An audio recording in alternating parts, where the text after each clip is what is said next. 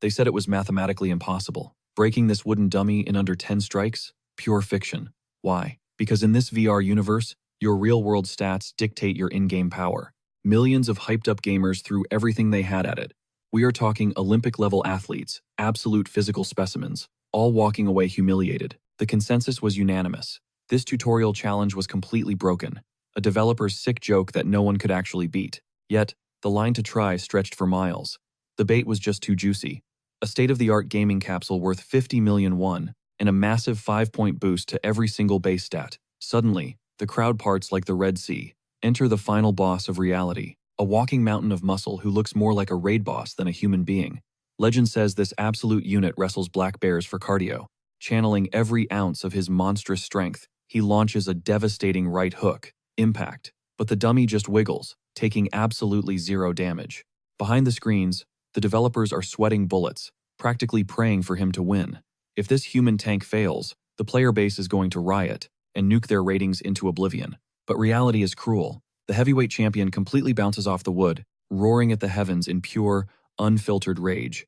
But then, a total nobody steps up to the plate. He looks so incredibly basic that the crowd actually laughs, especially when they spot the rusted trash-tier sword in his hand. But then, swish. He effortlessly cleaves the dummy perfectly down the middle with a single, casual swing. Challenge obliterated. The devs drop their coffee mugs in pure shock. But zooming in on the footage, they spot the glitch. That rusty blade? It is an illusion. It is actually the epic-tier masterpiece known as Radiant Light, an endgame weapon that has zero business existing in the beginner tutorial zone. So who the heck is this ultimate smurf, and how did he bypass the system? Meet our main character, Hyun-soo. He is not just a gamer, he is literally the greatest blacksmith to ever walk the earth. And yeah, he forged that overpowered blade with his own 2 hands. Rewind 1 month earlier, before he broke the internet. We find him meeting his ride-or-die bro, Kim Ji-han, right in the depressing lobby of a Seoul hospital. The exact same nightmare building, where his father has been trapped in a vegetative state for years. Ji-han is currently scrolling through forums, laughing his lungs out at the tryhards, still busting their knuckles on that wooden dummy. He knows pure muscle is a massive trap. Out of nowhere, Hyun-soo rolls up looking like a storm cloud, super irritated that his daylight hustle got interrupted. Ji-han awkwardly explains his night shift made an evening hangout impossible. With a death glare, our boy demands to know why he was summoned. Trying to break the ice, Ji-han points out Hyun-soo's ridiculous winter gear, asking if he is trying to spontaneously combust. One icy threat from our main character, later, and Ji-han is bowing in immediate apology. Clearing his throat, Ji-han drops the bomb. He asks if Hyun-soo has been living under a rock, or if he knows about Aries. It is the absolute pinnacle of virtual reality, a god-tier game run by a super advanced AI. He hypes up the impossible beginner event, bragging that no one has cracked the code yet. The grand prize? A massive 50 million won VVIP rig. Hyun-soo just rolls his eyes, asking why he should care about a challenge that swallowed 1 billion players whole. Plus, he does not even touch video games. Ji-han sweats, admitting the odds are brutal, but swears on his life it is not rigged. Leaning in close, he drops the ultimate bombshell. When it comes to shattering that specific dummy, Hyun-soo is literally the only human alive who can pull it off. Without waiting for an answer, Ji-han drags him into a high-tech gaming lounge. Boom! He proudly points to a shiny, 10 million won standard capsule, bought exclusively for our protagonist. Hyun-soo's jaw hits the floor at the insane price tag, but his bro plays it cool, calling it a foolproof investment. He explains the insane in-game economy, where digital loot translates directly into cold, hard cash. Waving him toward the machine, Ji-han says it is time to log in. Hyun-soo grabs his collar, demanding to know where a broke guy got that kind of serious cash. Ji-han forcefully brushes the question off, begging him to focus on the endless piles of money waiting to be farmed. Unimpressed and highly suspicious, Hyun-soo calls the entire scheme a delusional gamble, asking where the safety net is. But Ji-han stands his ground, swearing our boy has an unfair advantage. Frustrated, Hyun-soo demands to know what makes him so special. Taking a deep breath, Ji-han finally reveals the massive loophole. Aries officially has a blacksmith class. He stares right into Hyun-soo's eyes, reminding him of his royal bloodline as the sole heir to a legendary, world-class craftsman. He is dead certain that a pathetic wooden dummy stands zero chance against a master's hammer. But instead of getting hyped, the atmosphere turns ice cold. Hyun-soo slowly peels back his layers, exposing the brutal, jagged scar from the tragedy. He whispers that Ji-han has not seen the ugly truth behind his clothes. Our boy painfully admits his body is completely wrecked. As he speaks, haunting memories of raging flames engulf his mind. That inferno stole his entire universe. He barely crawled out of the ashes alive, but his father was locked in an endless coma, and the resulting medical debt became a suffocating mountain. Driven into bone-crushing manual labor, Hyun-soo had spent a decade desperately trying to master his father's art, but that dream is dead and buried. He drops the heartbreaking reality check. Ever since the fire, his right arm is basically dead weight. He can barely lift a brick, let alone wield a blacksmith's hammer. Voice devoid of hope, he tells Jihan to get a refund immediately. He calls his best friend a total idiot for burning money, promising to survive on his own terms. As Hyun-soo turns his back to head to his grueling shift, Jihan screams from the bottom of his lungs, calling Hyun-soo the real idiot. How much longer is he going to bleed himself dry for impossible hospital bills? Tears in his eyes, Jihan demands an answer. Is he really going to accept living as a cripple for the rest of his life? He screams that this game has the power to completely heal his broken body, reminding him that the final surgery costs a mind-numbing 3 billion won. Jihan begs him not to throw away his last lifeline. He vows to carry the burden of the 10 million won debt himself. Breaking down, Jihan pleads with his best friend to just trust him this one time. Later, amidst the dirt of a construction site, the phantom heat of that tragic fire still burns in Hyun-soo's mind. He fights to focus, but Kim Ji-han's words keep echoing in his mind.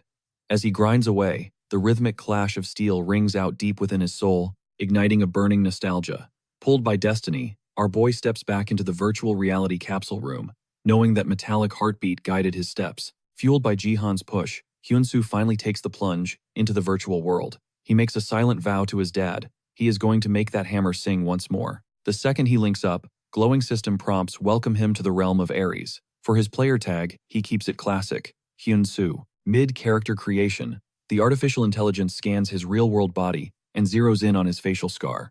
A prompt pops up, asking if he wants to keep the battle damage. Our guy hits accept without hesitation.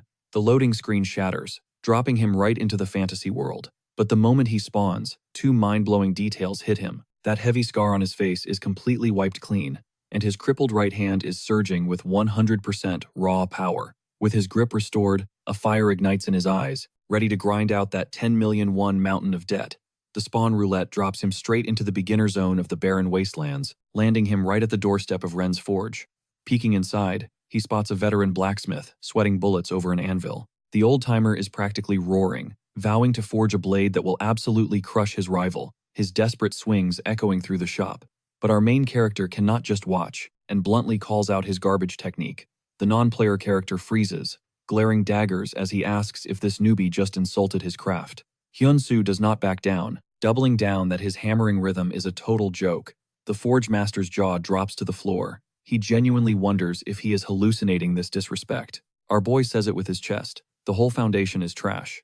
Hyun-soo shrugs, admitting he is just a random passerby, but his pride simply will not let him watch a so-called craftsman butcher good iron. Pushed to the absolute edge, the furious old man chucks his heavy hammer right at the kid.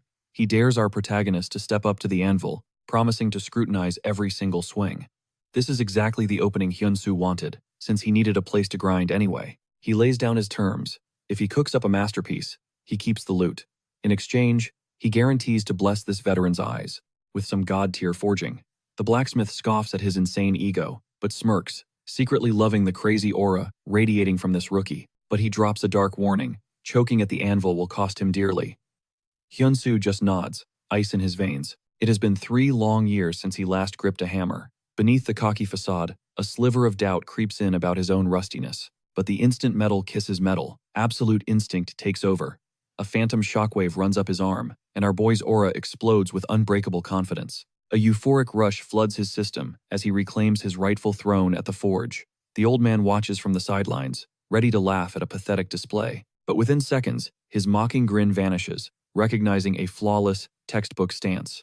Even so, the stubborn blacksmith bets this cocky amateur will burn out fast. In this ruthless game, stats are everything. The master braces himself for a massive flop until reality completely shatters. He catches Hyun-soo executing a terrifyingly advanced rhythm to obliterate the slag. The veteran's brain short circuits, mind blown that he never considered such a genius angle. Thinking it is some cheap system hack, he triggers his appraisal eye to inspect the raw steel. The glowing holographic text leaves him paralyzed. The absolute trash-tier metal just spiked to a solid C rank. In mere seconds, the realization hits him like a freight train. This kid is an absolute monster. Hours melt away in a symphony of sparks, and the old man accidentally passes out. As morning light hits the shop, Hyun-soo strikes the final blow. A golden system alert flashes. B rank achieved. The master wakes up, utterly speechless. Achieving a B rank through raw physical skill without popping a single game buff is unheard of.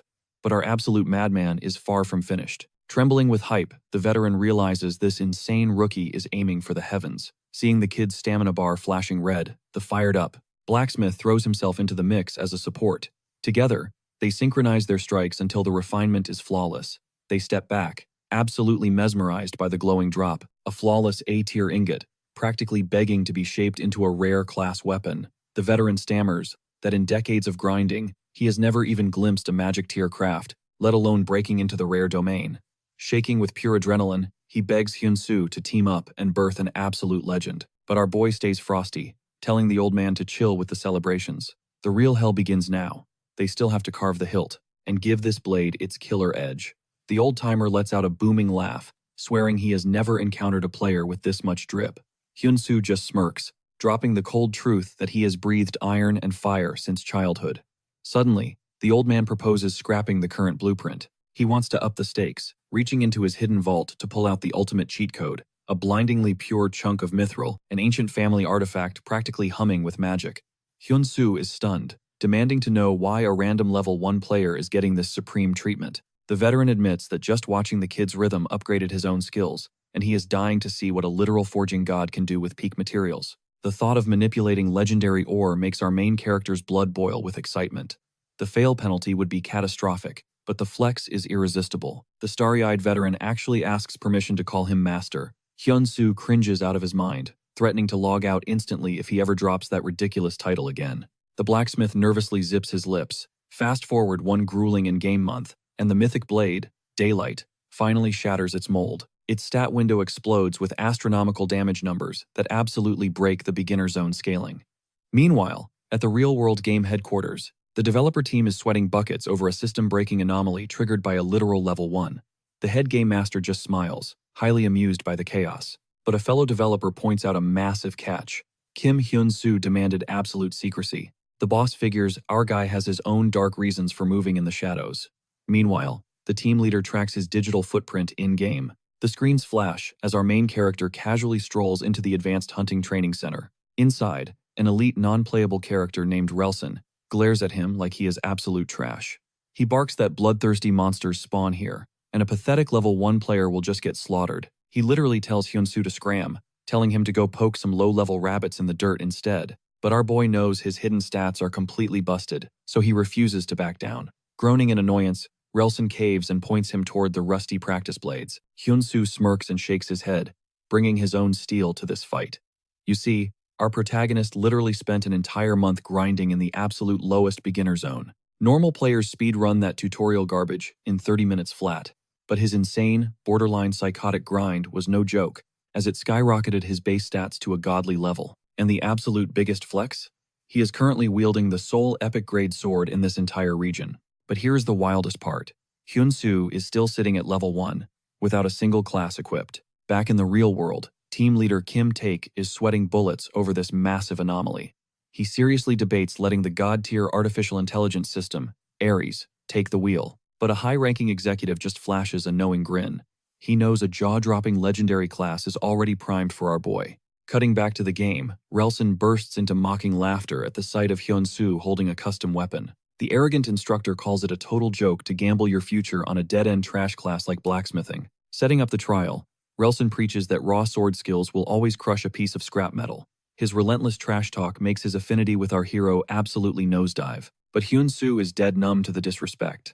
In the real world, society had always stomped on his ultimate dream. Yet inside Aries, he can feel the winds of fate shifting in his favor. Staring the instructor down, our protagonist demands to know about the absolute strongest warrior ever forged in this hall. Then, he looks Relson dead in the eye and demands a trial completely off the charts. The system character's face twists with pure, unadulterated rage at the sheer audacity. Still, Real recognizes Real. Triggered but impressed by the kid's massive spine, Relson unlocks a highly classified trial meant only for true prodigies. He drags Hyun-soo into a brutal arena, dropping the heavy lore that the all-time server record barely cleared Stage 3. Relson instantly spawns a level 6 Swift Goblin, warning that wiping out means a brutal 1-week login ban. Ice cold, our hero completely ignores the threat and asks if Stage 3 is really the cap. He vows to utterly shatter every single trial on the menu. Pushed past his breaking point, Relson snaps and forcefully summons the ultimate Stage 4 boss. Enter the level 15 Mad Goblin. Surviving Stage 3 is an absolute myth, and clearing Stage 4 is mathematically impossible. Total chaos erupts. The beast goes absolutely rabid, launching a flurry of lethal strikes. But our boy weaves through the danger like a seasoned ghost. Hyun-soo knows a master blacksmith can literally feel the soul of their weapon. His eyes glow as he triggers the daylight skill, durable sword, massively buffing his physical armor. The metal sings a deadly tune as Hyun-soo roars his truth. Nothing in this game can top his masterpiece. With one devastating slash, he deletes the swift goblin from existence. But from the blind spot, a brutal ambush connects with bone-crushing force. Relson sees the critical hit marker flash and assumes the kid is dead meat, but the smoke clears to a reality-breaking sight. Hyun-soo straight up ate the catastrophic blow, casually chilling with 82% of his health bar completely intact. He credits his titanium skin to those endless, grueling hours at the anvil, which permanently maxed out his raw strength and vitality. But Relson screams that the true boss phase has just triggered. The Mad Goblin goes completely berserk, unleashing its ultimate attack, Thorns of Madness. The devastating shockwave hits our boy with a nasty dizziness debuff. Relson watches in awe but silently declares a game over. Yet, planting his feet deep into the arena floor, our boy puts complete faith in his forged steel. He mentally flips the switch on his daylight passive skill, Swift Blade, sending his attack speed into absolute overdrive.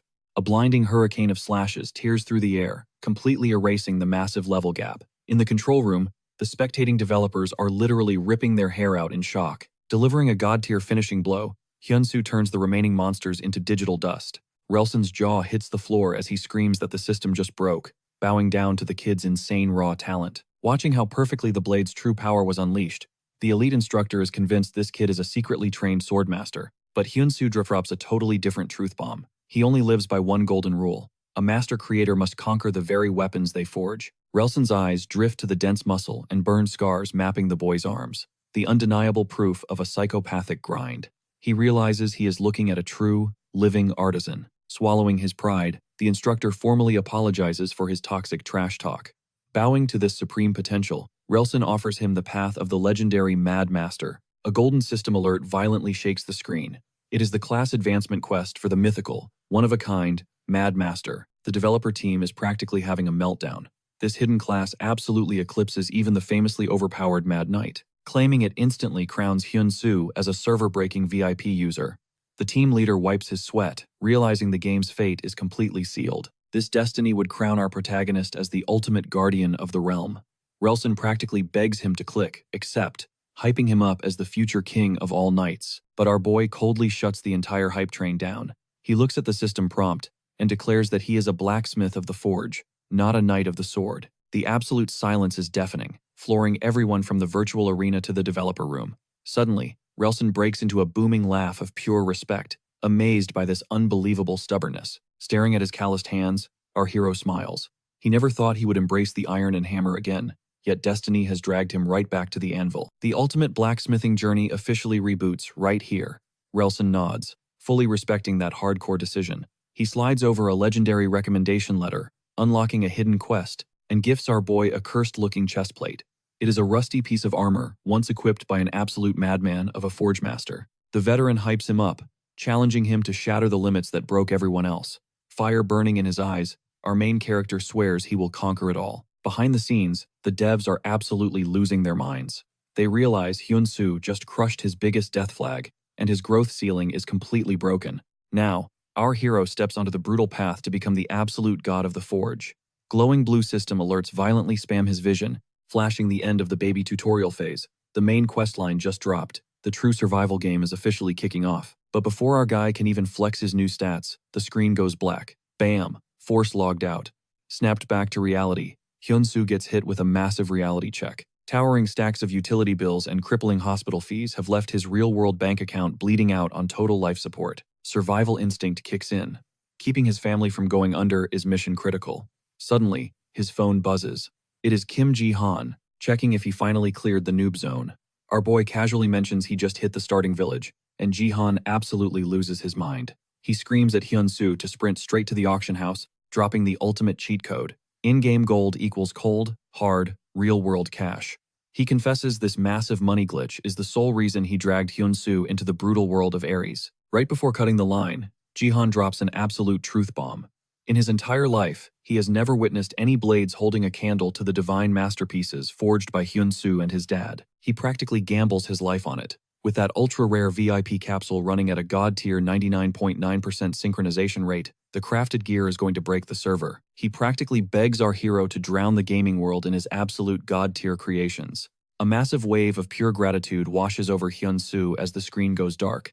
The mission is crystal clear now. Grind the forge, crush those quests, and secure that massive bag. But he knows the ultimate meta. Real-world stamina dictates in-game dominance. He instantly drops into a hardcore workout routine, realizing that while virtual reality leeches your soul, absolutely nothing holds a candle to the bone-crushing agony of swinging a real, heavy-duty hammer. Pounding the pavement on his run, he swears a silent, blood-deep oath to his old man. He will survive this hell.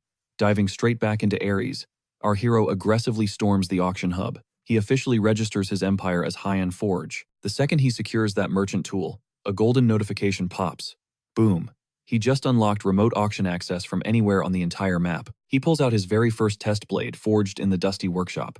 Heian First Sword, a shimmering, rare-tier weapon. Trash mobs usually drop similar gear for around 70 gold pieces, but he confidently slaps a 100 gold price tag on it, casually strolling off to scout the village.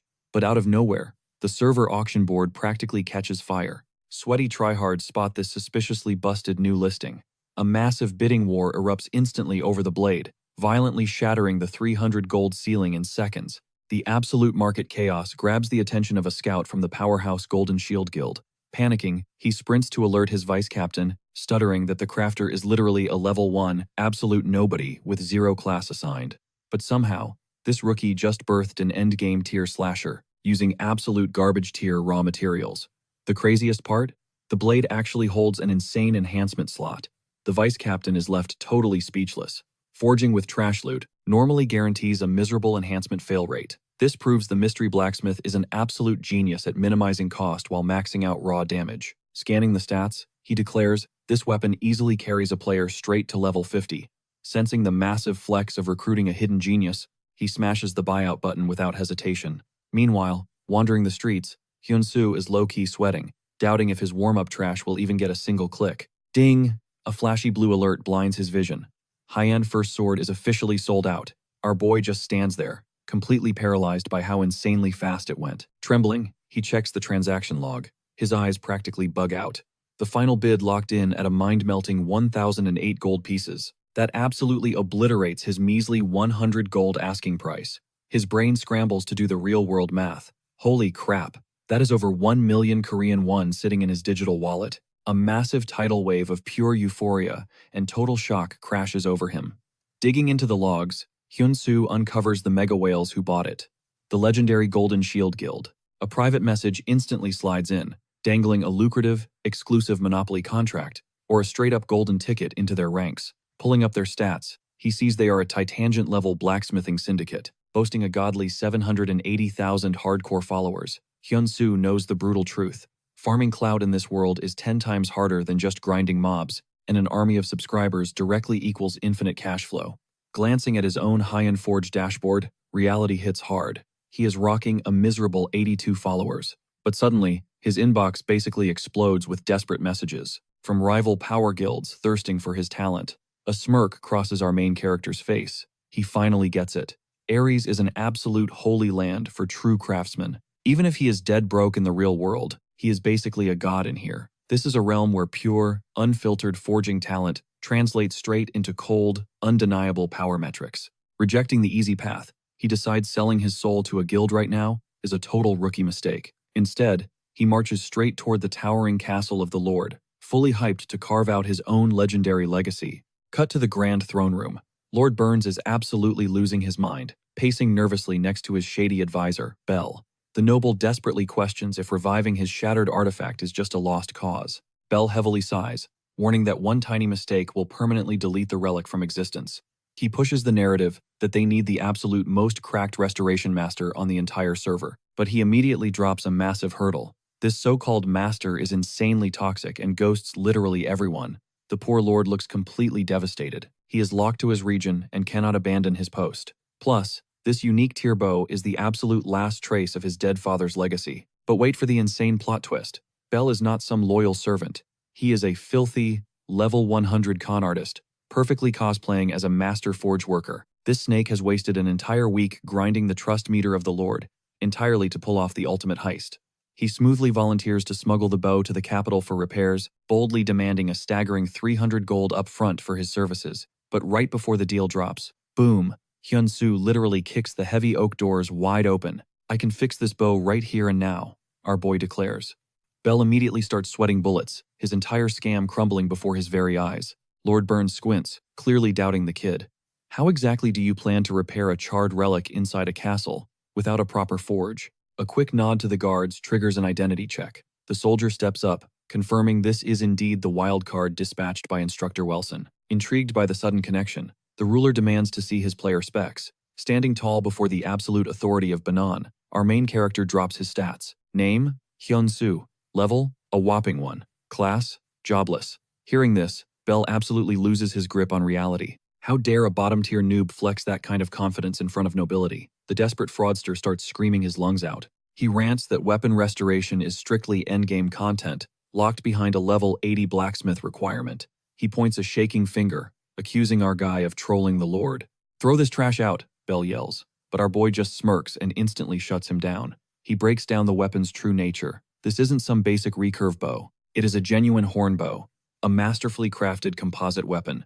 Both the Lord and the fake master just blink, completely lost. Hyun-soo reveals he already squeezed the hidden lore out of Guard Baker. He knows the heavy emotional weight here, the desperate urge to revive a late father's legacy, a priceless relic gifted by an unknown wanderer. Lord Burns nods solemnly, admitting the weapon's rarity, but his eyes harden. He is dead tired of grifters selling him empty hope. "Show me proof, or face the consequences," the ruler warns. Unfazed, our hero asks to verify a single detail before dropping an absolute lore bombshell. Sure, an outsider handed it over, but this masterpiece, it was forged right here, using local blood, sweat, and materials. Hyun-soo lays out his brilliant deduction like a seasoned detective. He caught sight of a massive water buffalo painting in the grand hallway. Those beastly horns? Top-tier crafting loot. But the true secret lies hidden in the weapon's extreme curvature. He exposes the core mechanic. It wasn't bound with basic cow sinew, but rare whale sinew. He locks eyes with the Lord, demanding confirmation. Lord Burns is left utterly speechless. The kid's analysis is absolutely flawless. The ruler finally confesses that the foreigner was a master smith, a blood brother to his late father. He confirms the legendary recipe: colossal buffalo horns and mystical whale sinew harvested straight from Barden Swamp.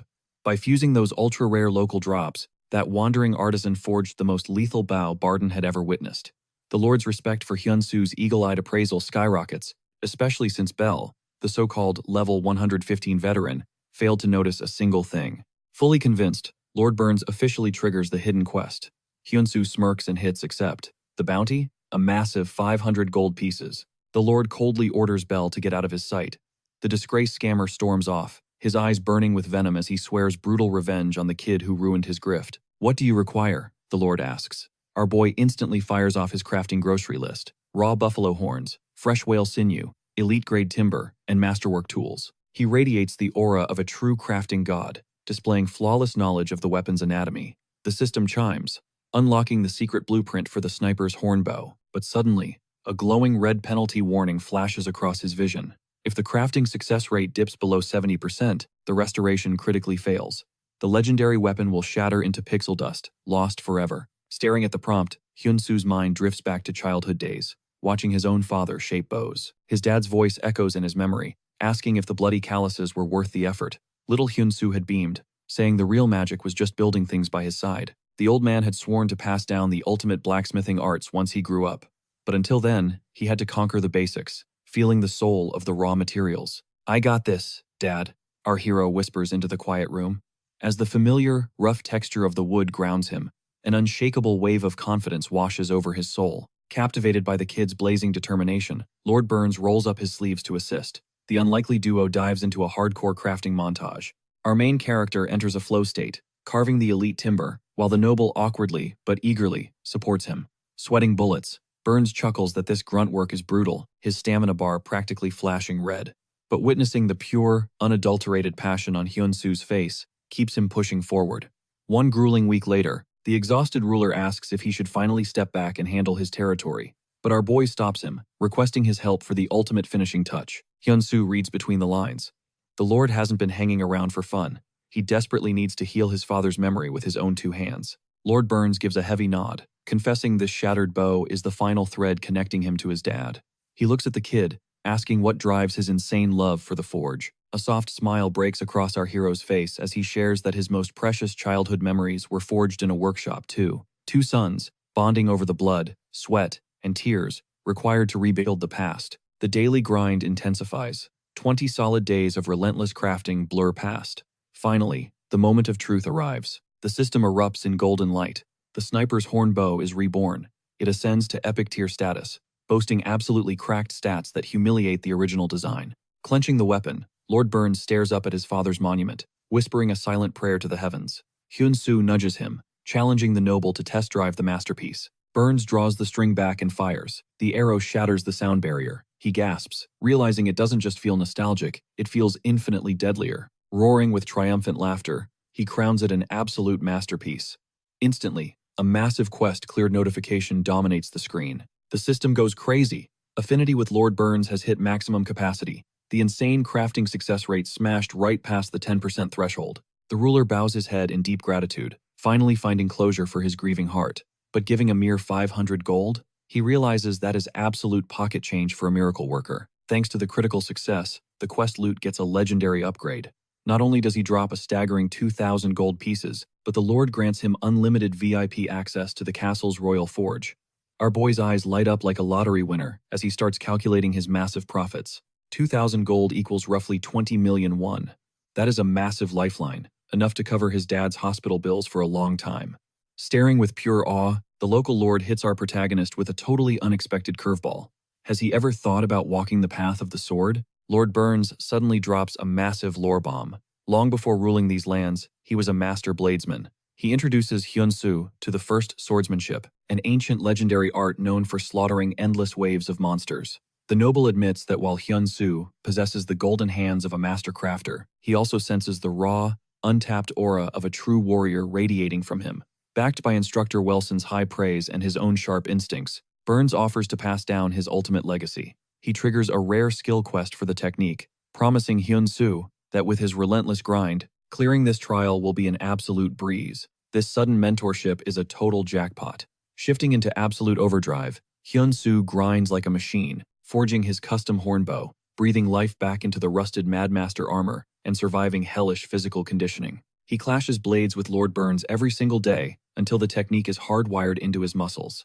When the hour of departure finally arrives, our boy announces he is battle-ready, flexing his fully restored dark armor and gripping his custom-crafted bow. He firmly declares his next objective, securing an official class advancement. Bidding a respectful farewell to Burns, he starts sorting through his digital inventory. He meticulously double-checks his current loadout. The Madmaster armor completely covers his low-level weakness by packing a nasty damage reflection passive, while his newly forged bow rocks an absolutely broken 60% accuracy buff. To bankroll his upcoming journey, he hammers out a batch of rare-tier bows and dumps them straight into the auction house. He monitors the active listing for high-end second bow. Meanwhile, miles away, the Golden Shield Guildmaster, Flame, stares at the auction interface in absolute shock. He points out that even the top-ranked player in Korea, Black, could never forge a weapon this cracked at level 10. Flame is completely mind-blown by how some random rookie engineered a masterpiece at level 1 using absolute garbage tier loot. He suddenly remembers a famous quote from the global #1 blacksmith, Smith. The grand artificial intelligence, Aries, dictates the rules of this world. If you manage to blow the system away, it rewards you with an exclusive title. Flame calculates that the mysterious creator behind Hyun's workshop must be hiding a legendary class title to pump out god-tier artifacts like this. Cutting back to Hyun-soo, our protagonist almost drops his jaw at the final winning bid, 2,050 gold pieces. His brain short-circuits as he realizes that is roughly 25 million won, absolute life-changing wealth for just one single weapon. He then spots his channel follower count, which has literally exploded past the 3,200 mark. His direct messages are completely swamped with elite guild scouting offers, overflowing with confidence. our hero locks his sights on the ultimate holy land for all crafters, the Tower of Blacksmiths. Reaching the colossal structure, he discovers the main gate locked down by a heavy magic barrier, tightly bound in mystical chains. A system prompt flashes, identifying this dungeon as the Tower of the Swordmaker. To gain access, he has to completely shatter the seal, using a custom blade forged right inside the magic workshop. Running his hands over the glowing seal, Hyun-soo instantly recognizes the material as volcanic basalt rock. He locates the entrance to the magic workshop and strides right in. Once inside the glowing forge, our boy gets a quick rundown of the rules. Crafting materials and tools are completely unlimited, and all production timers are massively fast-forwarded. The catch? Any weapon forged in this room is strictly locked to this specific trial. This entire challenge boils down to forging a blade sharp enough to slice straight through solid rock. Meanwhile, chilling at the top of the tower, Master Dang aggressively mutters that all these challengers are nothing but greedy fools chasing a quick bag of gold. He bitterly claims that the true, honorable path of the blacksmith has been dead for years. He leaves the gates open for anyone to try, fully knowing they will never even dent the real seal. The absolute best they can hope for is a tiny surface scratch. Down in the forge, Hyun-soo locks in his choice, a complex Damascus steel sword. The system immediately flashes a warning, stating this tier of weapon is strictly meant for master-class blacksmiths and strongly suggests crafting a basic iron dagger instead. But our hero completely ignores the pop-up. Backed by an endless supply of premium materials, he busts out a secret real-world forging technique his dad taught him, engineered specifically for carving through solid stone. Hyped up by the absolute god-tier workshop facilities, our boy praises this virtual reality as absolute peak gaming and throws his entire soul into the anvil with zero hesitation. Suddenly, Master Dang is jolted awake by a massive, violent earthquake, rattling the very foundations of the tower. Rushing to check the cameras, his jaw drops as he witnesses the legendary, unbreakable stone seal, sliced perfectly down the middle. The Grand Master is left utterly speechless as Hyun-soo casually strolls through the destroyed gateway. Dang dramatically whispers that the literal god of the forge has finally descended. Our unbothered protagonist simply walks up and asks if that counts as a passing grade. Still trembling, Dang explains that normally, a player's skill is graded based on how deep they scratch the rock, but Hyun-soo literally obliterated the entire thing. Just as our boy starts sweating, wondering if he has to retake the exam, a blinding golden magic circle erupts beneath his feet. Dang quickly clarifies this is not an attack spell, but a grand summoning array. The Tower Master then proudly offers up his own personal forging hammer, directly to our boy. A massive system alert dominates Hyun-soo's vision. Item acquired, Dang's hammer. A new double S rank quest has just been triggered. Dang looks him dead in the eye and says the real nightmare begins now, wishing him ultimate victory. In a blinding flash of white light, Hyun-soo is instantly teleported away. His vision clears to reveal he is standing on top of towering castle battlements, staring down a brutal, endless army of raging orcs marching straight for the gates. The double S rank quest window updates. Objective: annihilate the invading orc army.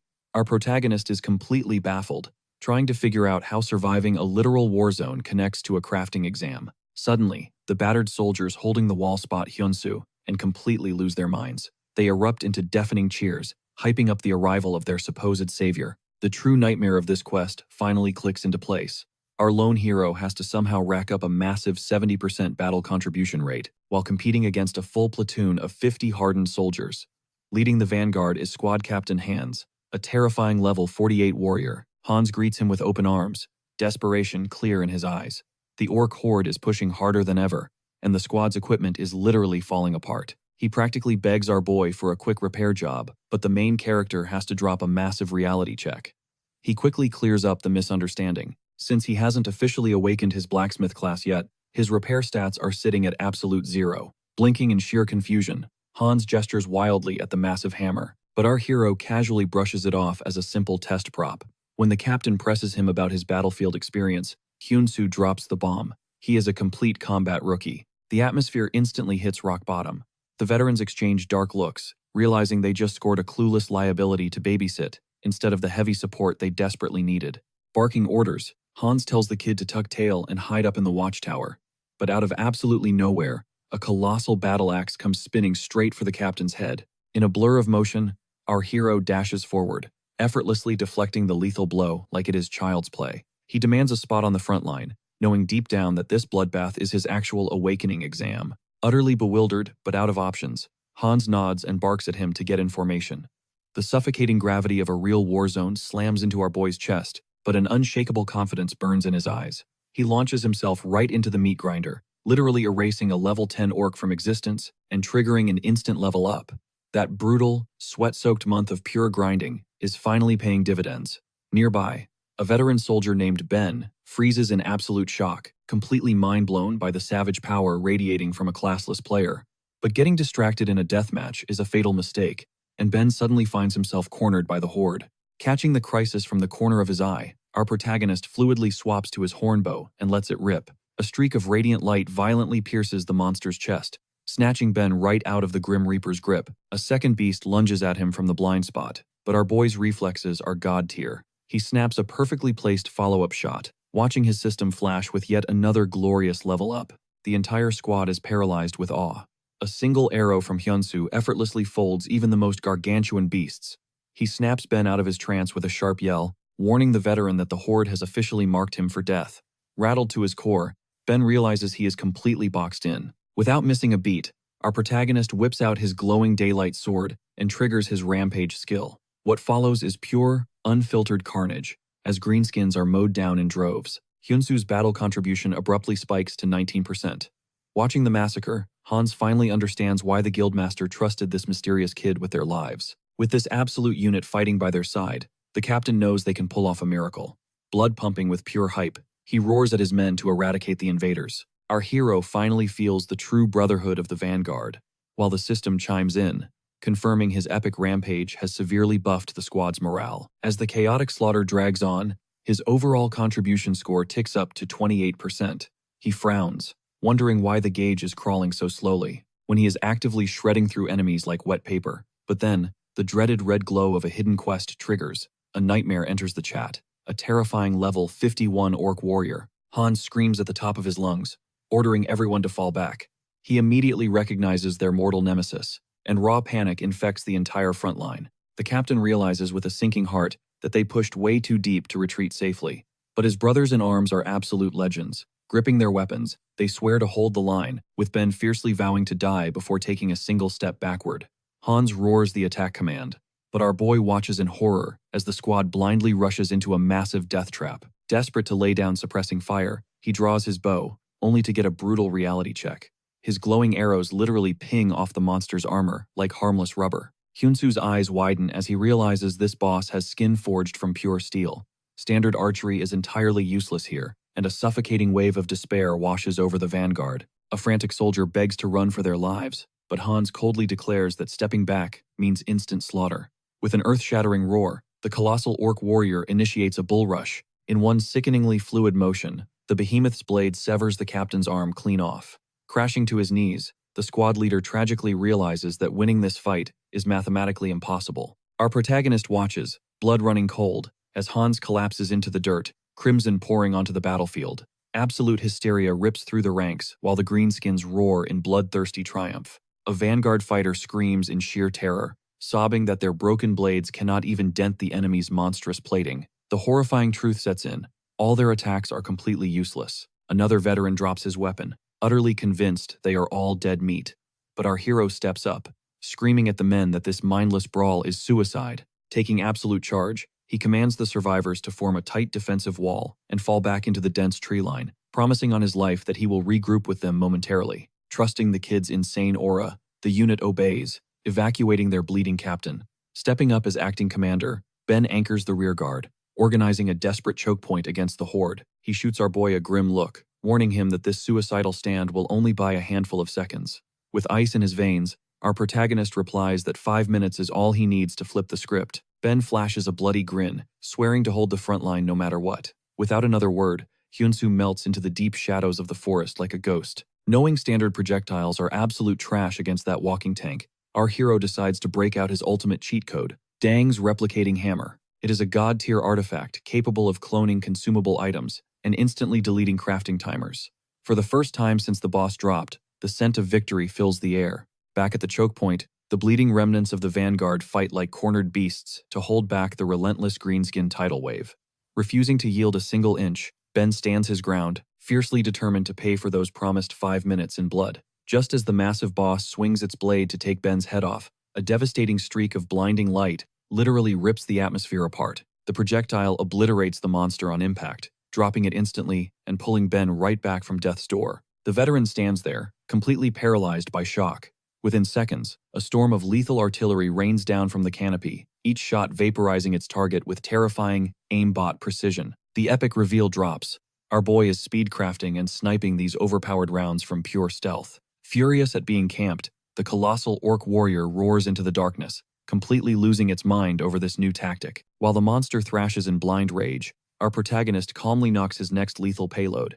Carrying the survival of the entire squad on his shoulders, Hyunsoo has forged legendary Pyongjeon projectiles, insanely fast, ultra-rare short arrows packing enough armor-piercing kinetic energy to shatter solid bedrock. To launch these mini-missiles, he locks them into a specialized bamboo rail, called a tong-ah. Flexing the power of Dang's hammer, our hero instantly triggers the replication skill, ready to unleash a literal meteor shower. The lethal edge of these custom arrows is no joke. Paired with his trusty hornbow, the set bonus triggers, sending his attack power and armor-piercing stats right through the roof. The monster horde charges in, but the frontline troops hold the line to buy him that perfect window. Catching the rhythm, our boy lets his trump card fly, locking dead onto the heavy iron helmet of the orc boss. The shaft tears through the air with the devastating payload of a heavy sniper rifle, shattering the thick steel like glass, and dropping the target in a single, brutal heartbeat. The system chimes as his level shoots up to 3, and he secures the rare title, Orc Slayer. This insane buff spikes his damage against the Green Menace and radiates pure terror across the battlefield. The surviving monsters completely lose their minds. Absolute panic shatters their formation, scattering them like cowards. The vanguard roars in absolute hype, mercilessly chasing down the fleeing trash. Hyunsoo and his crew do not hold back. Our main character launches himself after a running brute, unleashing arrows with god-tier accuracy, leaving them absolutely zero room to breathe. He sinks a flawless critical hit right between the eyes. In no time, the final stragglers of the monster wave are completely erased. With the dust settling, this impossible defense quest wraps up with a flawless victory screen. And the craziest part? Our hero completely carried, locking in a mind-blowing 92% contribution rate. The system flashes a golden clear message, praising his godlike performance. Every single surviving soldier starts chanting the name of Hyunsoo as their absolute savior. He bags the unwavering loyalty of the entire platoon, scoring the hidden title, Battlefield Commander. Walking over to a battered Hans, who is currently getting bandaged up, our guy pauses to hear the veteran out. Hans confesses they were always terrified, just surviving behind their shields, completely giving up on the pipe dream of actually wiping out the horde. He bows his head in pure gratitude, with the rest of the squad following his lead. Our hero gives them a respectful nod, exhaling as he realizes this brutal extra trial is officially in the bag. Hyunsoo starts planning his trip back to the blacksmith guild, though the logistics are a bit fuzzy. Meanwhile, inside the Grand Central Spire, Master Dang is throwing a massive fit. He is fuming about how their sacred guild has fallen completely off the meta. The frontline combat classes are hogging all the spotlight, while the rookies showing up at their doors are just lazy gold farmers looking for a quick payday. Dang rants. They desperately need a true prodigy to awaken the ancient prophecy and bring back their glory days. Coulson cuts him off, oozing toxic sarcasm. He openly mocks Dang, questioning his authority as a guild leader. Rolling his eyes, Coulson trashes the whole Chosen One legend as pure copium. He complains bitterly about being dragged away from his elite crafting grind just to babysit some random nobody. Dang immediately claps back, demanding to know if Coulson even bothered checking the combat logs. Hyunsoo flat out earned his spot, soloing the trial and completely vaporizing the monster vanguard, all without a single class awakening. The surrounding grandmasters freeze at the word vaporize.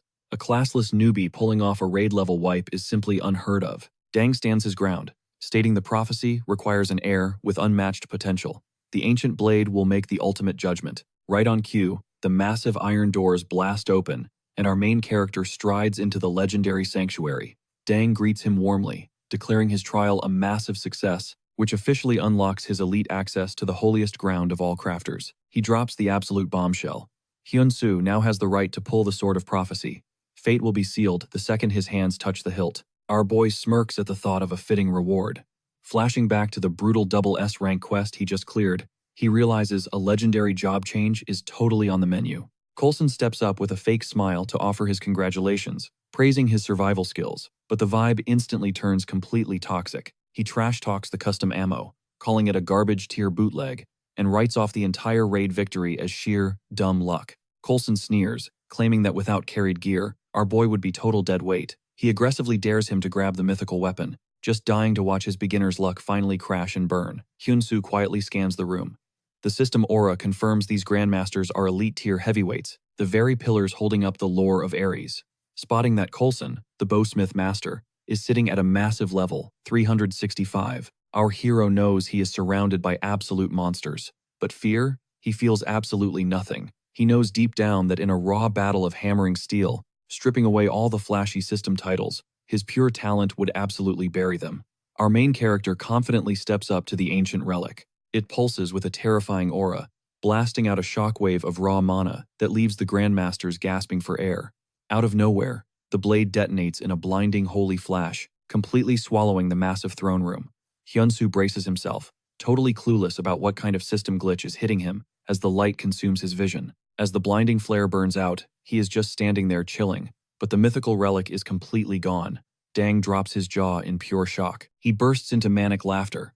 The true heir never even had to grab the hilt. The sacred weapon literally bound itself to his soul from across the room. Coulson loses his absolute mind, screaming that the system must be bugged. But before he can cope harder, the server drops a global nuke.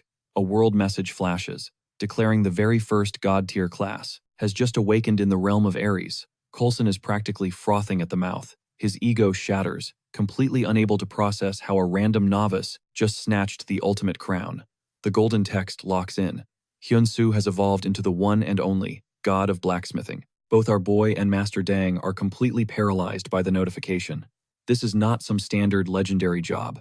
It is a mythical Genesis tier class, unlocking absolutely game-breaking perks. From this moment on, level restrictions on crafting and equipping gear are completely deleted, and his experience bar will passively skyrocket with every single masterpiece he forges. The ancient prophecy was real, and the ultimate forging god has descended. Destiny is calling, and his power ceiling just shattered. A brand new class quest, Test of the Sword, flashes before his eyes, locked behind the legendary level 100 milestone. The surrounding tower masters exchange hushed whispers, bowing to the absolute will of the blade. But Coulson? He is absolutely losing his mind. His voice echoes through the hall, desperately clinging to a forgotten loophole in their ancient laws. Rule number 1. The new heir needs unanimous approval from every single master. Refusing to back down, Coulson throws down the gauntlet, locking Hyun-soo into a high-stakes blacksmithing deathmatch. The conditions are absolute. If our boy clutches the win, he gets the respect he deserves. But if he chokes, the throne of the successor is gone forever. Master Dang tries to shut this down, only to be met with a venomous glare from the rebel artisan. Unbothered, our main character hits him with a savage smirk, offering him a free ticket to run away while he still can. But Hyun-soo raises the stakes. When Coulson inevitably takes the L, he will be chained to the deputy tower master desk, forced to actually put in the work. The salty master barks out a cruel laugh, completely blind to the unshakable confidence radiating from our boy. Right on cue, the system chimes in, awakening a dormant power. It is the ultimate artisan language, speaking pure violence through forged steel. Hyun-soo just secured the ultimate cheat code, custom god crafting. Coulson sneers, making it crystal clear that a craftsman clash is not your average meathead sword fight. Brute force means nothing here. This is a pure collision of masterpieces. The rules are brutally straightforward. Each blacksmith hammers out a single blade. Then, they slam them together with everything they have. First weapon to shatter loses everything. Dripping with arrogance, Coulson announces his forge is primed. He gives our hero exactly 24 hours, taunting him to bring his absolute best before their ultimate showdown tomorrow. The moment Coulson stomps out, panic washes over Dang. He urgently warns our protagonist that he just walked straight into a massive trap. The veteran master drops a heavy truth. Coulson is a living legend, holding one of the highest crafting ranks on the entire continent. Hyun-soo does not disagree, knowing a regular smith would be instantly annihilated. Normally, a player is heavily chained down by their level and basic titles, but our guy just transcended mortal limits, evolving straight into the god class. Those pathetic system restrictions? Completely obliterated. Now, raw talent is the only metric that matters, and his divine status just handed him the keys to the kingdom. He triggers his newest active ability, a god-tier skill that breaks every rule in the book. This overpowered perk lets him forge completely customized gear from scratch. He can literally inject any ridiculous buff he wants into the metal, but there is a massive catch. The more broken the stats, the more agonizingly difficult the forging process becomes. Cut to the enemy forge, where Coulson is drowning in bitter memories. He flashes back to the days he thought the family legacy was his divine right. But fate slapped him in the face when a true genius arrived, shoving him down the ladder and forcing him into the Bow Tower master role. He swallowed his pride out of pure loyalty to Dong. Yet, watching that same leader hand the crown to a total nobody, that is a betrayal he refuses to stomach. Blazing wrath channels through his hammering, igniting the room in a literal storm of fire. Back in the hero's corner, Dang nervously observes the quiet focus of our boy. The Elder Master sweats, knowing perfectly well that slapping enchantments onto a weapon demands strict equivalent exchange. In a clash like this, stacking maximum durability is the only way to survive. So Dang is completely baffled when he peeks at the glowing stat window of the new blade. The numbers are painfully low, barely scraping into the rare tier. Oblivious to the panic, our protagonist strikes the final blow, bathing the workshop in a blinding, ethereal glow. Dang can only hold his breath, wondering what insane strategy the god of blacksmithing is secretly cooking up. Fast forward to dawn, the arena is packed with heavy hitters, waiting for the bloodbath. Coulson glares at Hyun-soo, demanding he prove his right to exist in this tower. With a dramatic flourish, the veteran unsheathes his masterpiece, a terrifying unique tier blade named Dark Knight. The system window pops up, and the stats are absolutely monstrous. We are talking 12,000 durability and a bone-crushing 664 attack damage, plus a passive buff that spikes its toughness, an extra 35% defense boost. The crowd of elite masters gasps in pure awe at the flawless craftsmanship. Riding the high of their praise, Coulson arrogantly claims his weapon is untouchable. He points his weapon at our boy, daring him to show his pathetic attempt. Hyun-soo casually draws his blade, immediately sending shockwaves of secondhand embarrassment through the room. The system identifies it as a measly, rare-grade item. Its durability is a laughable 1,000, accompanied by a tragic 177 attack power. A rival master openly scoffs, calling the weapon absolute garbage, while loudly trashing Dang for putting his faith in a random low-level player. Screaming that this absolute joke of a duel is over, Coulson lunges forward with killing intent. Our main character does not even flinch. A deafening crash of metal echoes through the courtyard. But then, the sickening sound of shattered steel silences the crowd. Master Dang and the haters are left utterly paralyzed, eyes wide with horror. The invincible Dark Knight blade?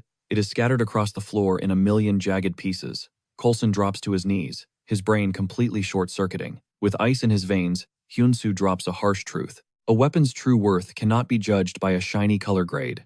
The hidden system window of his rare blade finally goes public, flashing its absolutely broken active skill, the Sword Devourer. This insane custom perk packed a massive 65% chance to instantly sever any enemy weapon on contact. It was never meant to survive a long fight. It was a disposable, unrepairable glass cannon, forged exclusively to humiliate a single opponent. Staring at the wreckage, Dang remembers a chilling prophecy from his father, a warning about a legendary successor who would completely shatter their outdated traditions.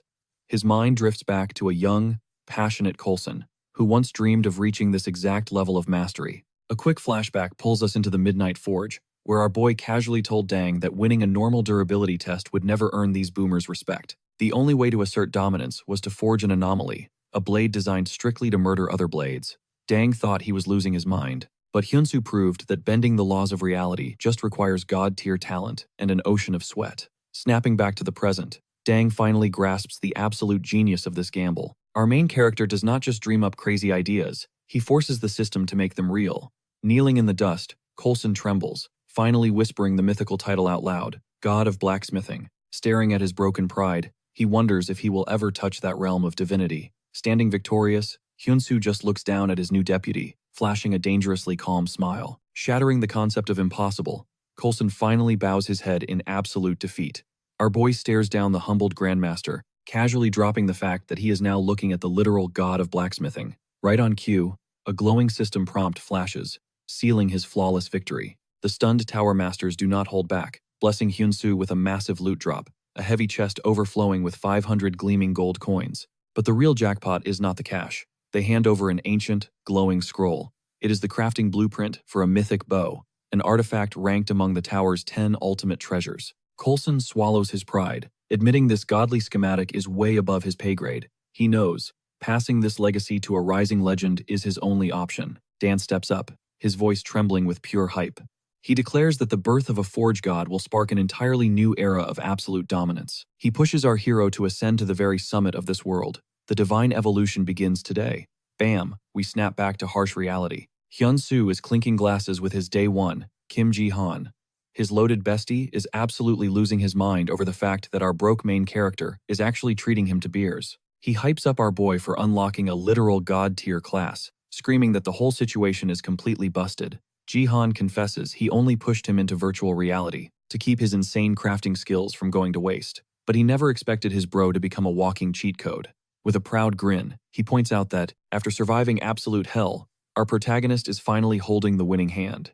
Then, Jihan drops the million-dollar question. What is the actual flex of being a divine class? Our boy just chuckles, admitting he honestly feels exactly the same right now. His brain is not on godhood. It is completely locked onto a ticking time bomb, his massive hospital debt due tomorrow morning. And just to twist the knife, an extra 10 million won just got slapped onto his father's medical tab. Jihan delivers a brutal reality check about the new experimental meds. Plot twist. Insurance will not cover a single dime. The raw price tag? A soul-crushing 20 million won. Plus, he firmly reminds Hyun-soo that healing his own severe burn scars is not going to be cheap either. Jihan keeps it 100% real. Wearing a fancy god title will not magically swipe the credit card. There is a hard cap on how much gear our hero can physically forge in a day. If he wants to swim in cash, Hyun-soo needs to grind levels and skyrocket his global clout. The bestie outlines the ultimate meta strategy. Network with the top 1% whales of Aries. That is the only way to bag astronomical payouts and mythic teardrops. Our hero locks that advice deep into his brain. Jihan then smirks, claiming he has a foolproof backup plan, and promising his high-level in-game older brother will carry them. Our boy just rolls his eyes, roasting his friend and telling him to keep his day job. But then, Jihan pulls up the trending forums. The entire gaming community is absolutely melting down over a dude named Lord. The guy permanently hard-stuck at rank 21 just evolved into a legendary class. But here's the real earth-shattering drop. Lord actually managed to clap Sword King Barad, a boss-tier non-player character, widely considered invincible. The player base is completely losing their collective minds. Meanwhile, our protagonist is drowning in the suffocating anxiety of generating 30 million won every single month. Doing the brutal math, he realizes that, even stacking all his quest payouts and auction house flips, he is falling dangerously short. But quitting his dad's treatment is simply not an option. Right on cue, a divine ping echoes through his phone. One of his masterwork blades just instantly sold at buyout for a jaw-dropping 53,310 gold coins. The buyer's identification? Lord. Without missing a beat, our boy sprints straight to the hospital billing department and completely zeroes out his entire massive debt. Breathing his first real breath in months, Hyun-soo vows to grind Aries until his fingers bleed. Logging back into the server, a private message icon flashes from Lord. The elite ranker drops a massive bombshell. It was purely thanks to Hyun-soo's custom blade that he managed to clear the Sword King's brutal trial. Lord confesses that for a weapon of this caliber, that insane price tag was basically a discount. Then, the message exposes the actual glitch in the Matrix. Our hero's forged steel literally sliced through the Sword King's personal weapon, creating a microscopic opening that completely short-circuited the enemy artificial intelligence. Lord then hands him the ultimate hookup. The legendary King Barad is demanding an audience. He wants our main character to forge him a personal blade. Hyun-soo's eyes practically bulge out of his skull. The realization hits him like a freight train. This is the ultimate, very important person passed to infinite wealth. With his blood pumping and resolve locked in, our boy decides that tracking down Barad is absolute priority number one.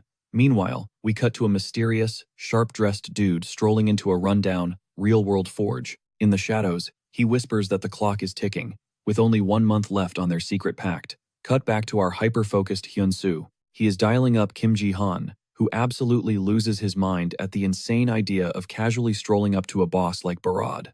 Ji-han practically laughs him out of the call. He ruthlessly breaks down the game mechanics.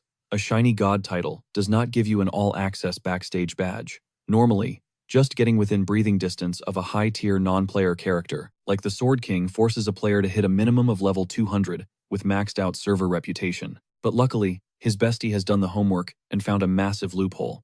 He pitches the Goyad Martial Arts Tournament, a massive yearly bloodbath hosted in the Goyad Kingdom. Strictly hard-capped for players between levels 50 and 60, this arena is Barad's personal scouting ground. Claiming the crown means bagging a fat stack of cash, handed over by the absolute legend himself.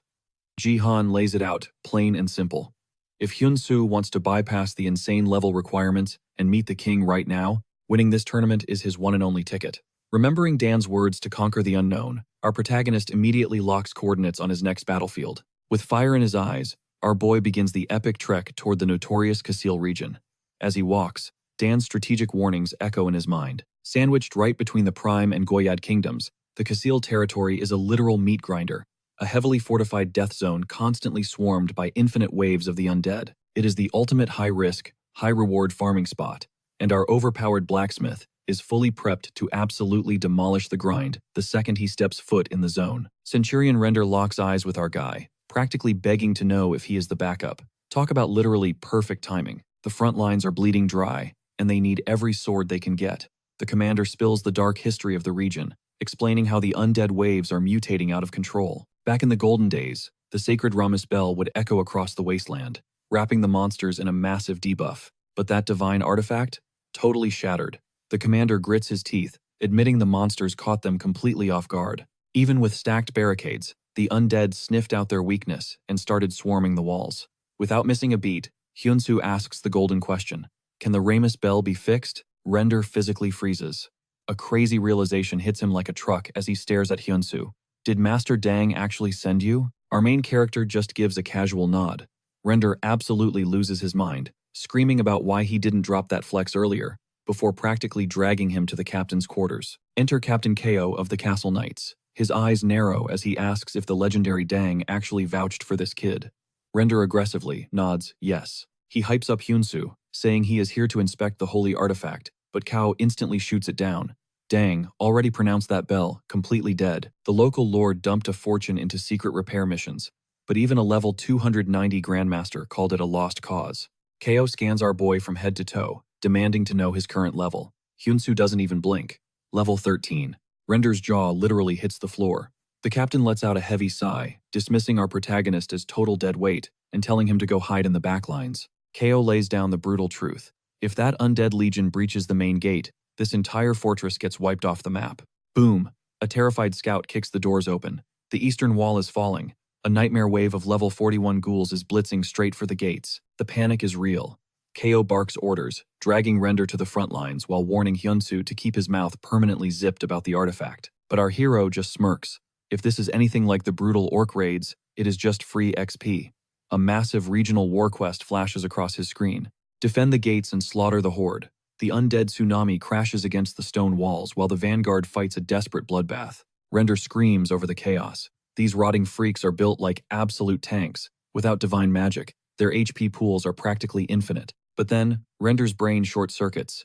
Hyunsu instantly one-shots a ghoul right between the eyes. Zero holy magic required. Our boy unleashes his flying arrow technique. The glowing shaft hits with the force of a meteor, tearing a bloody hole straight through the enemy formation. The morale skyrockets. Render roars that victory is actually on the menu. Hyunsu stretches his shoulders, thinking this farming session is an absolute breeze. But then, the system UI bleeds red.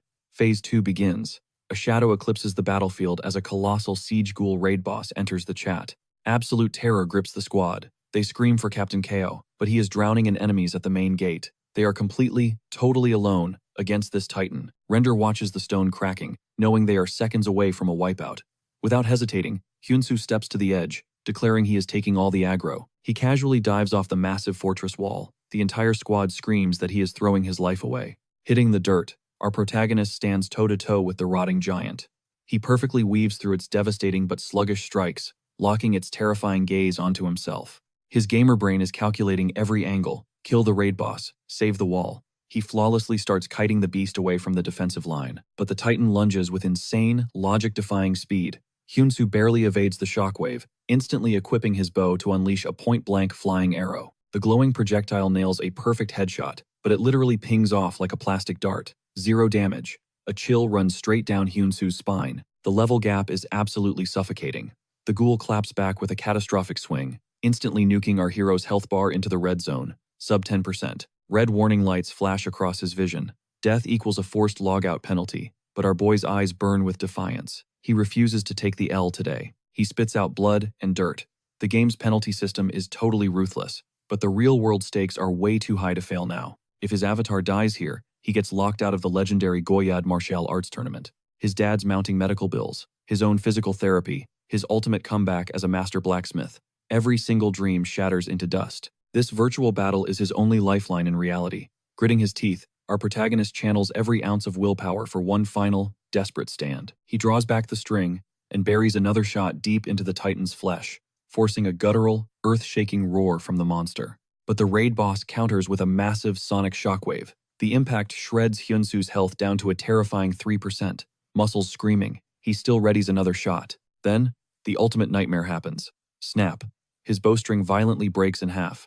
The ghoul capitalizes instantly, landing a catastrophic strike that leaves Hyunsu dangling by exactly 1 hit point. Standing at death's absolute door, his eyes blaze with unbreakable resolve. This monstrous tenacity forces the system to glitch, flashing a golden notification. Hidden condition unlocked. His raw determination literally earns the respect of the blacksmithing god.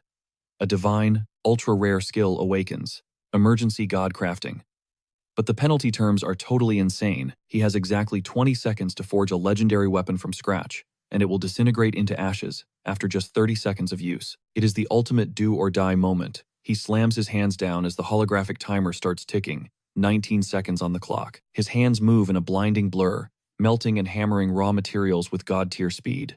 Right as the countdown hits 0, a blazing new blade is born from the sparks. With a deafening battle cry, he explodes off the ground. Hyunsu goes completely airborne, chanting the lethal incantation for the Scythe of Death sword art. The sheer aura of the attack paralyzes the raid boss in its tracks.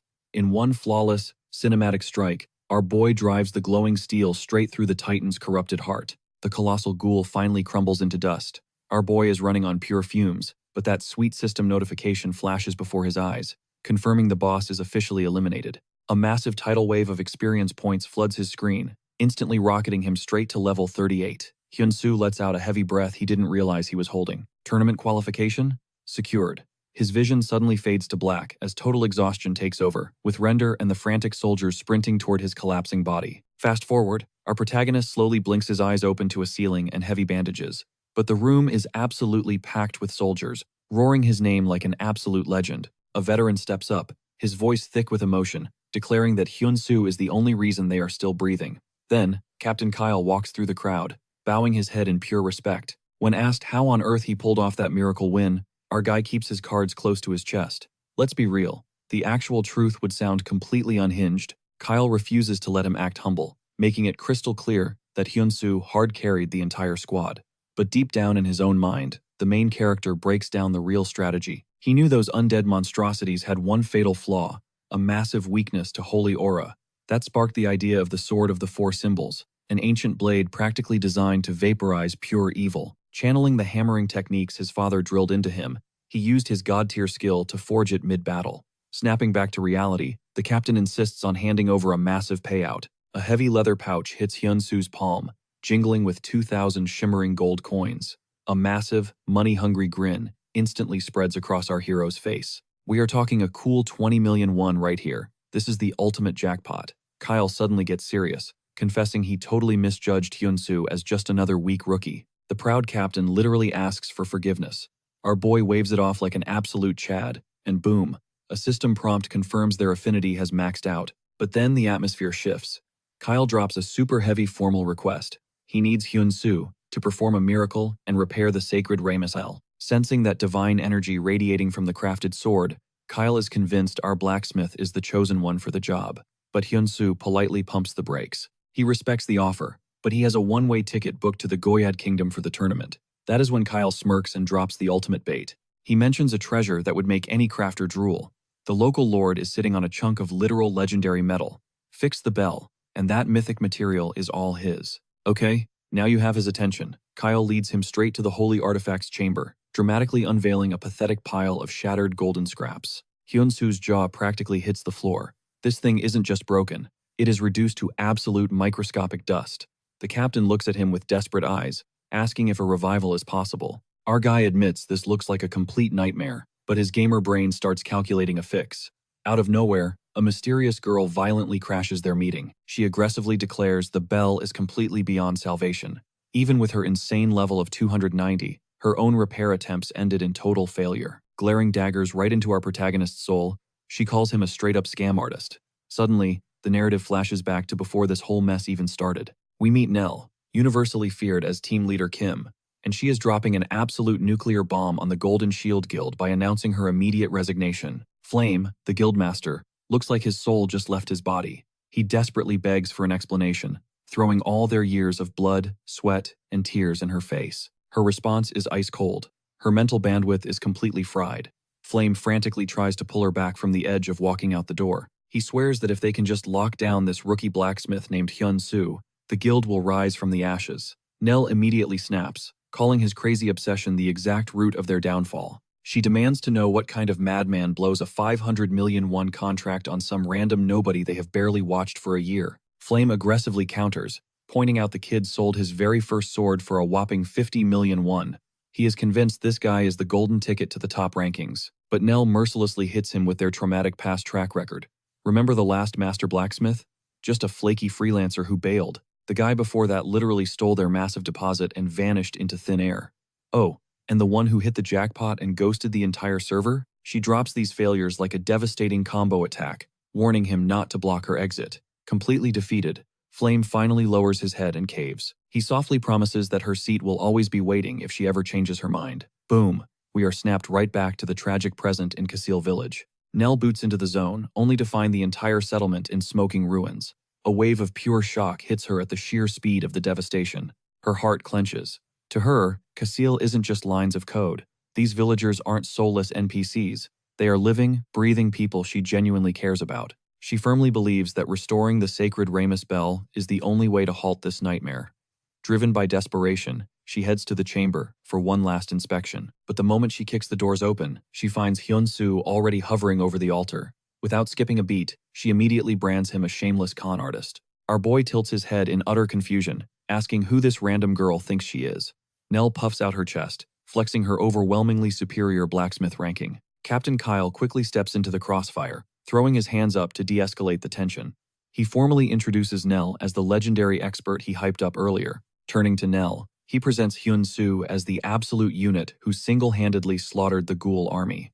Kyle proudly announces that this young hero is stepping up to fix the bell. Nell rolls her eyes so hard it physically hurts. A level 38 monster-hunting noob, trying to restore a divine relic that humbled top-tier professionals? Yeah, right. She points a totally accusatory finger, yelling that he is just a vulture, trying to milk a dying village for easy cash. But Hyun-soo completely tunes out her screaming. His eyes are locked onto the golden shrapnel in front of him. A harsh red system window pops into his vision. It confirms that while a faint holy pulse remains, the physical structure is fundamentally obliterated. Status: normal repair mode is strictly forbidden. Our protagonist instantly realizes that playing by the usual crafting rules is a massive dead end. Without warning, he summons a heavy hammer and viciously smashes a golden fragment. Nell shrieks in pure horror, screaming at him to stop trashing the artifact. Unfazed by her meltdown, Hyun-soo casually drops the mic. Restoration is 100% possible. Meanwhile, the high-level veteran looks ready to actually murder him. Do you even grasp the concept of unrepairable? She snaps. But before the argument can escalate, the heavy wooden doors slam open. A bloodied soldier crashes into the room, screaming that an endless ocean of undead is swarming the gates. The entire room goes dead silent. Suddenly, a glowing system window flashes before their eyes. Our main character assumes it is just another raid quest, but his blood runs cold. This is not a quest. It is a catastrophic server update. The glowing text spells absolute doom. The Casil region update has officially commenced. The countdown is ticking. Once that timer hits 0, this entire zone will be permanently corrupted into a nightmare realm of the undead. Nell drops to her knees, the hope completely draining from her eyes. In her mind, it is absolutely game over. But our boy just smirks, refusing to bow to fate. His eyes burn with pure defiance. He declares that, if they can completely reconstruct the Holy Bell before the server update finishes, they can shatter the corruption and save the region. Nell shakes her head, calling it a literal impossibility. But our protagonist is not backing down. He steps right into her space, locking eyes with her and throwing down a heavy challenge. "Weren't you the one who swore to protect Casil with your life?" he demands. The words strike a nerve. Biting her lip, Nell quietly admits that Hyun-soo is absolutely right. Yet, she is completely clueless on how to pull off a miracle of this scale. Our hero does not miss a beat. He simply turns his back and commands her to follow his lead. With a swift motion, he sweeps every last shattered fragment of the Ramus bell into his inventory. His voice echoes with unbreakable resolve as he vows that they are going to save Casil together. Gripping his blade, Captain Cal looks Hyun-soo dead in the eye. "The fate of this city rests in your hands," the captain swears, promising to hold the front line of monsters until his last breath. Smash, cut to the blazing heat of the blacksmith workshop. Nell paces nervously, begging Hyun-soo to reveal his master plan. Without hesitating, our protagonist starts laying down some absolute genius-level crafting theory. He explains that, when he smashed the first crystal shard, the divine aura did not vanish. This proves the holy energy is hard-coded right into the core material. His insane strategy? Melt the cursed fragments down and forge a brand new, legendary bell from scratch. He is betting everything that the purified divine power will roar back 10 times stronger. Nell stares at him in pure shock. In all her years of gaming, she has never witnessed a crafting method this reckless. Hyun-soo just gives a knowing smile. He tells her that true restoration is not just about high-level stats or raw skill. It is about fundamentally connecting with the very soul of the artifact. The furnace roars to life, blasting them with intense heat. Nell watches, completely dumbfounded. Is this crazy guy seriously planning to hammer out a legendary tier item entirely by hand? Wiping sweat from his brow, our boy shoots her a sharp look. "Why are you just standing around being a spectator?" he asks. He swallows his pride and admits the truth. He absolutely needs her high-tier support to pull this off. Meanwhile, back in the real world, at the game studio headquarters, the atmosphere is suffocating. A stressed developer stares at the Kasil region live monitor. The catastrophic server update has less than 60 minutes left on the clock. Kim Tae-sik, the head game director, leans forward in his gaming chair. His eyes are practically glued to the massive main monitor, analyzing every single pixel of the unfolding chaos. A junior programmer scoffs, betting that one solo player could never derail a massive server event. But a female dev quickly shuts him down. She points at the screen, revealing that Nell, an absolute top-tier ranker, is grinding right alongside him. Back in the virtual realm, the apocalyptic deadline strikes. The battlefield is an absolute meat grinder. Blood and steel clash as Captain Cal screams until his lungs give out, ordering his vanguard to hold the damn line. But the defense is crumbling. Exhausted knights collapse into the mud one by one. A massive, grotesque abomination shatters the shield wall. Without missing a beat, Cal launches himself into the air and cleaves the beast in half. Panting heavily, the captain sprints toward his fallen brothers in arms, begging them not to close their eyes. But in the middle of this nightmare, a sickening crack echoes. A massive fracture splits straight down Captain Cal's broadsword. His stomach drops into an endless abyss. A monstrous shadow leaps toward his face, and Cal braces for the final game over screen. But then, a heaven-shaking, resonant chime detonates across the blood-soaked valley. Every single undead abomination freezes like a glitching server. The horde drops their weapons, clawing at their rotting skulls in sheer agony. Ear-piercing shrieks fill the sky as the monsters spontaneously erupt into blinding white flames. The majestic, holy shockwave of the mysterious bell washes over the entire continent like a tidal wave of pure light. Captain Cal thrusts his broken sword to the heavens, roaring in absolute, unfiltered triumph. The legendary Ramus bell has actually been reborn. Smash cut to the real-world developer headquarters. An exhausted coder literally violently spits his energy drink all over his glowing keyboard in pure shock. Inside the smoke-filled workshop, Hyun-soo stands victorious. Back at the office, Kim Tae-sik reveals an absolutely insane piece of data. Our crazy protagonist has not logged out or slept a single second since the doomsday countdown started 7 days ago. A rapid flashback rips us back into the sheer grinding madness. Rewind the clock to 5 days before 0 hour. Hyun-soo kicked open the doors of the Kasil workshop, practically sparking with manic energy. He rallied the terrified NPCs, ordering them to throw literally everything they owned into the blazing inferno. It was the only way to extract every last drop of divine mana. While Hyun-soo furiously sketched out god-tier blueprints, he tossed Nell the reins. She became the ultimate raid commander, whipping the chaotic villagers into shape and funneling endless supplies to the bleeding frontline. With the stage finally set, our hero took a deep breath. A golden aura exploded from his body as he triggered his ridiculously overpowered, custom-made god-crafting skill. His massive brain strategy hypercharged the relic's holy damage multiplier and hard-code a massive area of effect nuke specifically designed to vaporize the undead. He screamed at the sweating villagers to push the furnace heat beyond the game's limits. Burning with a desperate, shared desire to protect their virtual home, the NPCs worked like possessed demons. Hyun-soo barked orders like a drill sergeant, ensuring not a single micro-ounce of impurity tainted the molten metal. Every strike of the hammer, every roar of the flames, was fueled by the literal blood, sweat, and tears of the desperate city. The cycle of endless grinding blurred together. From day 4, straight into the apocalyptic final hours, reality itself felt like a fever dream. Nell stood guard with heavy eyelids, until her stamina bar finally hit 0, and she blacked out on the stone floor. She jerks awake with a sharp gasp. Panic floods her veins as she checks the game clock, absolutely horrified by how long her character was knocked out. But then, her eyes lock onto the glowing masterpiece in the center of the room. Her jaw drops. This absolute madman actually solo grinded the final stages without a break. Suddenly, a golden system window chimes in the air. Her hidden apprentice title is radiating with blinding light. Just by witnessing the birth of a divine artifact, her crafting efficiency stats permanently skyrocketed by 22%. Nell stares at Hyunsu's back, completely spellbound. Is this messy-haired guy actually a hidden, god-tier masterclass player? Catching her movement out of the corner of his eye, Hyunsu flashes a tired smirk. He casually roasts her, joking that she was snoring like a baby, while he was literally hammering heaven and earth together. Nell's face turns beet red as she stammers a defense, swearing she only closed her eyes for a second. Our protagonist just laughs it off, reassuring her that the hellish marathon is finally over. The atmosphere shifts. Nell takes a deep breath and drops the heavy question. Is he the legendary, anonymous craftsman, simply known as Blacksmith Hyunsu?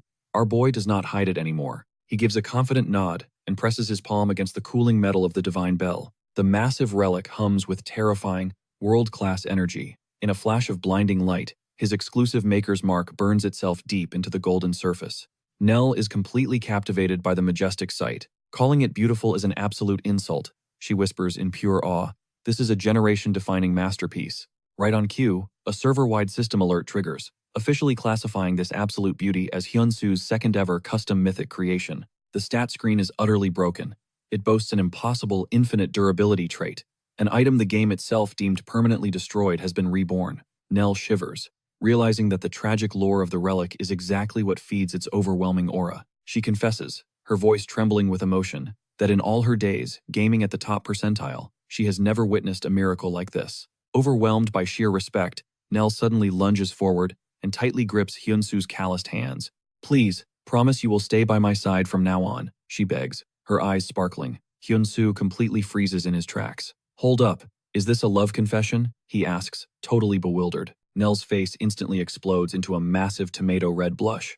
I meant as a business partner, you idiot, she stammers. Suddenly, the romantic tension shatters, yanking us right back into the chaotic heart of the battlefield. With everything on the line, our hero winds up and strikes the newly forged Ramus bell. Boom! Blinding shockwaves of pure holy energy explode outward, instantly turning the undead horde into absolute ash. The monsters let out blood-curdling shrieks as they are literally deleted from the server. The surviving soldiers drop their weapons, absolutely paralyzed as they witness a literal miracle unfold. Ding!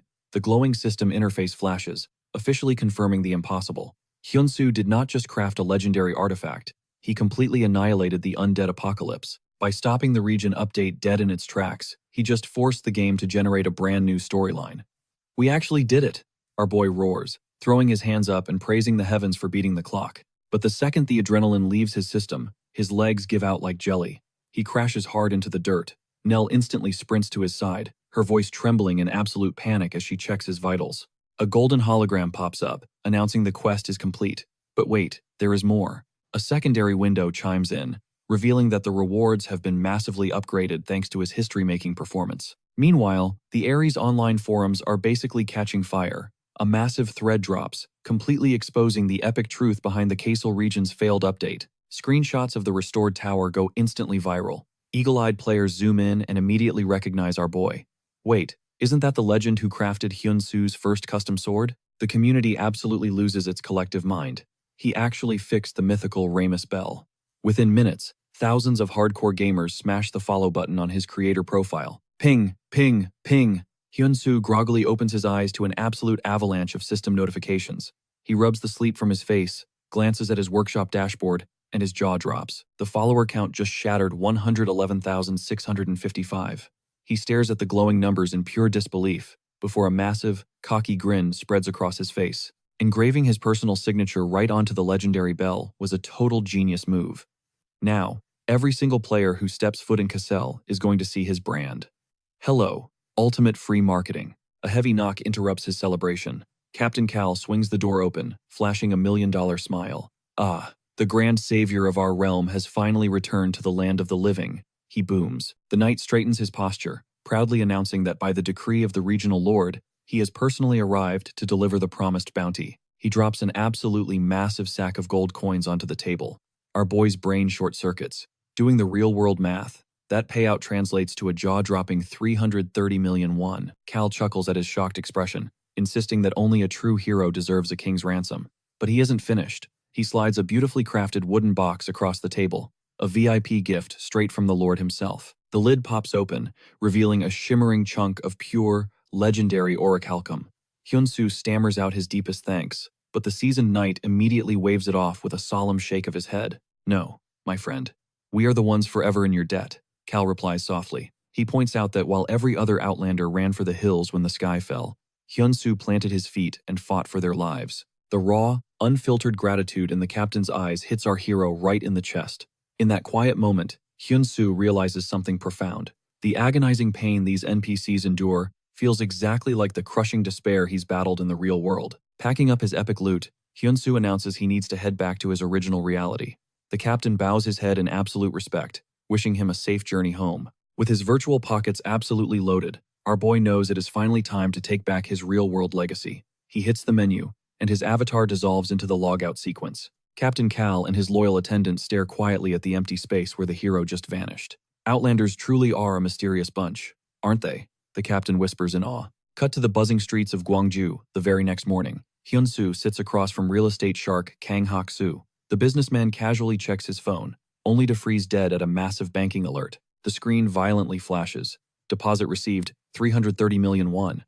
Kang's jaw practically hits the floor. He stares at the young man, absolutely flabbergasted that he managed to pull off the impossible. Let's rewind the clock exactly 1 year. A broken Hyun-soo sits slumped across from the very same investor, staring blankly at a stack of depressing property documents. Kang taps his calculator, sighing heavily. The total financial damage from the disaster? A soul-crushing 330 million won. He offers his condolences about the devastating workshop fire. He gently reminds the kid that the meager insurance payout needs to go straight toward his family's mounting hospital bills. The seasoned investor pats his shoulder, telling him to stay strong through the storm. Kang packs his briefcase to leave, but Hyun-soo suddenly grabs his arm, desperately begging for a chance to buy the ruins back. Kang stops dead in his tracks, wondering if he heard that right. Our protagonist does not blink. He vows that if he can somehow scrape together the impossible mountain of cash, he wants first dibs on the land. The older man shakes his head, brutally honest. Throwing millions at a pile of charred rubble is financial suicide. A smart kid would just take the cash and start fresh somewhere else. But Hyun-soo's eyes blaze with stubborn fire. That workshop holds every single memory of his late father. Seeing the raw desperation in the boy's soul, Kang finally caves and offers him a lifeline. He slams a finger on the desk, granting him exactly 365 days, but he makes it crystal clear. The second that timer hits 0, the property gets auctioned off to the highest bidder with 0 exceptions. Our hero bows deeply, a flicker of hope igniting in his chest. Kang grabs his coat, throwing a challenging smirk over his shoulder. "I will be waiting for your call, kid." Snapping back to the present reality, Kang is still staring helplessly at his banking app. A proud chuckle escapes his lips as he admits he is genuinely blown away. "When we made that deal, I honestly thought you were chasing a pipe dream," the investor confesses. Hyun-soo just scratches the back of his neck, laughing that the 1-year deadline was a total blind gamble. He knew he was walking a tightrope, where one wrong move meant losing his father's legacy forever. But against all odds, the absolute madman actually did it. Chairman Kang actually came through. Our boy just has to know, why did this massive VIP cut him so much slack? The heavyweight investor cracks a smile, revealing that Hyun-soo was the literal first person in history to demand buying back a lost property the exact second it slipped away.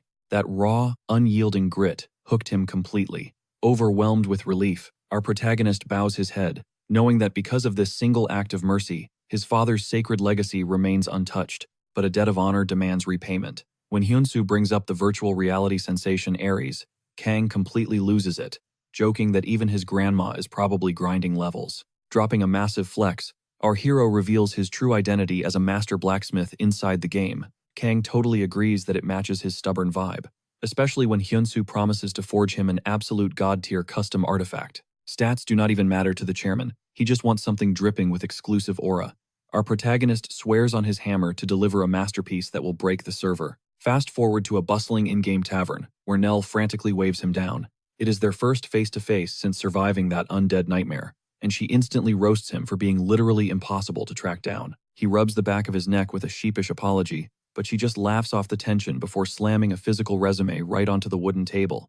Time for the ultimate flex. She formally introduces herself as the former chief brain of the Golden Shield Guild, proudly claiming she was the mastermind who built that massive empire from the dirt up. Leaning in close, she drops the absolute truth. After witnessing his insane performance in the castle region, she knows without a single doubt that he is destined for the absolute apex of the rankings. This tactical genius does not beat around the bush. The second our boy decides to drop his own guild banner, she demands to be stamped as founding member number 1. Hyunsoo smirks, roasting her right back about how she literally accused him of being a massive scammer just a few days ago. Nell flushes red, furiously defending that anyone would have called cap on his crazy stats. With a warm laugh, he tells her to chill, officially locking in their legendary partnership. But right before stepping out, he decides to drop an absolute bombshell about his next move. Nell's jaw hits the floor as our protagonist casually announces his plan to crash the gates of Sword King Barad, one of the game's untouchable 10 legends. Shoving a massive piece of meat into his mouth, our boy nonchalantly confirms he is signing up for the ultra-violent Goyad martial arts tournament. He is totally fixated on the rumor that the champion gets a face-to-face prize drop from the king himself. Nell nods, though her eyes scream pure anxiety. She frantically tries to warn him that this arena is a meat grinder packed with the sweatiest tryhards and elite prodigies in the server. Hyunsoo just brushes off the hype, claiming that makes dominating them all the more satisfying. Watching him devour his food like a completely relaxed maniac, Nell questions his entire sanity, but our protagonist just flashes a confident grin, telling her to sit back and watch the show. He plans to absolutely carry the tournament using his own secret sauce, leaving her brain completely short-circuiting. Suddenly, the dawn breaks on the legendary Goyad martial arts tournament. The head honcho of the arena, Beckel, glares down at the fresh meat, roaring that the absolute bloodbath will kick off the second his boots leave the stage. Once the bell rings, it is player versus monster survival time. But Beckel drops a spine-chilling reminder, noting that even if the throne looks empty, His Majesty Sword King Barad is absolutely watching every single move from the shadows, so they better not embarrass themselves. With a wicked smirk, he tells them to try not to die. A massive, glowing system prompt shatters the sky, signaling the official start of the slaughter. Down in the dirt, dozens of rookies grip their weapons, sweating bullets. The tutorial objective is simple: survive an incoming golem stampede for exactly 60 minutes. Blinded by greed, a swarm of newbies charge forward, absolutely starving for some easy experience points. But then, a blazing red emergency window crashes into their vision. A massive bounty is placed on the head of a level 109 stone golem that just dropped into the pit. One random participant literally screams his lungs out, crying foul at this brutally unbalanced difficulty spike. He begs the admins for mercy, crying that round 1 was supposed to be a total cakewalk. But another heavily armored fool charges forward, screaming about first come, first serve loot. In half a second, the massive rock titan flattens the guy like a pancake, triggering a brutal forced logout. Pure, unfiltered panic erupts as the beast starts deleting players from the server one by one. It is not a tournament, it is a total massacre. The surviving participants watch their health bars flash red, realizing they walked straight into a glitchy death trap. Fear paralyzes the crowd as they realize taking down a level 109 boss in the tutorial is mathematically impossible. Hyunsoo just chills in the back, silently observing the beautiful chaos while everyone else cries about getting totally scammed. Up in the high roller box, Tournament Master Beckel sweats literal buckets as he realizes his flawless event has turned into a massive dumpster fire. A catastrophic server bug just dropped a high-tier boss straight into the newbie playground. Terrified of a total server wipeout, Beckel sprints for his life toward the royal chambers. He kicks open the heavy oak doors, desperately calling for Sword King Barad to pull the plug on this absolute disaster immediately. But the legendary king completely shuts him down. Before Beckel can even process the rejection, Barad gestures with a heavy, armored hand, ordering him to look at the massive viewing screen. The king's terrifying gaze is locked onto one specific, unfazed player standing in the blood and dust. He orders his panicked subordinate to shut up and watch that kid closely. Down in the kill zone, Hyunsoo casually draws his bow, releasing a blindingly bright arrow that slams right into the boss. Enter his third, beautifully busted masterpiece, the Orichalcum Aegis. This absolute hack of a weapon spits in the face of in-game physics, snapping back to the user's hand like a magical boomerang. The surviving tryhards collectively lose their minds, screaming aloud about how a literal arrow is bending space and time to return to its owner. A cocky smirk creeps onto our protagonist's face. This divine loot, forged from his hard-earned castle region rewards, is performing flawlessly under pressure. Powered by the incredibly rare, legendary Orichalcum, our boy knocks the radiant projectile and lets it rip a second time. Boom, another devastating direct hit to the rock giant. But as the arrow curves back home, it nearly gives a random bystander an unintended free haircut. The traumatized player screeches at Hyunsoo, furiously asking if friendly fire is turned on. Our boy just awkwardly waves, tossing out a quick apology. But that double tap triggers a brutal 4-second crowd control stun on the giant boss. The surrounding players suddenly realize the monster is completely frozen, and the whole arena roars to gank the immovable target immediately. A blinding tsunami of magic, steel, and desperate ultimate attacks rains down on the paralyzed golem. Unfortunately for them, the massive beast just tanks the damage like an absolute unit. Snapping out of its stun, it lets out an earth-shattering roar and immediately goes into murder mode. The chat fills with pure panic as players scream to fall back before the boss triggers its berserk phase. But the furious monster ignores everyone else, its glowing red eyes locking exactly onto our hero. Barreling forward like a runaway bullet train, one battered competitor screams that they just have to hold out a few more seconds. Another voice shrieks at our guy to dodge. Everywhere you look, fighters are getting absolutely ragdolled, burning everything just to stay breathing. But yielding is not in his vocabulary. In a split-second flash, our hero equips his daylight sword, ready to clash. He eats the colossal strike head-on, but the sheer kinetic force craters him right into the arena floor.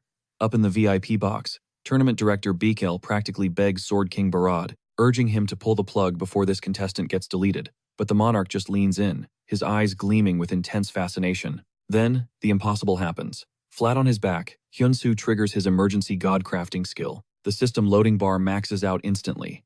A dazzling light forms Damascus Sword. 2. An exclusive, temporary blade, forged with one pure purpose, obliterating solid rock. With a single, earth-shattering swing, our boy completely deletes the stone boss. The blade instantly shatters into glowing pixels, having served its one-time use. Instantly, a massive wall of system alerts spams his retinas. His jaw drops as his level spikes by 14 tiers in the blink of an eye. Talk about an absolutely cracked XP drop. The surviving players are left paralyzed, brains entirely short-circuiting over how he just one-shotted a raid boss. Meanwhile, Hyun-soo tilts his head, utterly bewildered, asking if they were not supposed to actually kill it. The traumatized fighters stutter back that the whole objective was just surviving. This hellish trial has 3 distinct phases, and that absurdly overleveled golem dropping in had already glitched the difficulty to max. They frantically explain it was purely an endurance test, never meant to be beaten. The reality finally clicks in his brain. He literally just broke the entire server event by accident. Without warning, the world spins. His mana pool hits 0, and he instantly blacks out, hitting the dirt hard. The peanut gallery cautiously swarms his body, realizing that despite being unconscious, his avatar is still tethered to the server. The gossip immediately shifts to his insane stats. Originally, they pegged him as some hybrid build, but now, they are fully convinced he is a hidden class weapon master. Every single one of them is drooling over the idea of owning just one piece of gear, with stats that hilariously busted. Cutting through the chatter, Bakel's voice booms across the arena, declaring that thanks to an administrative glitch, the prestigious Goyard tournament is officially paused. He demands an immediate evacuation of the Colosseum. Out in the real world, clips of the god-tier play of Hyun-soo are already going insanely viral. Tens of thousands flood into the livestream, locked onto the feed of his sleeping avatar. The chat is moving at light speed, absolutely losing their minds over his solo boss carry, begging for his exact loadout specs. Then, one eagle-eyed viewer goes full internet detective, spotting a discarded arrow in the rubble. Enhancing the image, they catch a custom engraving on the shaft. The community hive mind instantly puts the pieces together. It is none other than blacksmith Hyun-soo, the legendary crafter who fixed the literally impossible Casil bell. The forums completely explode, screaming about how a non-combat support class is dealing this much raw DPS. Meanwhile, back at the corporate headquarters, the customer support hub is literally burning down with tickets. They are drowning in a tsunami of raging players demanding to know why the stream died. The exhausted reps are forced to copy-paste the same PR response, blaming the sudden halt on the ultimate free will of the AI system, Aries. Fans are deep in the trenches, theorizing it is some massive hidden lore event within the Goyard faction, while the mods just keep dropping endless apologies. Cut to the dev sweatshop, where a panicked programmer flags down her lead, warning of a catastrophic system trigger. Drowning in code, he brushes her off, but she practically screams that the Goyard event just crashed. He sighs, waving it off as an expected bug they can patch later. But she grabs his attention, dropping the real nuke. The AI of King Barad is manually overriding protocols to summon player Hyun-soo. The team lead freezes. He stammers out that this timeline is entirely broken, since reaching the throne room is supposed to take months of grinding. But the coder grimly confirms that the anomaly is literally walking down the royal corridors right now. The lead slumps in his chair, feeling his weekend plans evaporate into another brutal crunch shift. He groans that this one guy is a walking glitch, shattering every algorithmic boundary they programmed. A cold sweat forms as he calculates the worst-case scenario. What if this wildcard actually clears the legendary quest of the Sword King and maxes out his hidden faction rep? The realization hits him like a truck. If that happens, this crazy blacksmith might actually inherit the ultimate sword art, mutating into the most broken combat crafter in server history. He tries to cope, muttering that the super advanced Barad AI surely will not make it easy, but his junior dev just stares at the monitor, whispering that she genuinely thinks the madman is going to pull it off. This pure doom posting sends the lead into a panic, begging her not to manifest that nightmare into reality. Cut to the next server day. Hyun-soo finds himself flanked by heavily armored guards, marching straight into the heart of the royal palace. Even he is sweating a bit, realizing he completely speedran his way to the final boss of the kingdom. Dropping to one knee on the polished marble, he waits as the towering monarch officially greets him as a wanderer. The imposing Sword King speaks, his voice rumbling like thunder. He explains that tradition dictates a massive public reward ceremony, but considering the absolute chaos of yesterday, he requests a little discretion, keeping this VIP meeting strictly off the books. He confidently promises that within 24 hours, the whole server will hail Hyun-soo as an unparalleled weapon master. But plot twist, breaking every rule of NPC interaction, our guy casually stands up right in the middle of the royal monologue. Locking eyes with the absolute ruler, he flatly mentions he heard a rumor the king was searching for him. The aggro meters in the room instantly spike to maximum. The elite royal guard absolutely loses their minds, drawing steel and roaring that this level of disrespect is an execution-worthy offense. They do not care if he soloed a god. You do not just cut off the sovereign. Unfazed by the blades at his throat, our boy simply smirks and casually drops his true gamer tag. He is not a warrior. He is blacksmith Hyun-soo. This bizarre flex only enrages the knights further, and they step in to physically launch him out of the palace. But the air suddenly grows heavy. With a single, commanding raise of his hand, Sword King Barad halts his men in their tracks. A massive grin spreads across the face of the monarch, confirming that this bold player is the exact puzzle piece he has been waiting for. The stage is perfectly set, a humble crafter standing toe-to-toe with the legendary Sword King himself. "You're late," booms, one of the 10 absolute legends of Aries. Our boy just sighs, muttering that the trek here was absolute hell. Sword King Barad's gaze cuts right through him. "Do you know why I pulled you here?" Hyun-soo smirks, betting it's for a custom blade.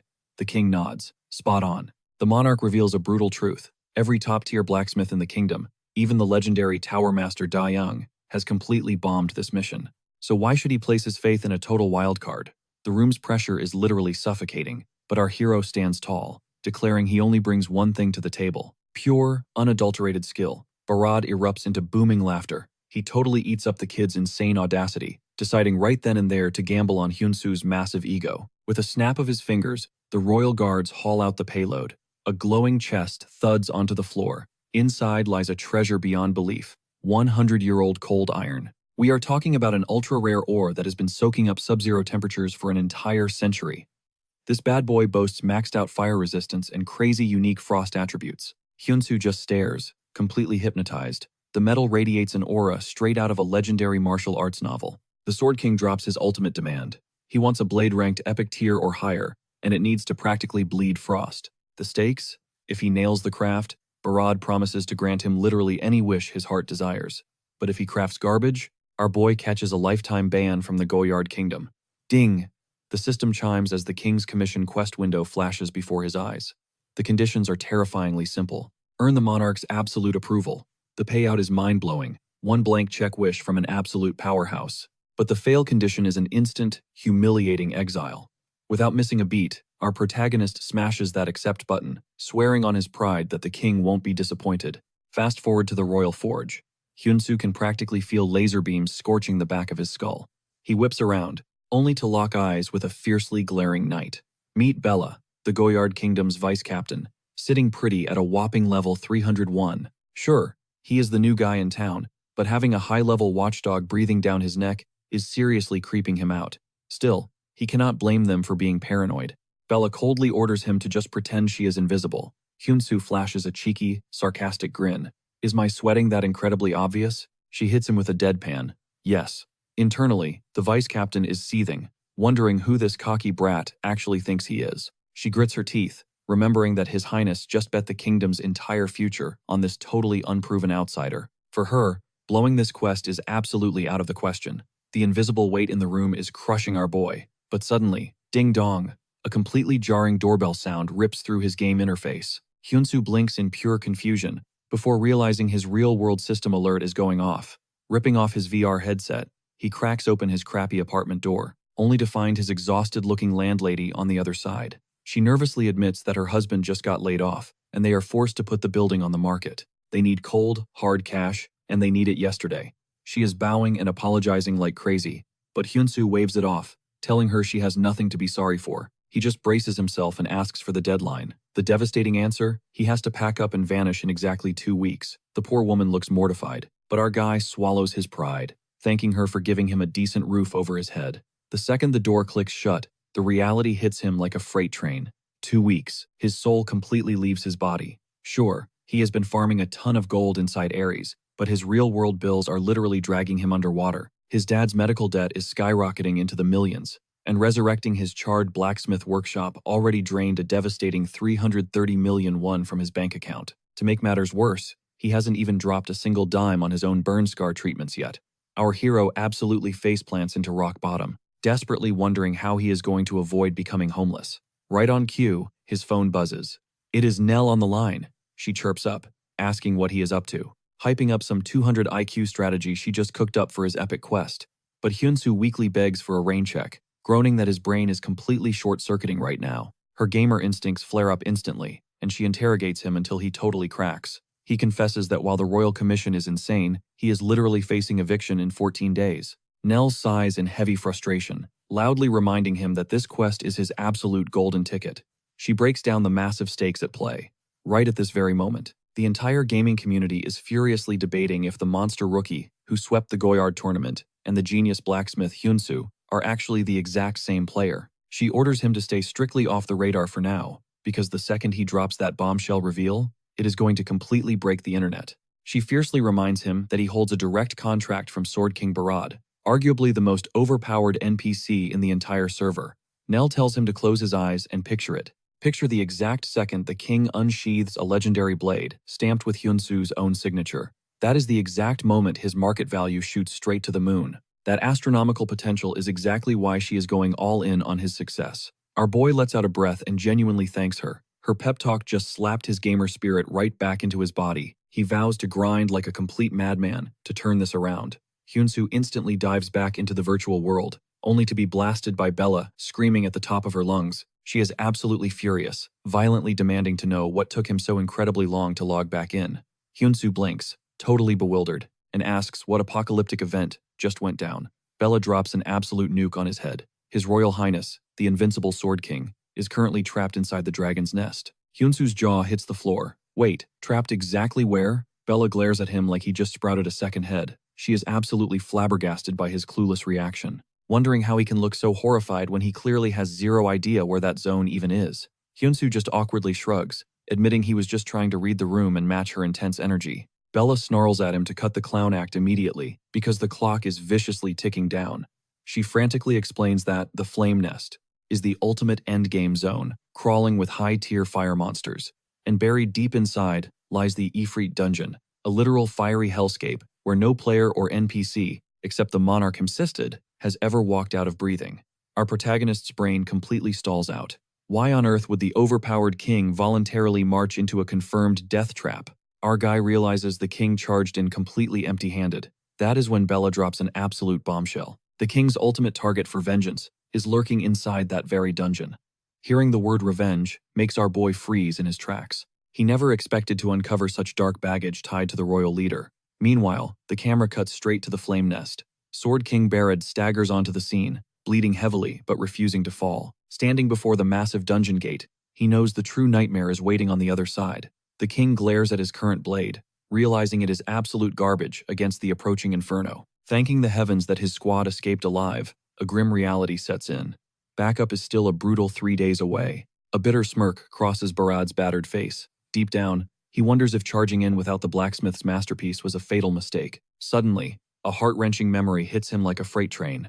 The unbearable grief of losing his only son, Ban, threatens to consume him all over again. If Ban were still breathing today, he would be the exact same age as that young craftsman, Hyunsoo. The darkest day of his life replays on an endless loop.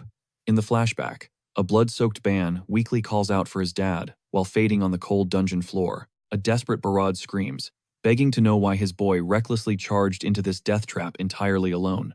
Coughing up blood, Bond confesses he just wanted to clear the zone and finally make his legendary father proud. But reality hit him too hard, and he realized his strength simply was not enough. Tears streaming down his face, Barad begs his boy to hold on, screaming that he has absolutely nothing to apologize for. Yet, with one final, agonizing whisper of, "I am sorry," Bond's eyes lose their light. The tragic flashback fades out, leaving a shattered king clutching his boy's lifeless body in a state of absolute despair. Snapping back to the present, the Sword King's eyes burn with pure resolve. Playing it safe and waiting might be the smart move, but letting Ifrit escape again? Not a chance in hell. He has hunted this monster in the shadows for years, and today, one of them is going into the dirt. Dragging his battered body, the king marches straight into the blazing abyss. Cutting back to the forge, Bella lays out the terrifying stakes. Ever since the young prince perished, the king has been on a relentless, suicidal crusade to hunt down Ifrit. Yet, the fiery demon has somehow always slipped through his fingers. With a trembling voice, she admits this dungeon raid might truly be His Majesty's final stand.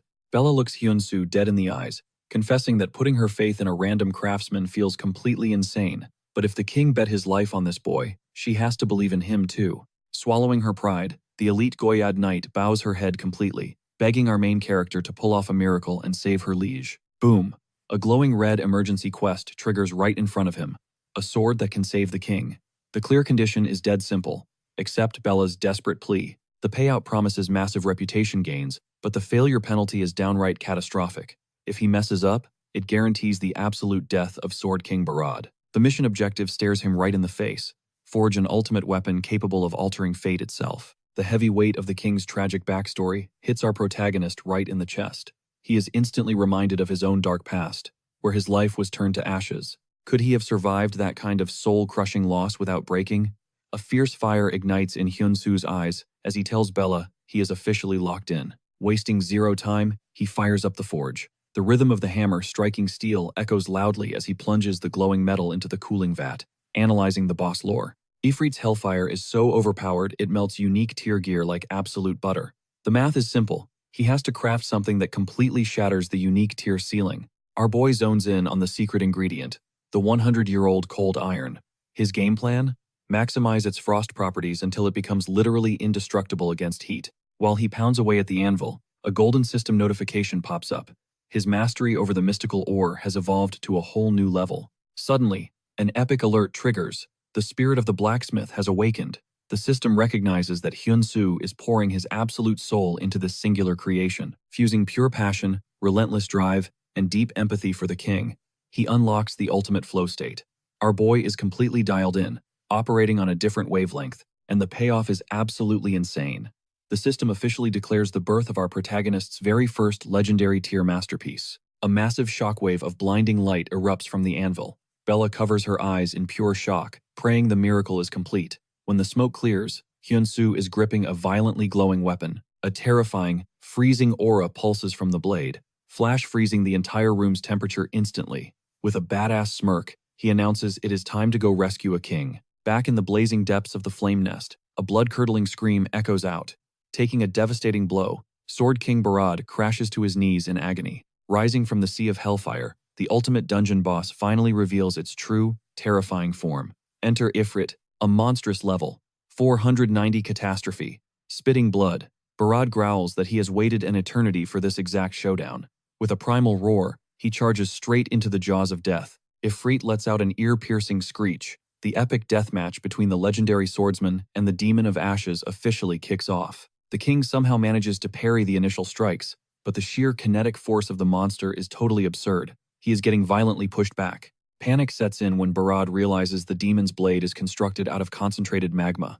Ifrit unleashes a merciless, lightning-fast combo that shatters the king's guard completely. Summoning a massive firestorm, the demon blasts the heavily injured king across the arena. Coughing up ash, Barad drops to one knee, letting out a dark chuckle as he curses his twisted fate. Believing this is truly game over, he watches Ifrit wind up the executioner's strike. But just as a gigantic magma spear hurtles toward his face, a massive blade of pure frost violently deflects the attack. Hyun-soo and Bella have officially entered the chat with perfect timing. Screaming over the roaring flames, Bella tosses the newly forged masterpiece straight to her liege. The moment Barad's hand wraps around the hilt, a golden system window violently flashes before his eyes. It is an exclusive legendary weapon, and the stats are ridiculously overpowered. We are talking a jaw-dropping 343% buff to fire resistance, plus a massive 194% boost in pure attack power, stacked with lethal ice attributes and a monstrous damage multiplier against flame-type enemies. And to top it all off,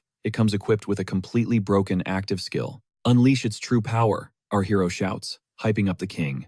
Sword King Barad tightens his grip on the legendary blade, Frost Flower. Instantly, absolute zero energy erupts from the steel. He activates the Frost Flower ultimate. A massive glacial wave violently crashes across the battlefield, instantly flash-freezing Ifrit's blazing attacks. The demonic beast screeches in pure agony as the biting cold aggressively chokes out his inferno. Declaring the raid officially over, the king charges forward. His frosted greatsword violently collides with Ifrit's molten armor, completely shattering the beast's fiery aura like fragile glass.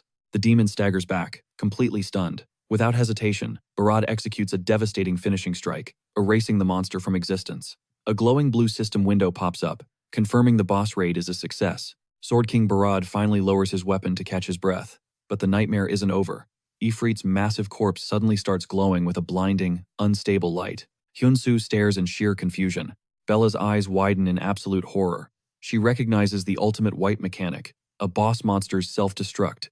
The blast wave instantly begins tearing the dungeon totally apart. Realizing the king is caught dead center in the blast radius, Bella violently screams for him to run, but the Sword King sharply orders her to fall back. Staring deeply into a worn locket holding his late son's portrait, Barad makes a heartbreaking choice. He is ready to die right here. Bella desperately wants to drag His Majesty out, but she literally cannot defy a royal command. She stands completely paralyzed by the order. That is when our main character completely steps up. Casting a heavy fire-resistant barrier over himself, he marches straight into the roaring inferno. The king urgently commands the boy to turn back, but Hyunsu completely ignores the warning. He stubbornly declares that he came here to extract the king, and he absolutely refuses to leave empty-handed. Staring through the flames, our hero bluntly asks, "Are you throwing your life away because of the boy in that locket?" Barad solemnly nods, confessing that his own tragic failure cost his son everything. Completely shattered by guilt, the king asks how he can possibly keep living. Our boy doesn't hesitate to drop some heavy reality. He admits that while he will never fully understand a parent's exact grief, he knows the absolute terror of almost losing his own father, a man who is currently trapped in a deep coma. Hyunsu opens up about his darkest days, begging the universe just to wake his dad up. But now, he is simply overwhelmingly grateful that the man is still breathing. Looking dead into the king's eyes, he promises that Barad's son absolutely feels the exact same way. Hyunsu pulls the broken warrior into a tight embrace, begging him to finally let his boy rest in peace. In that split second, a beautiful illusion of his smiling son flashes before the king's eyes. Tears falling, Barad whispers an apology, finally letting go of his massive guilt. Hyunsu softly tells him he has to survive, demanding to know if he shouldn't fight to become a father his ghost could look up to. Hearing those words, King Barad completely snaps back to reality. He realizes he cannot die as a pathetic, broken man. Flashing a grateful smile, he yells for Hyunsu to move. Together, they absolutely sprint out of the collapsing inferno. Bella frantically rushes over, begging to know if His Majesty survived. Hyunsu promises her the king is completely safe, adding that he will be back soon. But right at that exact moment, a massive red system alert flashes. Hyunsu's health points have totally bottomed out at 0. A forced server logout is officially initiating. Our hero flashes Bella one last reassuring smile, reminding her that players literally cannot die here. Then, his body shatters into countless glowing blue pixels. Bella watches in pure shock as the massive Sword King completely collapses into her arms. Barely conscious, Barad mutters that the crazy kid actually saved him. Bella screams for the medics as His Majesty completely blacks out. Back in the harsh reality of the real world, Hyunsu slowly opens his eyes with a gentle, peaceful smile. A cruel system notification immediately pops up. Because of the forced death penalty, his player level has officially dropped by 1. Our boy silently stares at his heavily bandaged hands. With fresh tears streaming down his face, he makes a fierce vow to his unconscious dad, swearing that he will absolutely never stop grinding forward. Meanwhile, trapped deep inside a magical coma, Sword King Barad suddenly opens his eyes. He is standing face to face with Bon, the son he tragically lost to the underworld. They are totally alone in a breathtaking, endless emerald meadow. Out of nowhere, that sweet, familiar voice yells out, "Father!" It is the one single sound Barad has been literally dying to hear. The crushing darkness in Barad's soul instantly evaporates. He stands frozen in pure golden light as his beautiful boy sprints right toward him, beaming from ear to ear. Taking a hesitant, trembling step forward, Barad chokes on his own words, desperately asking if this is real. Ban gently grabs his father's rough hands, confirming he is truly there. But then he drops a heartbreaking bombshell. He only came to say one final goodbye. Hearing that, Barad's entire world shatters all over again. He aggressively shakes his head, completely refusing to accept it.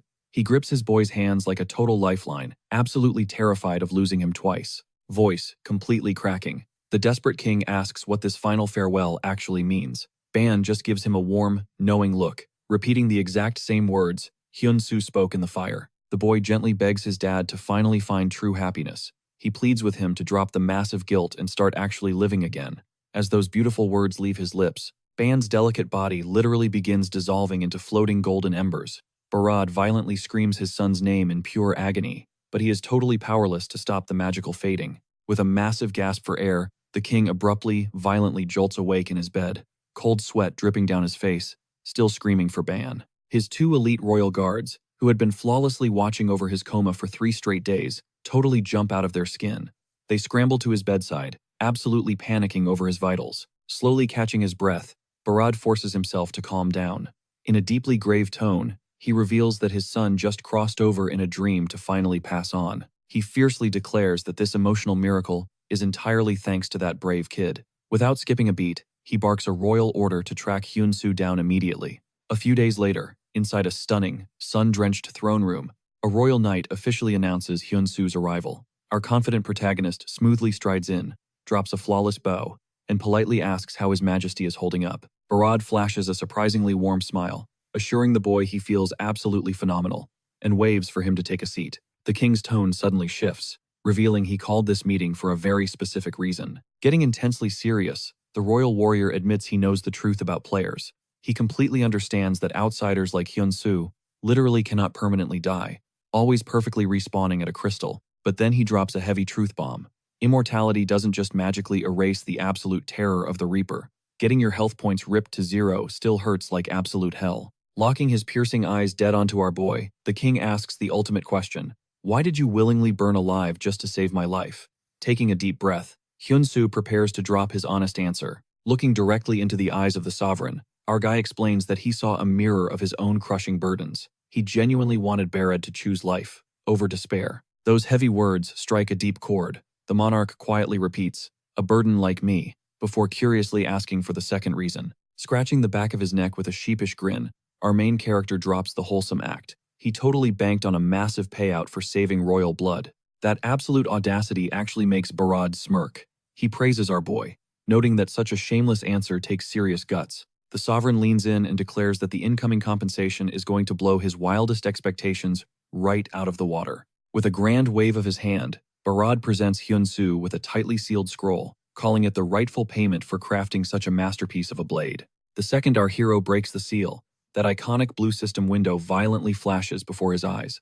Boom! 1 million gold has just hit his inventory. His brain completely short-circuits. In the real world, that translates to a staggering 1.7 billion won. His entire history of poverty just vanished into thin air. Brushing off the shock, the monarch insists that saving his life makes every single coin absolutely deserved.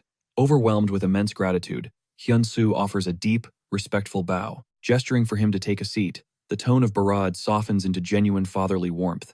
He makes a solemn vow to start living his life to the absolute fullest. He wants 0 regrets when he eventually reunites with Ban in the afterlife.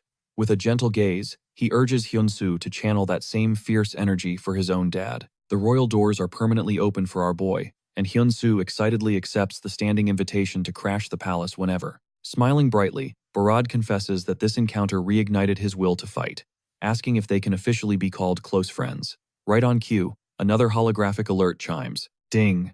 The affinity level with King Barad has officially maxed out, permanently unlocking the legendary blessing of a friend. Our guy is fully aware that he just casually befriended an absolute myth. Gripping the hand of the sovereign tightly, he pours his heart out about how much this epic bond means to him. But to cement this brotherhood, Barad drops an absolute nuke of a revelation. He plans to personally pass down the sacred swordsmanship of his royal bloodline. Knight Commander Benson practically loses his mind on the spot. He frantically questions how his liege could hand over such heaven-defying martial arts to a complete outsider. The panicked commander quickly reminds him that Lord, the undisputed top ranker of the server, is already locked in as the official successor, and actively grinding those very skills. He fiercely argues that such an overpowered technique demands absolute worthiness. Unfazed, the monarch coldly states that he is not just handing out charity to random peasants. He is passing the torch to a warrior who actually earned it. Suddenly, an epic tier skill quest titled Sword King Swordsmanship flashes directly into the face of Hyun-soo, featuring surprisingly simple, clear conditions. To prove his right to the throne, our guy just needs to score 3 clean, valid hits against the incredibly sweaty Knight Commander Benson. The grand prize? The utterly broken, legendary tier Sword King Swordsmanship.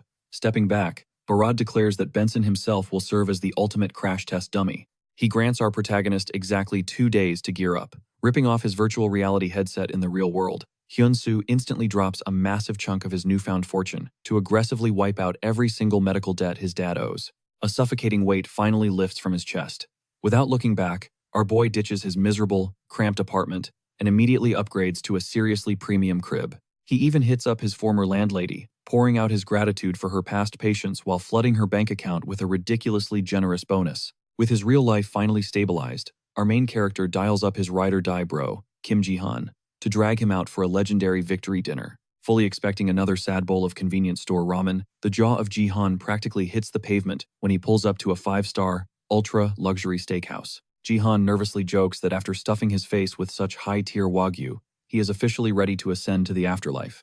Hyun-soo just flashes a knowing smirk. Getting real for a second, he tells his boy that this mega feast is just a tiny payback for holding him down during his darkest days. Mid-bite, he casually slides a sleek designer shopping bag across the table, revealing the exact pair of insanely expensive Hermes sneakers Ji-han has been drooling over for years. Utterly shook, his buddy stammers, asking if he robbed a central bank. Waving off the shock, our boy calls it a basic starter gift, casually dropping the fact that he already wired the entire cost of the gaming capsule back into the checking account of Ji-han. Practically in tears, Ji-han aggressively hugs the designer shoebox like it is a newborn baby. Watching his bro freak out, our protagonist finally absorbs the reality that his trash-tier destiny is actively rewriting itself. Seeing his buddy about to turn into a crying mess, Hyun-soo playfully tells him to shut his trap and start chewing before the premium meat loses its buff stats. Fast forward 2 days, and the atmosphere inside the royal training hall is thick with killing intent. Staring him down, Commander Benson barks at the challenger to unsheath his weapon. The knight makes it crystal clear that he is not holding back a single ounce of power. But instead of playing by the rules, our protagonist decides to execute an absolute pro-gamer move. Rather than whipping out a massive, glowing greatsword, he literally reaches into his inventory and pulls out a raw, unrefined chunk of iron ore. With a deadpan expression, he welcomes the impending violence. The brain of Benson totally misfires at the sight, but the grin of Hyun-soo only grows wider. He might not have the swordsman class unlocked yet, but he is a god-tier blacksmith, and he is dragging this fight onto his own turf. Suddenly, that ordinary lump of metal erupts into a blinding, divine light. Searing thermal waves blast across the arena, leaving the commander and his elite squad completely paralyzed by the hellish heat radiating from the bare hands of our hero. As the blinding aura finally fizzles out, the smoke clears to reveal his creation. A brutally plain, embarrassingly basic-looking sword is casually resting in his grip. Internally sweating just a second ago, Benson lets out a massive sigh of disappointment. He was bracing for a mythical artifact, but this kid just crafted a glorified metal baseball bat. Launching his massive frame forward, the commander violently closes the distance. He ruthlessly roars, demanding to know if this rookie seriously plans to pierce royal armor with a literal scrap of trash. But the very millisecond their weapons collide, a terrifying chill shoots straight down the spine of the veteran knight. Something is horribly, completely wrong. The durability stat on the sword of Hyun-soo is intentionally sitting at 0. Upon the brutal impact, the entire fragile blade instantly detonates into a devastating, point-blank frag grenade. Hundreds of jagged, superheated metal fragments violently shred through the air. Like perfectly calculated shrapnel, they seamlessly bypass the heavy defenses and completely infiltrate the tiny gaps in the armor of Benson. Bam, bam, bam. Dozens of microstrikes ruthlessly bombard his physical body all at once. The mighty commander shrieks in absolute terror and stinging agony as the explosive trap perfectly registers a massive flurry of valid hits. Miraculously, the commander dodges any lethal damage, but the terrifying message lands perfectly. With ice-cold composure, Hyun-soo breaks down his genius loophole. The quest never demanded an outright victory, only valid strikes.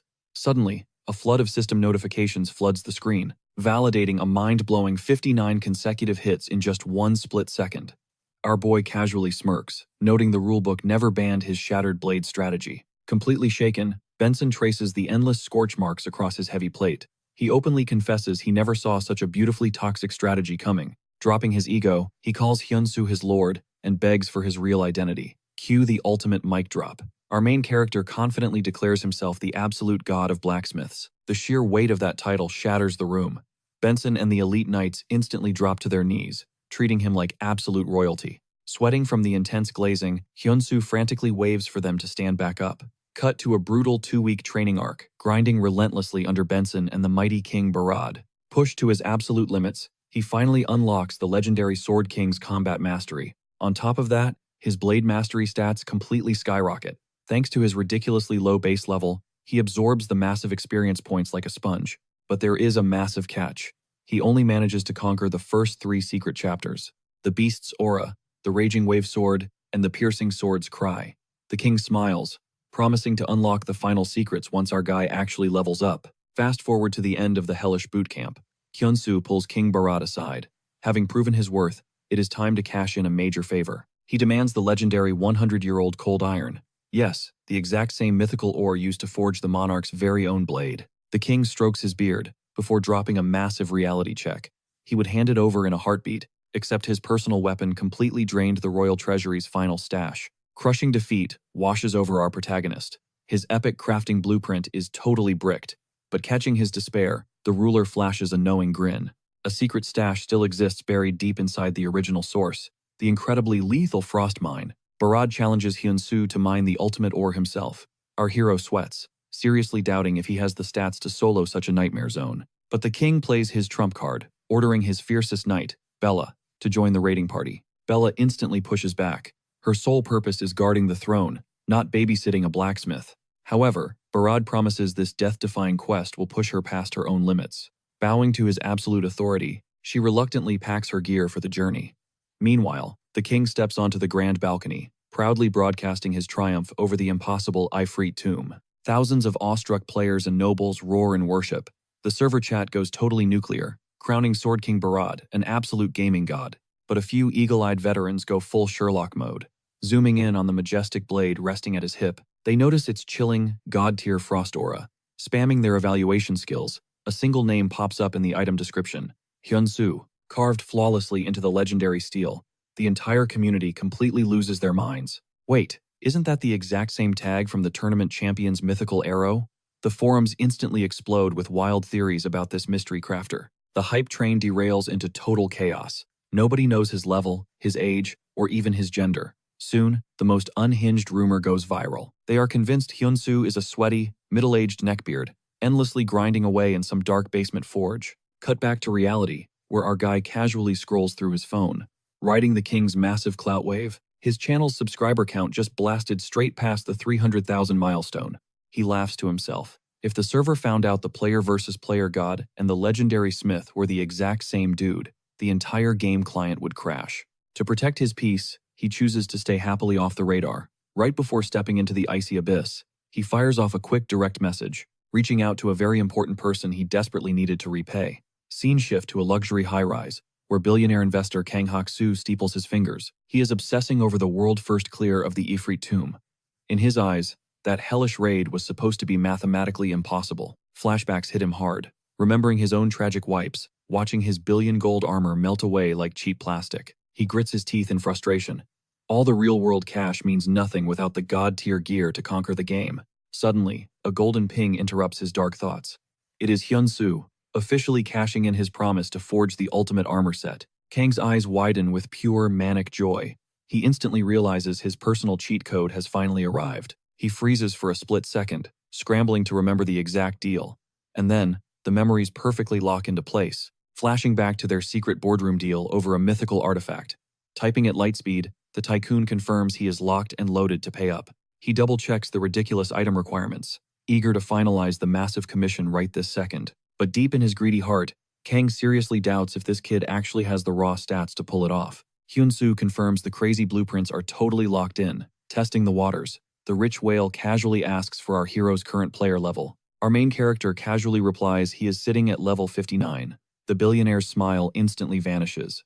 For a top-tier crafter, Those are absolute trash tier numbers. Kang Haksa fires off a polite sign-off, wishing Hyun-soo the absolute best of luck. Leaning back into his plush office chair, a heavy, exhausted sigh escapes his lips. Sure, the kid's current level is complete garbage, but Kang sees the raw, undeniable potential burning underneath.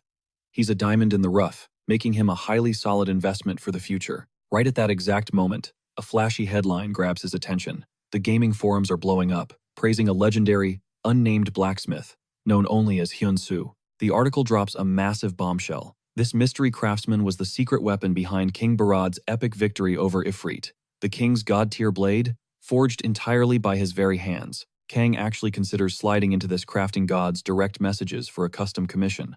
But reality hits him like a freight train, and he instantly scraps the foolish idea. A megastar who leaves top-tier rankers on read? Yeah? He wouldn't even look twice at a mid-tier casual player like him.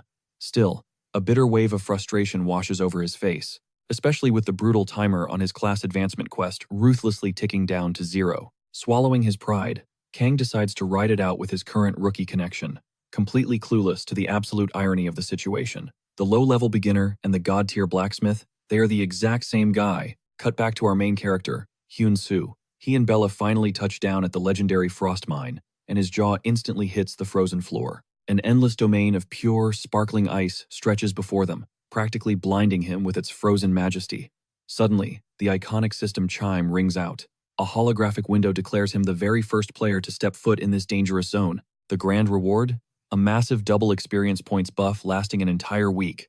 A wicked smirk spreads across Hyun-soo's face. Securing that pioneer bonus is an absolute, massive victory. He turns to Bella, asking if she's ever explored these frozen depths. The vice captain keeps her gaze locked forward, stating it's her first time as well. But her aura? It's literally as freezing as the cavern itself. Our protagonist can physically feel the giant, invisible ice wall she's put up between them. But before he can break the ice, a sharp voice echoes out. A rugged young dude gripping a heavy pickaxe suddenly blocks their path. He barks at them, aggressively, demanding to know how they bypass the entrance. This territory is strictly off-limits to outsiders. Bella doesn't even flinch. She steps right up, radiating total boss energy. She loudly announces her title as Vice Captain of the Royal Knights, smoothly flashing the glowing royal seal. The young miner's tough guy act shatters instantly. His eyes go wide with absolute panic. Stuttering, he bows deeply and introduces himself as Banya, a humble local miner. Hyun-soo keeps it totally low-key, casually dropping that he's just a traveling blacksmith. Banya lets out a nervous laugh, admitting it's actually refreshing to see fresh faces in this desolate wasteland. But he quickly lays down the hard truth. Absolutely nobody steps foot into the main excavation zone, not without explicit, direct permission from his old man. Hyun-soo clicks his tongue, dreading a massive waste of time. But then, a friendly, unexpected grin breaks across Banya's face. He completely volunteers to escort them directly to his father, the chief of the miners. As they trek deeper into the frozen abyss, something colossal catches our hero's eye. A terrifying, crystal-plated monstrosity, sealed tight behind a shimmering magical barrier. Banya starts dropping some heavy lore. This entire cavern used to be a wildly chaotic dungeon, crawling with lethal beasts. That is, until a ridiculously overpowered wizard locked them all behind that force field 10 years ago. Staring down the towering beast, a greedy glint flashes in Hyun-soo's eyes. He points straight at the jagged spikes erupting from its scales. Could those crystals actually be the legendary, 1,000-year-old cold iron? Banya nods gravely, confirming the absolute jackpot. But he immediately shoots down any crazy ideas, warning the blacksmith to check his greed. Getting even a millimeter too close to that barrier is a guaranteed game over. Inside that glowing dome, pure nightmare fuel still roams unchecked. The barrier lets people walk in, but absolutely no one walks out alive. Every miner knows the ultimate, god-tier loot is sitting right inside there, but they'd rather keep their heads attached to their necks, sticking to the safe zones outside. Finally, they reach the end of the tunnel. Banya gestures toward a grizzled veteran. It's Captain Rek. Banya gives his dad the quick rundown on their royal guests before respectfully dipping out. Hyun-soo steps up to the rugged chief and immediately spots the insane level hovering overhead. Level 231. Rek narrows his sharp eyes, heavily sizing up this wildly mismatched duo of an elite royal knight and a scruffy crafter. He crosses his massive arms, bluntly demanding to know their true business. Our boy doesn't beat around the bush. He announces he's hunting for materials that make 100-year-old cold iron look like cheap scrap metal. The chief literally flinches, completely caught off guard by the sheer audacity. Oh, Rek knows exactly what he's talking about. The mythical 1,000-year-old cold iron. but there is zero chance he's handing over top-secret intel to a total random stranger. Desperate to protect the fragile piece of his sanctuary, the veteran decides to test the kid. He squints, asking if Hyun-soo has ever swung a mining pickaxe in his life. Our hero confidently shakes his head no. Rek completely scoffs. He drops some harsh, unfiltered reality. A seasoned miner is lucky to pry 3 decent ores out of these frozen walls in a single day. Then, he lays down an impossible wager. Pull exactly 40 ores from this unforgiving ice in just 1 week. Do that, and he'll spill everything about the legendary material. Boom! A golden holographic quest window violently shatters the air. Hidden quest triggered. The test of the mine captain. Objective: extract 40 ores in exactly 7 days. The brutal penalty for failure? Getting permanently locked out of the cold iron lore forever. Rek smirks, asking if the rookie has the guts to accept. Hyun-soo's eyes ignite with absolute competitive fire. He clenches his fists and instantly raises the stakes. He stares the veteran down, demanding to know the reward if he completely shatters that 40-ore quota. Rek busts out laughing, loudly dismissing it as a total, delusional pipe dream. But the captain takes the bait. He swears on his honor.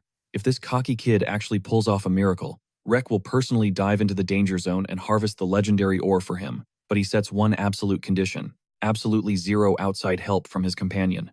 This is a pure, unassisted solo mission. Hyun-soo smashes the accept button without a second thought, fiercely determined to destroy this old man's expectations within the week. As our duo marches off to the excavation site, Rek catches his son lurking in the shadows. The grumpy captain ruthlessly drags a whining Banya away by the ear for blatantly eavesdropping. Walking down the frozen corridor, Bella shoots Hyun-soo a highly skeptical glare.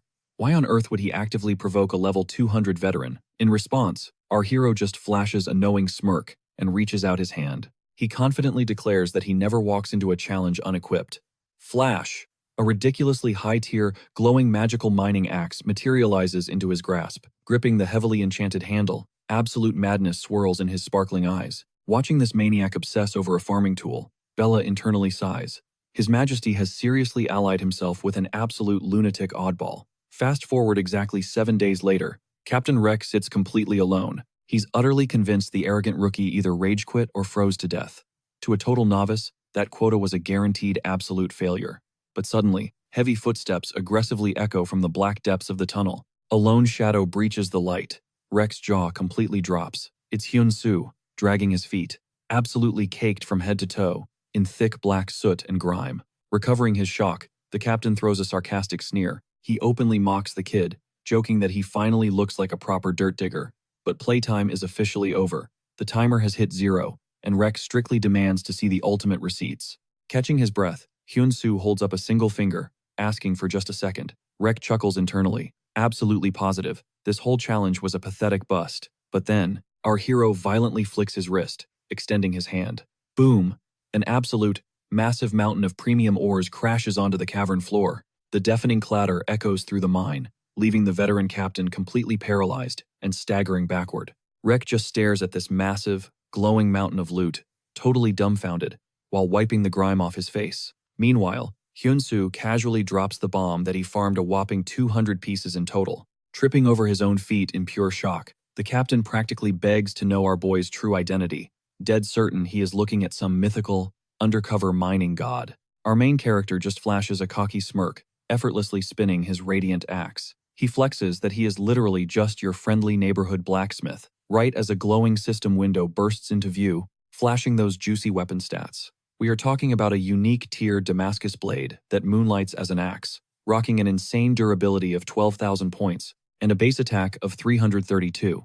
But here's the kicker. It packs a busted passive skill that buffs stone-cutting damage by a ridiculous 170%, all while tanking durability decay by 70%. This masterpiece is not just some random drop. Our guy literally custom-forged this bad boy just to break rocks, engineering a slick, transforming mechanism that shifts it straight into an axe form whenever he needs to go hard. Taking in that absurd stash of glittering ore, Captain Rek finally connects the dots. Hyun-soo crushed this impossible trial with his own absolute boss energy, not by digging like a grunt, but by crafting like an absolute legend. Swallowing his pride, Rek hits him with a formal apology for doubting his skills, and instantly offers to treat him to a massive feast. Smiling like he just won the lottery, Hyun-soo totally accepts the invite, smoothly asking if the Ice Queen Lady Bella can tag along. Rek gives it a hard yes without a second thought. Cut to a rowdy, packed tavern where Bella is just chugging her drink like there is no tomorrow.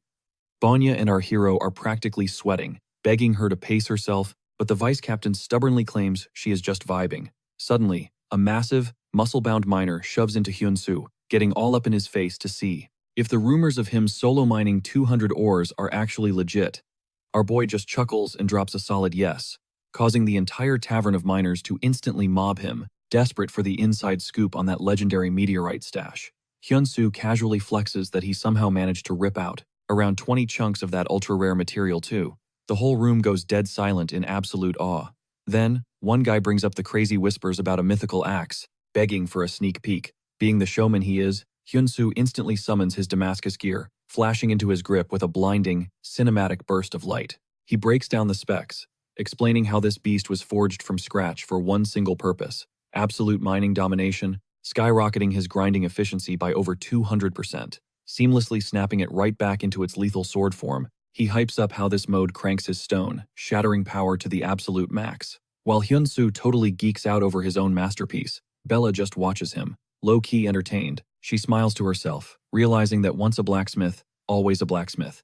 This dude straight up adores his cold, hard steel, way more than actual human beings. Absolutely hyped by his insane carry, the veteran miners start yelling that if a total newbie can pull off these god-tier strats, they need to seriously level up their own hustle. The squad rallies around him, popping off and officially initiating him into their rugged brotherhood.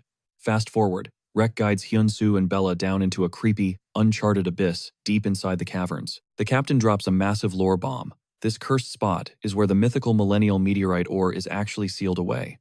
Hyun-soo squints at the shimmering, ancient magic barrier, totally lost. He calls out the captain, pointing out that everyone swore breaching this zone was literally impossible. Rek just gives a grim nod, confirming the jackpot is locked up tight inside that very seal. When our main character questions how on earth they are supposed to mine a lockdown VIP zone, Rek hits him with the ultimate boss move, saying it is entirely his problem to figure out. With that mic drop, the captain dips out to inspect a neighboring tunnel, telling the duo to catch up with him whenever they finish scratching their heads. The second the captain walks away, a blinding system alert crashes his vision, flashing the title, A New Story Begins.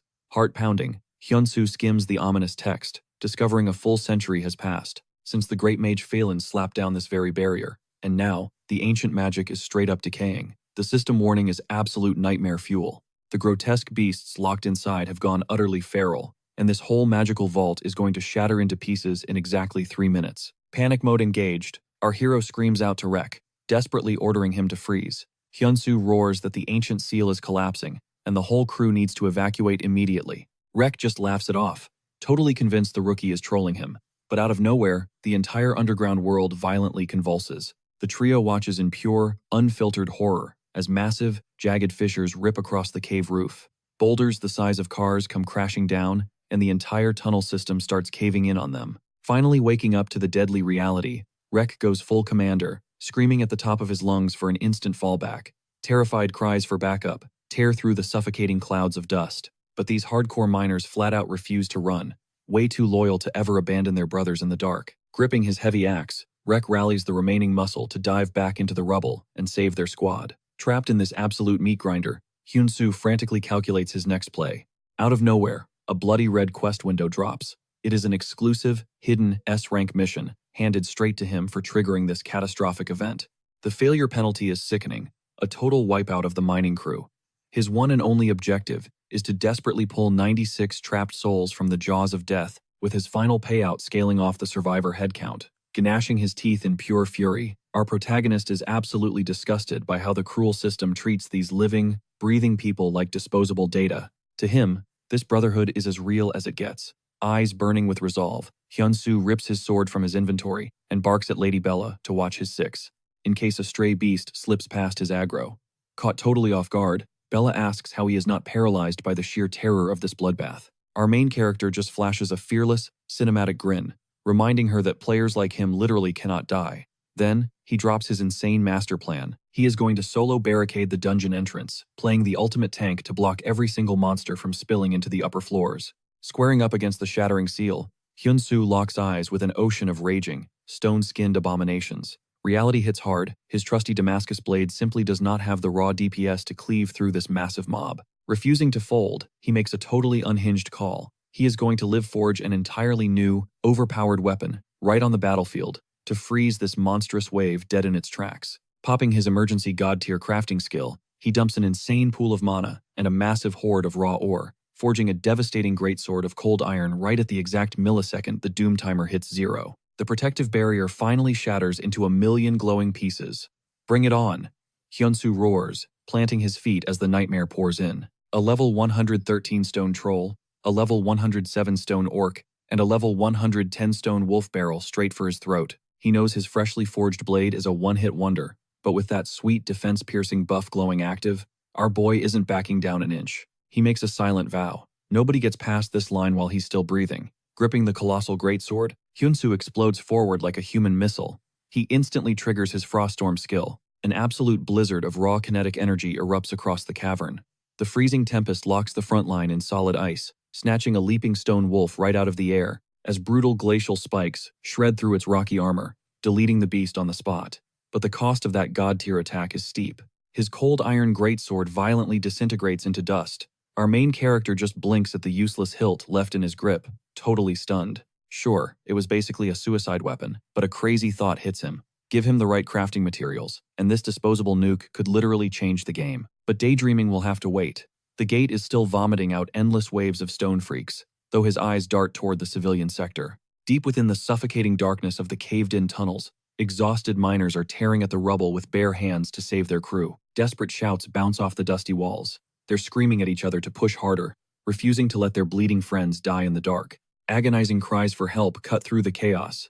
But these guys aren't leaving a single soul behind.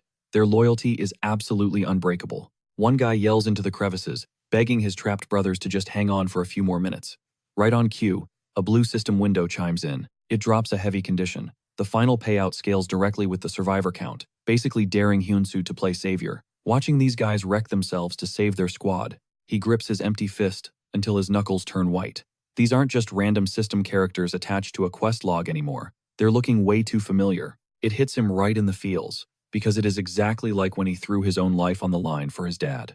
These people are literally bleeding for their families, just like he did back then. His eyes ignite with a terrifying new resolve as he squares up against the monster-infested choke point. He is bringing everyone home alive, period. But throwing down near the civilians is a fast track to casualties, so he needs to pull massive aggro. He dashes into a totally different corridor, screaming at the top of his lungs to bait the mob, and the system eats it up. A massive squad of rock-solid orcs and wolves peel off to hunt him down. Dragging them deep into the dead zone, our boy finally spins around to welcome the slaughter. The Damascus blade sings as he unsheathes it, instantly diving into the meat grinder. He dances through their lethal strikes like a ghost, carving perfect critical hits before slipping past a colossal stone hammer that absolutely craters the floor inches from his toes. With a beautifully synchronized combo, Hyunsu executes both a wolf and an orc in a single, fluid heartbeat.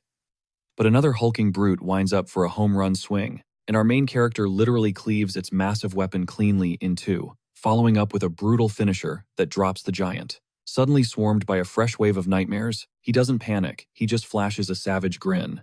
Playtime is officially over.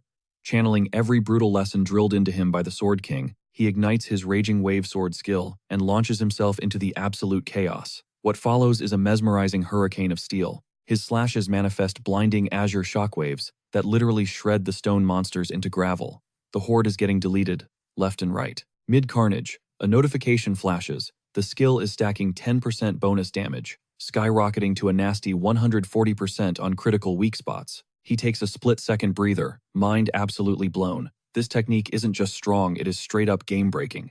Pulverizing the final enemy into dust, Hyunsu completely crashes, gasping for air in a sea of shattered stone. As his heart rate settles, the system goes crazy with alerts. The first pop-up proudly declares the mine dungeon completely cleared, while a golden prompt confirms the hidden quest is a wrap, locking in the final count.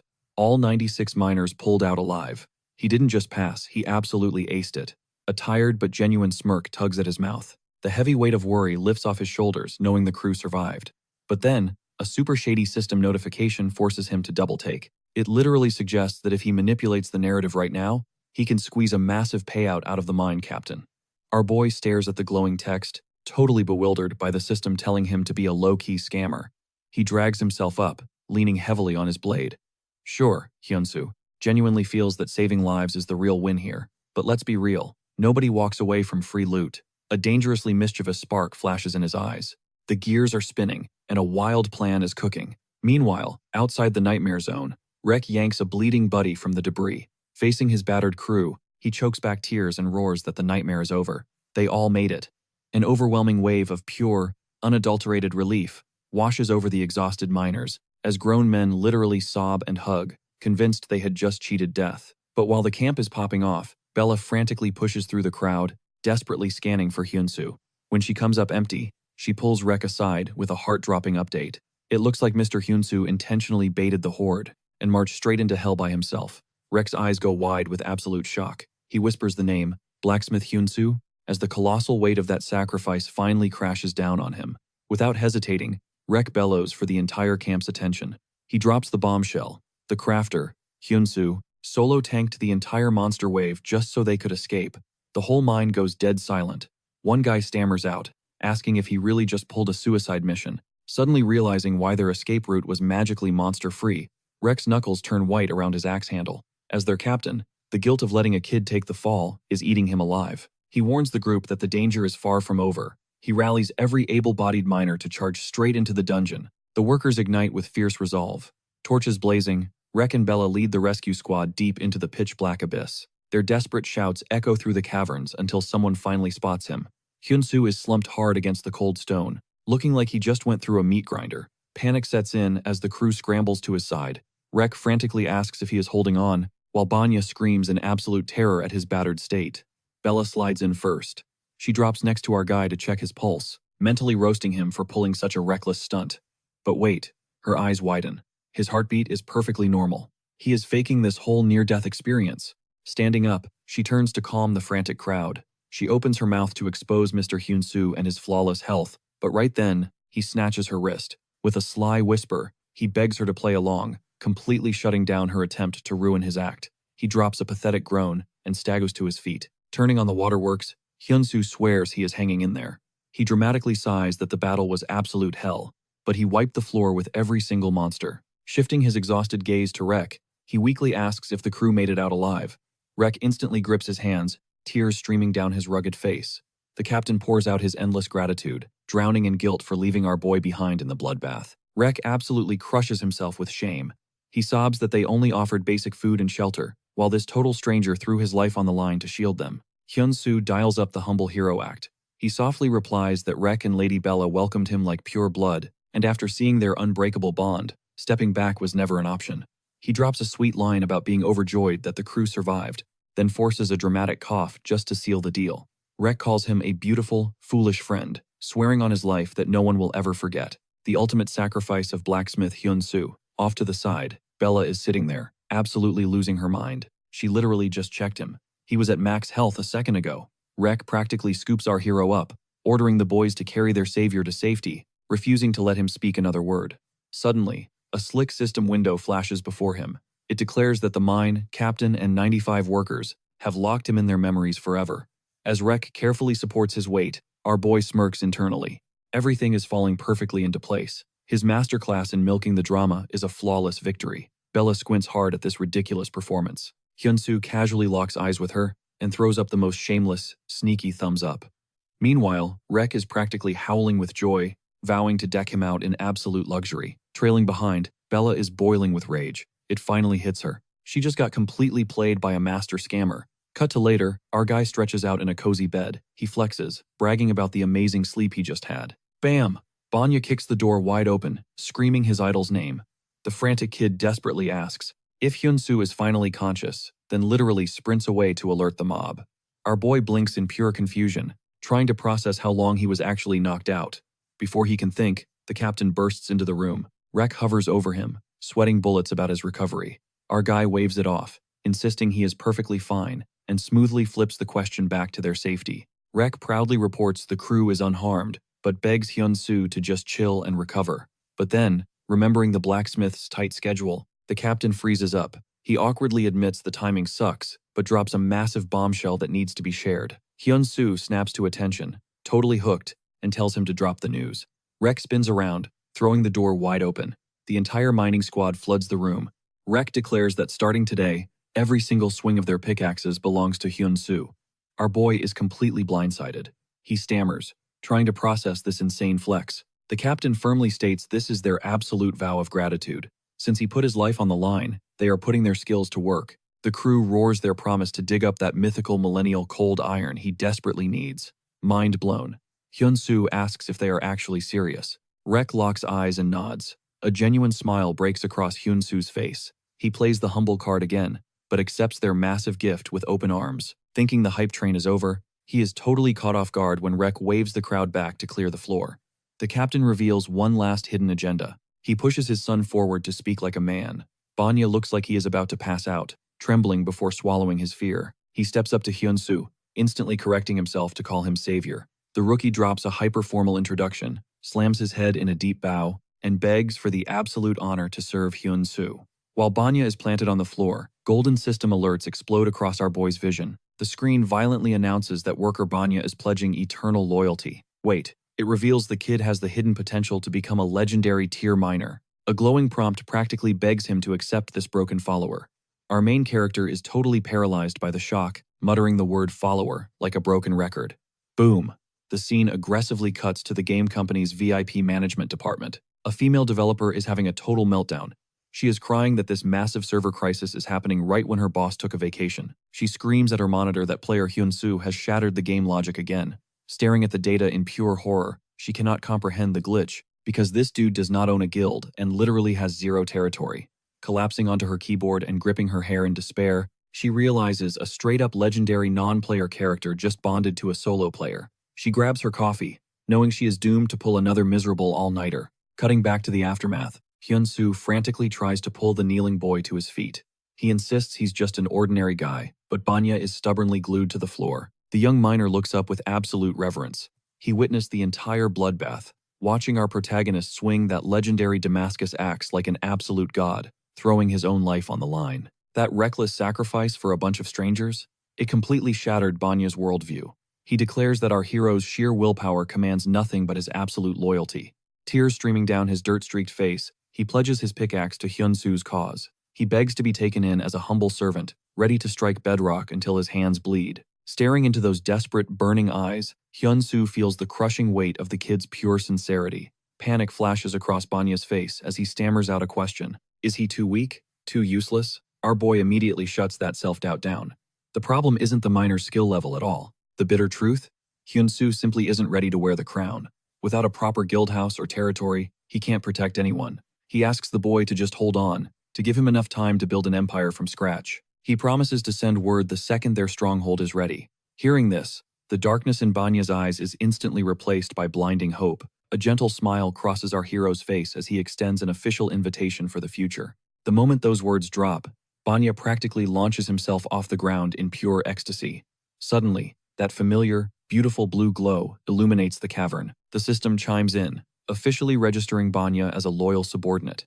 Overcome with emotion, the kid tackles our protagonist into a bone-crushing hug. But wait, the system isn't done yet. A new notification unlocks the follower stat window. A massive, glowing holographic panel materializes in thin air, and the details are absolutely insane. Banya isn't just some random NPC, he's a certified epic tier follower. Sitting pretty at level 165, this kid is a hidden monster. His base mining power shatters the scale at an unbelievable 1,672, and his skill tree is completely stacked. From passive buffs like detect rare minerals to the broken tireless miner active ability, he's a walking goldmine. The system lore literally hypes him up as a child of destiny. It boldly predicts he will ascend as the undisputed greatest miner in existence, boasting limitless growth potential. He is the literal definition of the greatest of all time. A sly grin creeps onto Hyun-soo's face. He just secured a legendary asset all because he played the hero card right. Buzzing with chaotic energy, Banya practically vibrates as he asks for their next meetup date. He quickly waves his hands, promising he isn't trying to pressure the boss. Our guy casually claps him on the shoulder, swearing the reunion is just around the corner. Fired up, Banya makes a hardcore vow. He and the crew are going to grind relentlessly, hoarding a mountain of raw materials for their new master. He even begs his idol to drop the formalities and treat them like true subordinates. Our protagonist smoothly agrees. He promises to ditch the polite speech and call the kid by his name from here on out. Rek watches this whole heartwarming master-servant dynamic unfold with serious dad energy. Stepping out of the suffocating darkness of the tunnels, the surviving crew rallies around a swirling, dimensional extraction gate. Notifications flood Hyunsu's vision, dumping 45 standard iron and 51 premium cold iron straight into his inventory. But Rek steals the spotlight, strutting over to an absolute mountain of crystalline, pulsing blue rocks. The veteran miner is practically vibrating with hype. He proudly drops the legendary name, Millennial Cold Iron. Gesturing to the glowing jackpot, Rek pulls up the official system appraisal window for everyone to witness. The stats are brain-melting. This is a unique grade artifact material.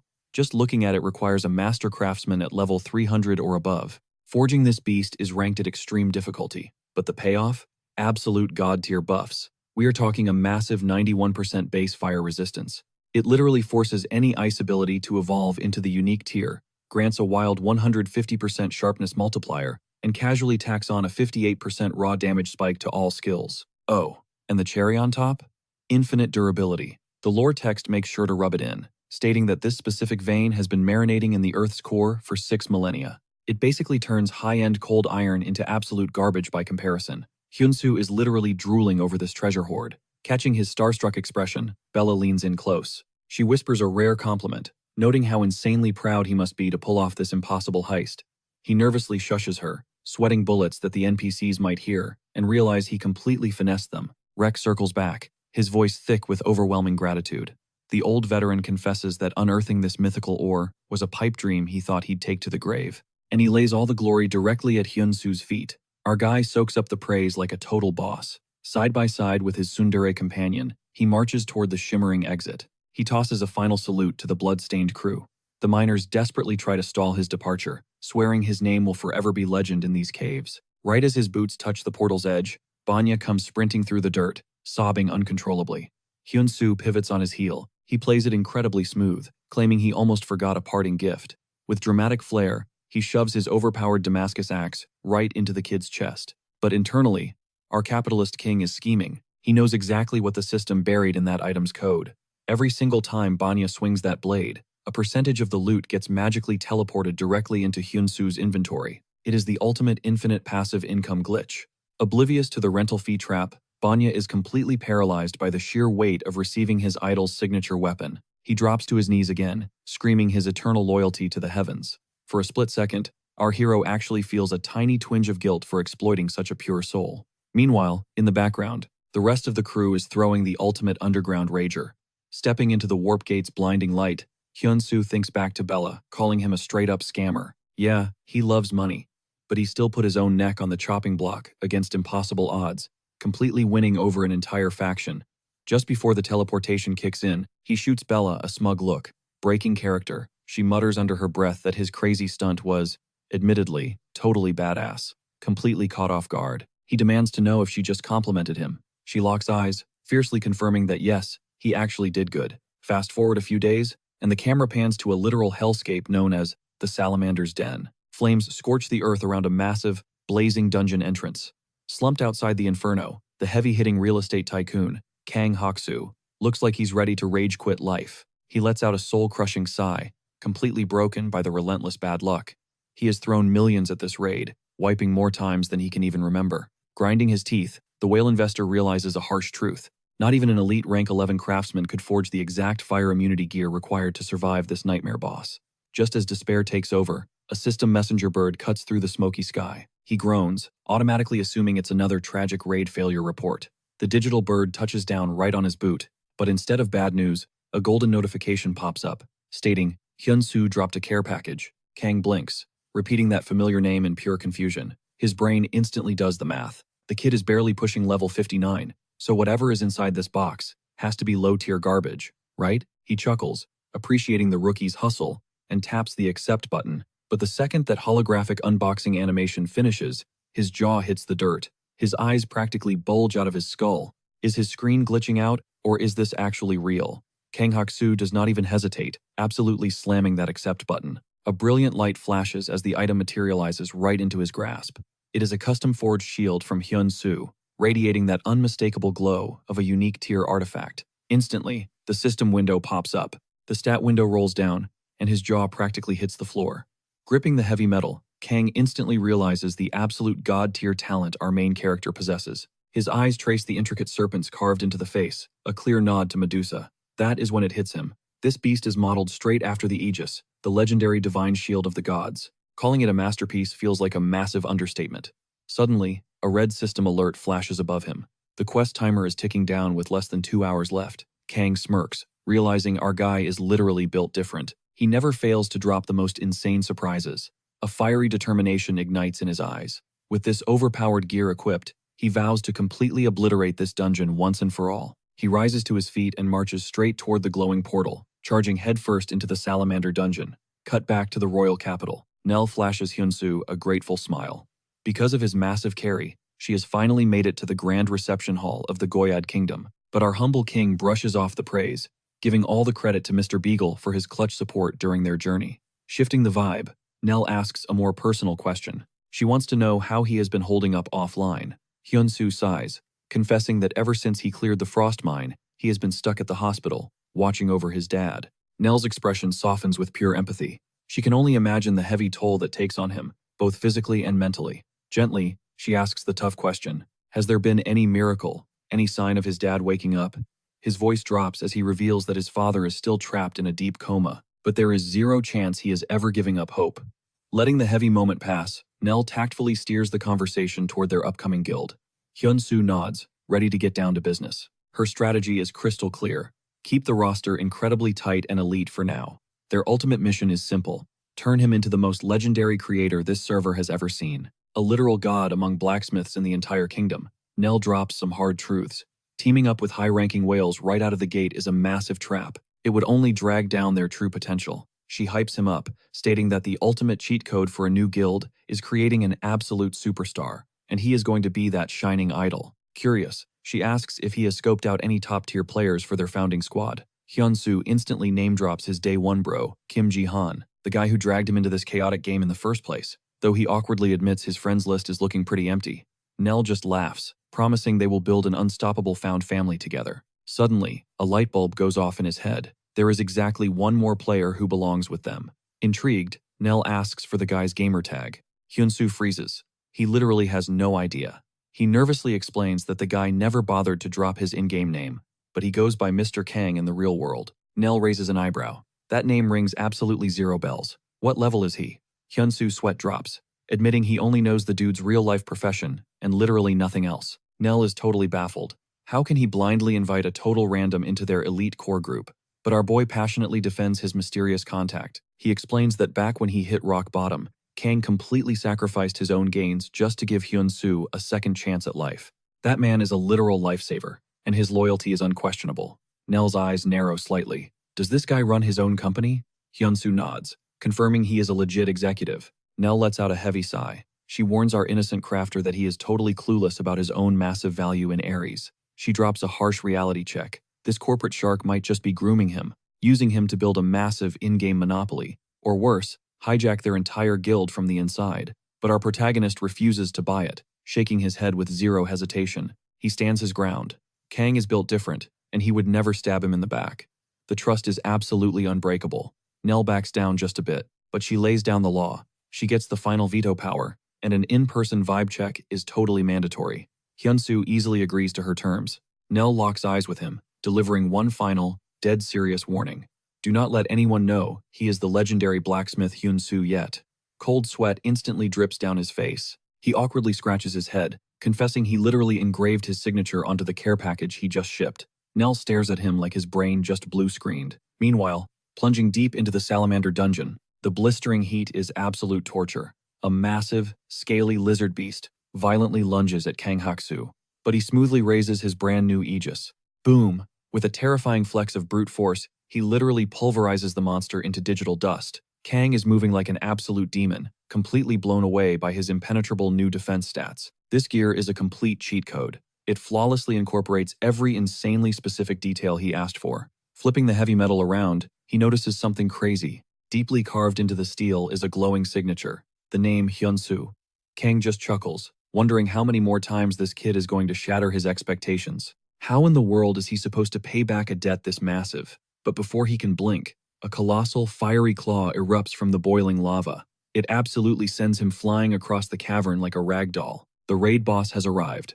The towering, infernal Fire Queen manifests before his very eyes, conjuring a blinding sphere of pure hellfire She ruthlessly launches it straight at his face. A catastrophic explosion violently shakes the entire cavern.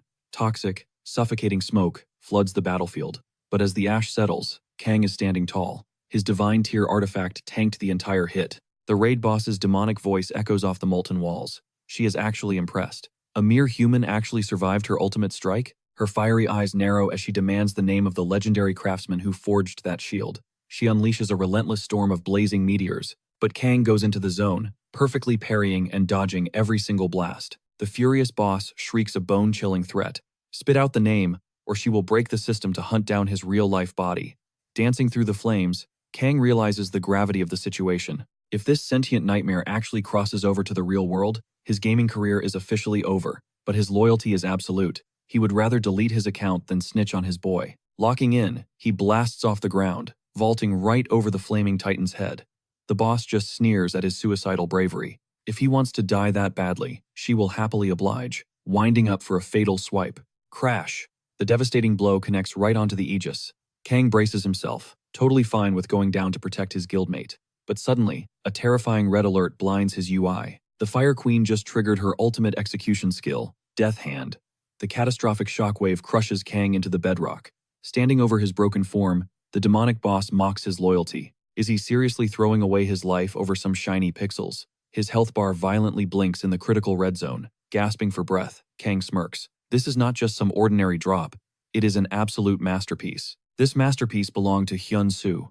Without warning, a golden system window shattered the air. The legendary shield awakened, pulsing in perfect harmony with his fighting spirit. "This is a gift from my brother," Kang roared, his voice echoing through the dungeon. An explosive shockwave erupted from the metal, forcing the bewildered Fire Queen to stagger backward. Freezing mist swirled around his grip, forging a deadly spear of pure glacial magic. The system chimed. He had just unlocked the ultimate hidden skill, Frost of Aegis. Shrieking in absolute fury, the boss summoned a sun-scorching sphere of apocalyptic flames. Blinking crimson alerts flooded his vision. A catastrophic magical attack was incoming. Launching himself into the burning sky, Kang unleashed the glacial javelin with earth-shattering force. Before the monster could even blink, the frozen blade impaled her skull, reducing the mighty boss to a pathetic pile of dust. The raid was officially over. Kang Hak-soo had completely decimated the Salamander dungeon, securing the ultra-rare drop, the Crimson Dragon armor. Holographic notifications exploded like fireworks. He hadn't just cleared a dungeon, he had conquered a mythical secret trial and claimed a highly coveted, hidden piece. Gasping for air, he stared at the glowing text. The system praised his unbreakable loyalty. Even staring death in the face, he had fiercely protected his brother's identity. Boom! A brand new title dropped, Growing Warrior. But then, a legendary story progression reward materialized out of nowhere. Kang's jaw practically hit the floor, his mind racing at the possibility of a mythical hidden class awakening. Suddenly, an absolute tsunami of system alerts hijacked his screen, crowning him as the ultimate, flawless striker. The text glowed with epic tier brilliance. The final, golden notification confirmed his destiny. He was officially walking the path of the Growing Warrior.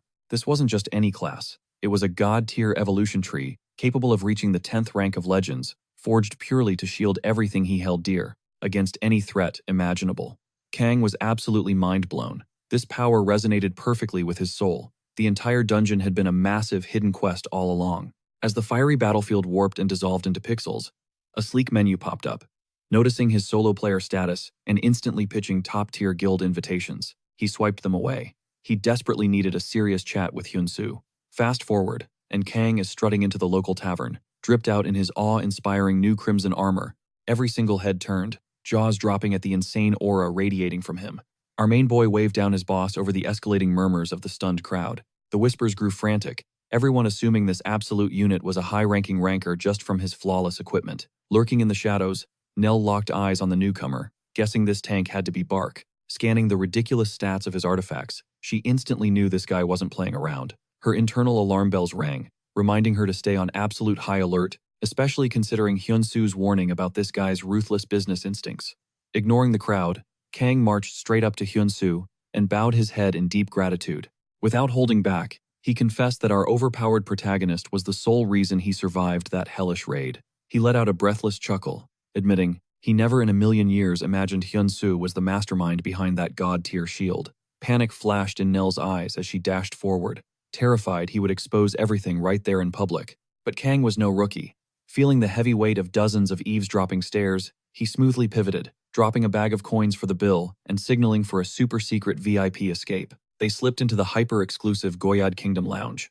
Not one to waste time chewing the fat, Kang immediately dropped the bomb. He looked our boy dead in the eye and revealed he knew his ultimate secret, all thanks to the subtle signature etched into the legendary metal. The mythical blacksmith was sitting right in front of him. Nell, watching this high-stakes exchange like a hawk, mentally applauded the tank's absolute lack of hesitation. Our main character just offered a calm nod, confessing he specifically left his mark because he refused to lie to a true brother-in-arms. That seal of trust was completely intentional. A heavy, armored hand clamped down firmly on Hyun-Soo's shoulder. Kang smiled warmly, admitting the puzzle pieces had already been falling into place, ever since that insane flex of trying to buy back the entire forge. But surviving that boss fight, that was the absolute proof of our hero's unfathomable, world-breaking potential. Leaning in, Kang shared a quiet detail from the dungeon. When greedy scavengers demanded the artifact's origin, he proudly claimed it was a priceless treasure, forged by his best friend. Emotion swelled in our protagonist's eyes as he whispered his thanks. Kang gave a fierce, unwavering nod, swearing on his life that this world-class secret was locked in the vault forever. Seeing this pure, unfiltered brotherhood hit Nell right in the feels. Guilt washed over her for being so defensive. Stepping out of the shadows, she formally apologized for the delay, officially introducing herself as Nell, the mastermind manager behind Hyun-Soo's operations. She swallowed her pride and admitted she had totally misread him. Kang blinked, completely caught off guard by her serious corporate vibe. She kept it 100% real, explaining her fear that some greedy executive would inevitably try to leech off our hero's broken abilities. A booming laugh erupted from the giant warrior. He shrugged, admitting her paranoia was actually completely justified. The awakened world was swarming with vultures who would kill to enslave a talent like Hyun-Soo.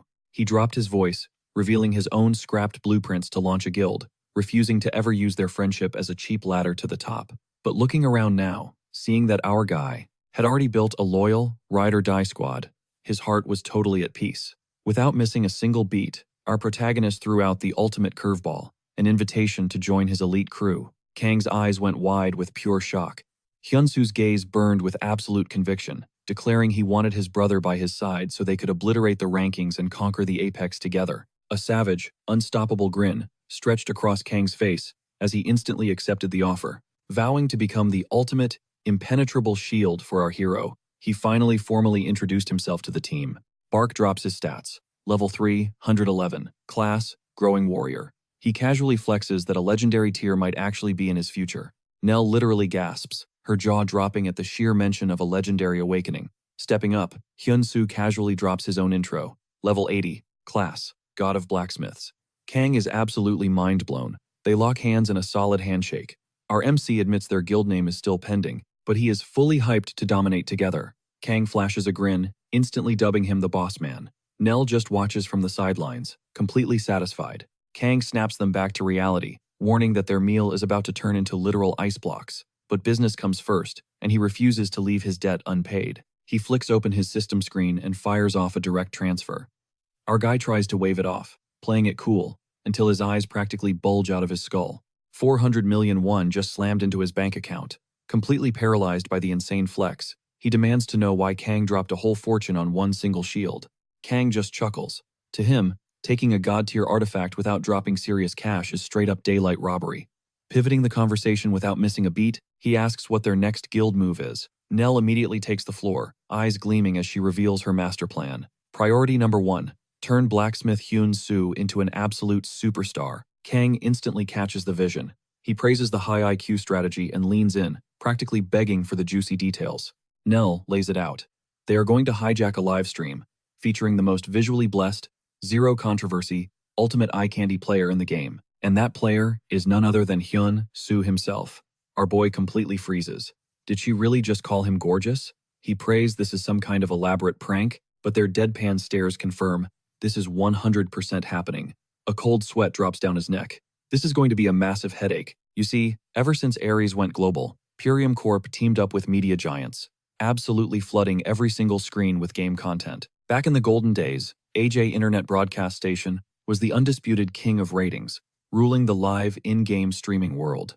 But right now, their studio is a total war zone. Staff members are panicking over tanking viewership until the producer drops a bombshell about a secret weapon. He reveals the master stroke. The elusive blacksmith Hyun refused a face-to-face, but agreed to an exclusive interview through the reigning martial arts champion. This is literally their final lifeline to keep the channel alive. The crew kicks into maximum overdrive to get the stream running. Meanwhile, the chat is already moving at light speed. Viewers are losing their minds over the legendary Room of Truth, a savage feature that forces avatars to reveal their real-world faces. The camera rolls. Hype man MC Tumps kicks off the stream with insane energy, announcing today's mythical guest, the absolute god of the martial arts tournament. He promises a jaw-dropping show, and the comment section practically catches fire. Not wasting a single second, MC Tumps skips the boring pleasantries and goes straight for the kill. He dramatically summons Mr. Hyun Soo to step into the Room of Truth. The portal flashes, and our hero walks in. The chat absolutely detonates, but for a completely different reason. A tsunami of question marks floods the screen. The confusion is palpable. Even Hyun Soo starts sweating, feeling the awkward tension. He whispers to the host, wondering if the server just crashed. But suddenly, the confusion morphs into pure, unfiltered thirst. The viewers are feral, completely mesmerized by his visuals, screaming that his insane good looks are breaking the internet. Caught off guard by the massive simp energy, our boy turns beet red, stumbling over his words. Cutting through the chaos, a user named Rowoon drops a mega donation. 500,000 won hits the screen with a single question. When is the legendary blacksmith showing up? Hyun Soo blinks at the monitor, totally stunned by the whale flex. The chat instantly identifies the heavy hitter. It is Rowoon, the absolute pinnacle of Korean forge masters and the guild master himself. Our guy realizes things just went from crazy to apocalyptic. Let us hit rewind to see how this storm brewed up a few days ago. Deep inside the Black Anvil Guild's private war room, 4 top-tier executives are locked in a heavy standoff. The tension shatters when Sylvia slams her hand down. She demands to know the identity of this random blacksmith Hyun and why they dragged everyone into an emergency summit during peak grinding season. Dox scoffs, asking if she has been completely disconnected from the server. He drops the cold hard facts. This mystery smith is the most viral anomaly in Aries right now.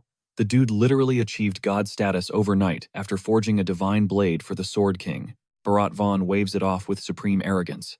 He claims their legendary guild has zero reason to sweat over some solo wildcard. But Dox shuts him down, warning that underestimating a rising star is a fatal mistake. His master plan? Snatch the guy up before his clout becomes uncontrollable. The heavy silence returns as Guildmaster Rowoon finally speaks. His presence commands the room. He acknowledges their concerns about this rogue creator, but declares he will not make a single move until he gazes upon the man's skills himself. Snap back to the present.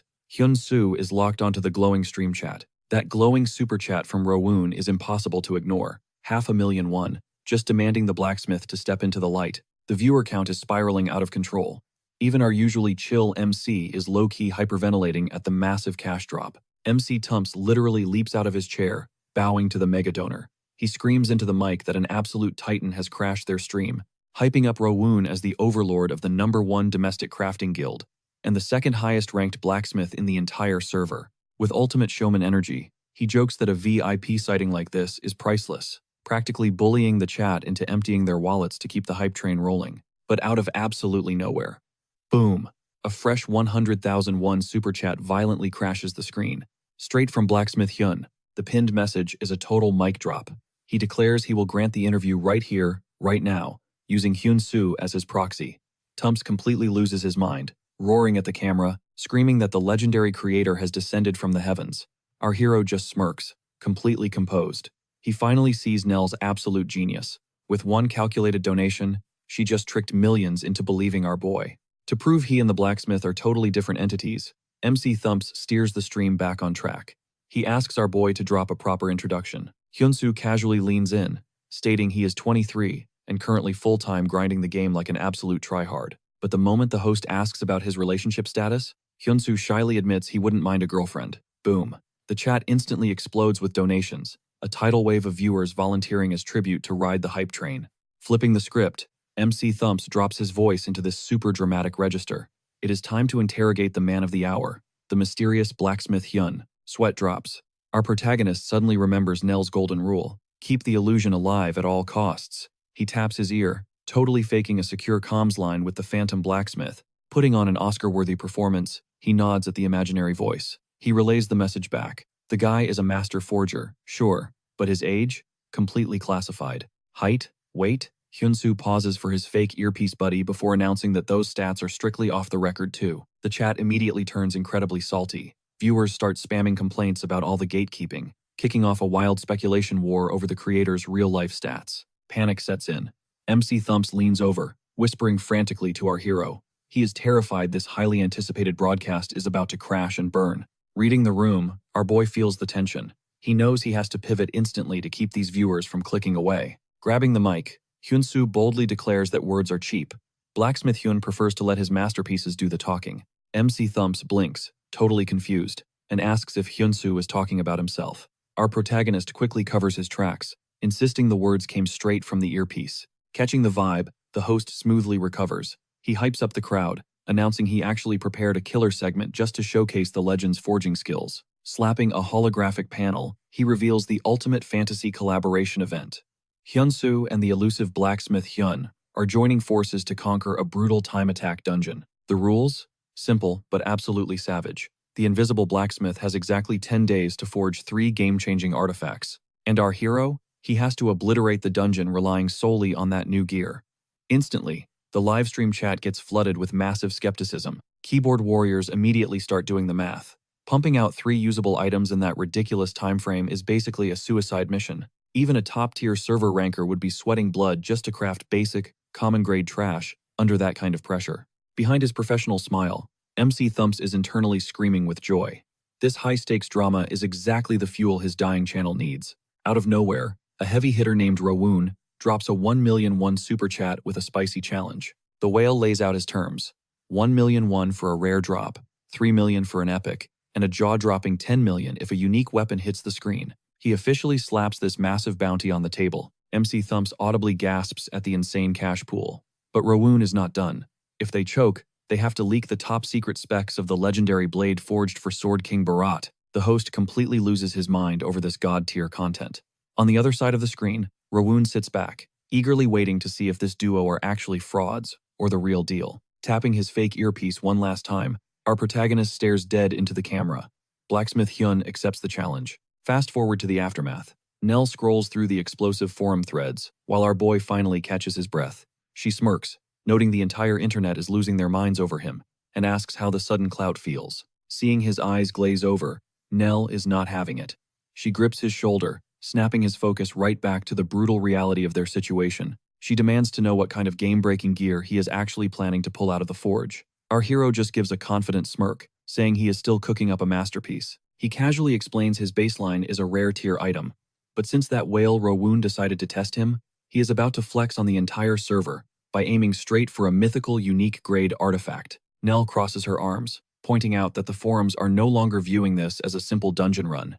It is a full-blown ego clash between the legendary blacksmith and the millionaire Rowoon. Our protagonist tries to brush it off as just a stream challenge, but she cuts him off instantly.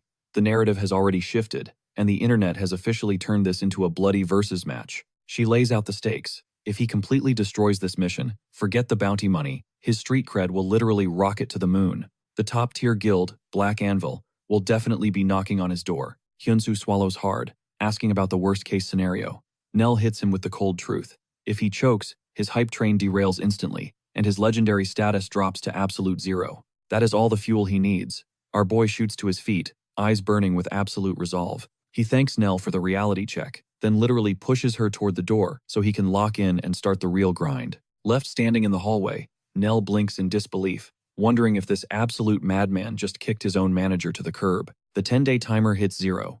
Welcome to the Time Attack Dungeon, a hellscape swarming with vicious orcs and bloodthirsty goblins. The stream goes live, and a staggering 80,000 viewers instantly flood the broadcast. Back in the studio, a production staffer leans over to writer Kim, whispering in awe. Are they witnessing the golden era of their channel right now? Kim crosses his fingers, praying to the algorithm gods that this run becomes a viral sensation. MC Thump's voice booms through the speakers, kicking off stage 1. Below the jagged cliff, a hit squad of 40 savage monsters waits for blood. The objective? Annihilate the horde, push through the carnage, and shatter a glowing red crystal sitting on a peak 400 meters deep into enemy territory. The host reminds the chat of the current reigning champion, Prow, the server's number 7 powerhouse, holding a blistering record of 1 minute and 23 seconds. If our hero shatters that time, an extra 10 million won bounty drops straight into his pocket. The livestream chat goes absolutely feral over the insane cash pool. 3, 2, 1. The digital timer flashes.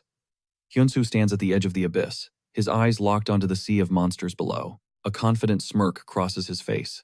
He mutters to his audience that today's god-tier artifact is not a fancy bow or a magic arrow, but a heavy-duty gauntlet. He locks the metallic beast onto his arm and effortlessly draws his bowstring back. The stats are absolutely terrifying. This single gauntlet injects his core strength with a massive 111-point boost, stretching his attack range to sniper levels. Without hesitating, Hyunsu lets the arrow fly. Infused with game-breaking kinetic force, the projectile transforms into a weapon of mass destruction. The arrow literally rips through the goblin horde like a hot knife through butter, vaporizing everything in its path. It crosses the massive 400-meter death zone in a split second, violently shattering the crimson crystal into a million glittering pieces. The system chimes. A golden notification flashes across the stream. Stage 1 cleared. New server record. 41 seconds. MC Thumps loses his mind, screaming his congratulations, as history is forged live on camera. The announcer's voice booms across the arena. Thanks to that record-shattering performance, our boy just secured the 10 million won bag. A massive, confident smirk flashes across the face of Hyunsu as he stares dead into the lens. He respectfully cuts the host off, dropping an absolute bombshell. His actual payout is a cool 20 million won. MC Thumps freezes, completely lost for words on the live broadcast. But our hero just locks eyes with the camera, directly calling out Rawoon and their high-stakes wager. The big reveal drops that freshly forged gauntlet is actually a unique tier masterpiece. Miles away behind his monitor, Rawoon is completely paralyzed by pure shock. The chat explodes, as Rawoon violently types out a demand to see the artifact specs right this second. Hyunsu smoothly obliges, hoisting the gear high as it erupts in a blinding, majestic, golden aura. With a flick of his wrist, the legendary system window pops up for the entire stream to witness.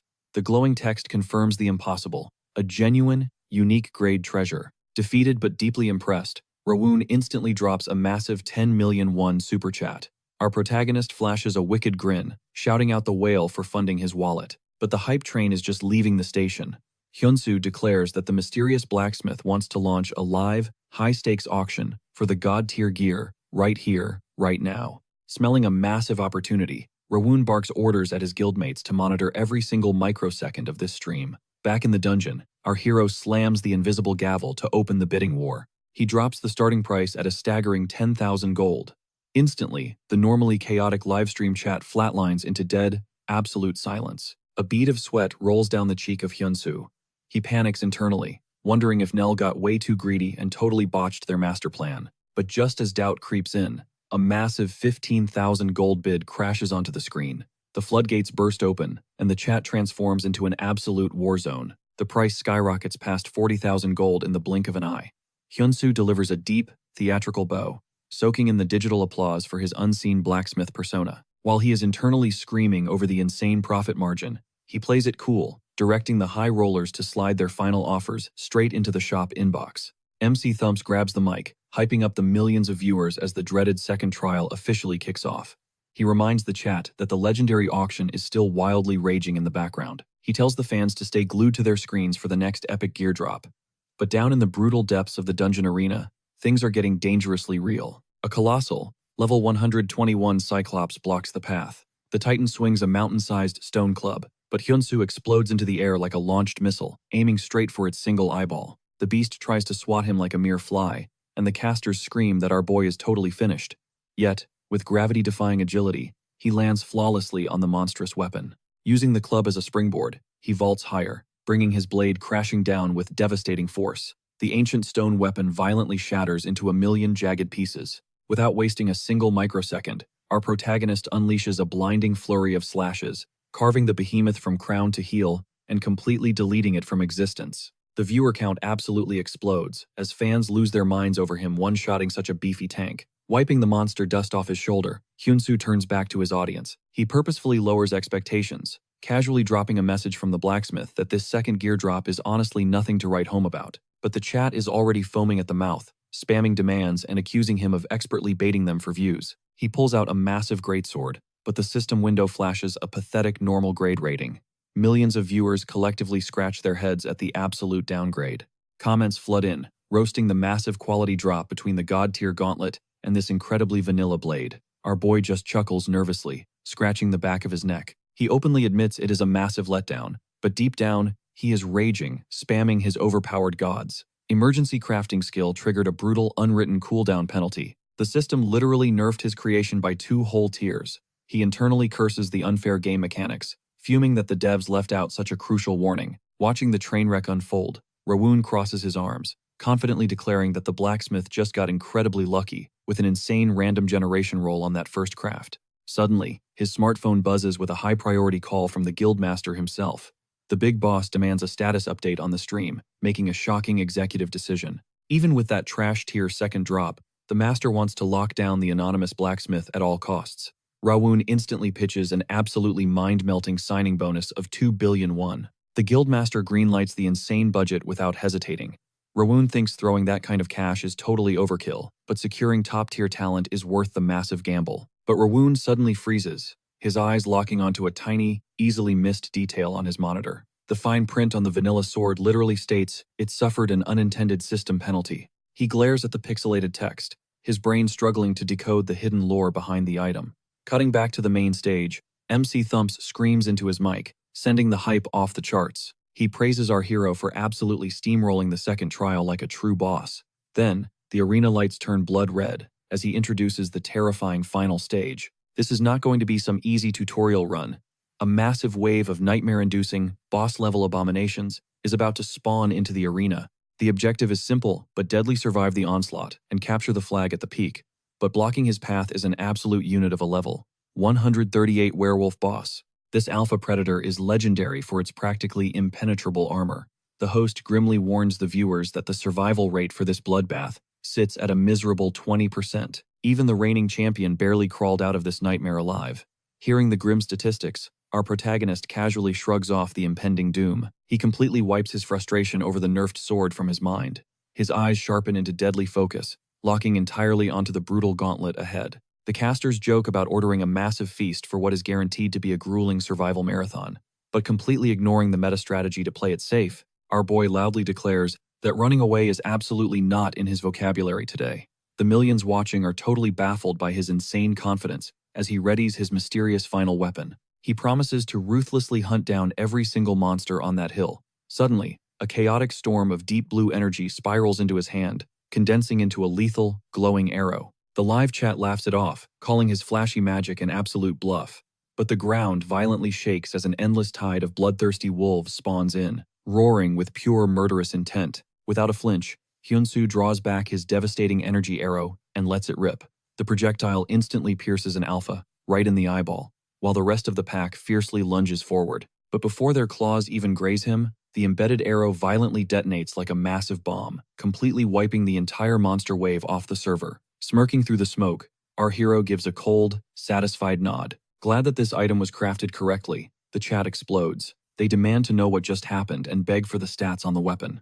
Hyunsoo introduces the third item. He explains that it is the 1000-gun bow, crafted in the style of the legendary bow, said to have shot down the sun and moon in Jeju Island mythology. The Jeju Island myth exists as a folktale shared by the father of Hyunsoo during the protagonist's childhood. The legend states that centuries ago, the world possessed 2 suns and 2 moons, plunging the world into total disorder. To resolve this, Sobyulwang, the king of the upper world, reached out to his elder brother, Daebyulwang, who reigned as the king of the underworld. To fulfill his brother's dream, the elder brother came to this world and used the 1000-gun bow to bring down 1 sun and 1 moon. That story made Hyunsoo more curious about the bow itself, rather than the brothers. In that moment, he thought of making the weapon himself, and shared this ambition with his father. Later on, when our boy grows up, he attempts to craft it using his knowledge and Aries technology. He faces a significant challenge regarding the weight of the bow, as he is unable to determine how much personal strength he needs to increase to wield it. Then, our protagonist thinks of a solution. Instead of putting weight into the arrow itself, he decides to increase the weight of the enemy after they are struck by an arrow. To complete the craft, Hyunsoo uses a special type of wood acting as a material for special abilities, successfully creating a new type of 1000-gun bow. Now in the present, our hero is fighting his enemies and killing them one by one.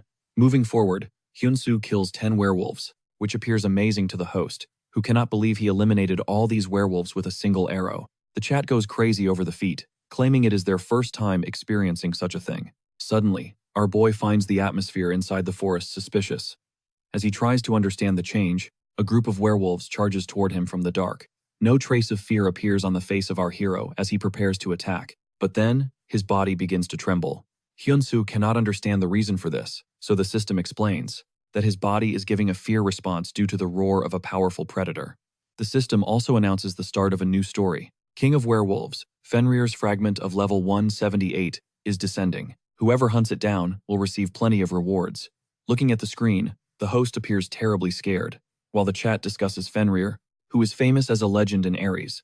Our protagonist's body does not work properly due to the fear of the beast. Fenrir attacks our boy, using its blood claw, resulting in an injury.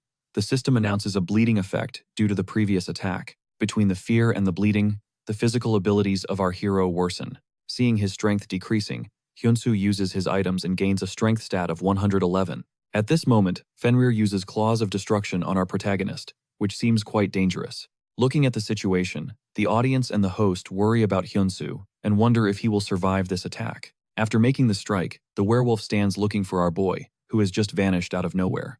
Hyun-soo counterattacks Fenrir, calling it his decisive move. He attacks right at the eye of the wolf, making it fall to the ground. Yet, it still tries to catch our hero with its other claw. Dodging the strike, our protagonist makes his last move and hits the eye of Fenrir with an arrow, calling it the real weapon. With this attack, the weight of 1,000 goon shifts to the Fenrir at the point of impact, which results in the beast getting stuck deeper into the ground. As the tables turn, it appears even more shocking to the host, who looks at the screen in disbelief. Later on, our hero jumps into the hole where Fenrir lies and sits on its head. The host yells in disbelief, since he cannot understand how that bow worked on the werewolf. Seeing this, the audience begins to ask for the 1,000 gunbao so they can buy it. Apologizing to them, Hyun-soo states that after seeing the power of this weapon, the big bro has changed his mind and is not selling it. The chat pleads with our boy, asking him to tell the big bro to sell it, promising to become his fans in return. Jumping out of the hole, our hero again apologizes to the audience for not selling. Holding the 1,000 gunbo in his hand, Hyun-soo offers the archers a deal. The big bro will accept a crafting request from one of them. He orders them to send a message to the blacksmith shop of Hyun-soo to get selected. Then, the screen vanishes, as he thanks the audience for watching his live. Later, our protagonist goes back to his rented shop, talking about how the broadcast turned out really well. Moreover, during the competition, he gained legendary materials and experience. As he looks at his level on the system, it has increased to 100. The moment his HP stabilized at 82%, a glowing blue system prompt materialized before his eyes. The wait was finally over. He had officially unlocked the authority to establish his very own guild. A triumphant smirk crossed his face as Kim Ji-han and Nell immediately popped into his head. The power to recruit his loyal comrades was finally resting right in the palm of his hands. He even mentally bookmarked Banya to join his ranks as a loyal vassal. But first, the most crucial step of any legendary faction, forging a name that would strike awe into the hearts of players. Envisioning a blazing path to absolute glory, he locked in the name Gwangmyeong, symbolizing a radiant dawn. The moment the registration processed, golden text exploded across his vision, crowning him as a guildmaster and blessing him with the prestigious Lord's Grace title. Almost instantly, fresh alerts chimed in, confirming Nell and Ark had officially pledged their allegiance. Ark immediately hyped up Hyun-soo's epic naming sense, with Nell totally backing him up. With the roster forming, Nell wasted zero time diving into the market for a guild headquarters, while our main character cheered on her hustle over a quick voice call. Curious about his next move, Nell asked how he planned to spend his downtime. Hyun-soo's tone shifted to dead serious. It was finally time to cash in on his vow to Barad. That totally caught her off guard, prompting her to dig for details. Our boy casually dropped the bombshell that Barad had specifically ordered a meetup the second his guild went live, and to make things even crazier, this meant he was marching straight into the heart of the Goyard Kingdom. Meanwhile, miles away in that very kingdom, the royal court was already brewing with tension.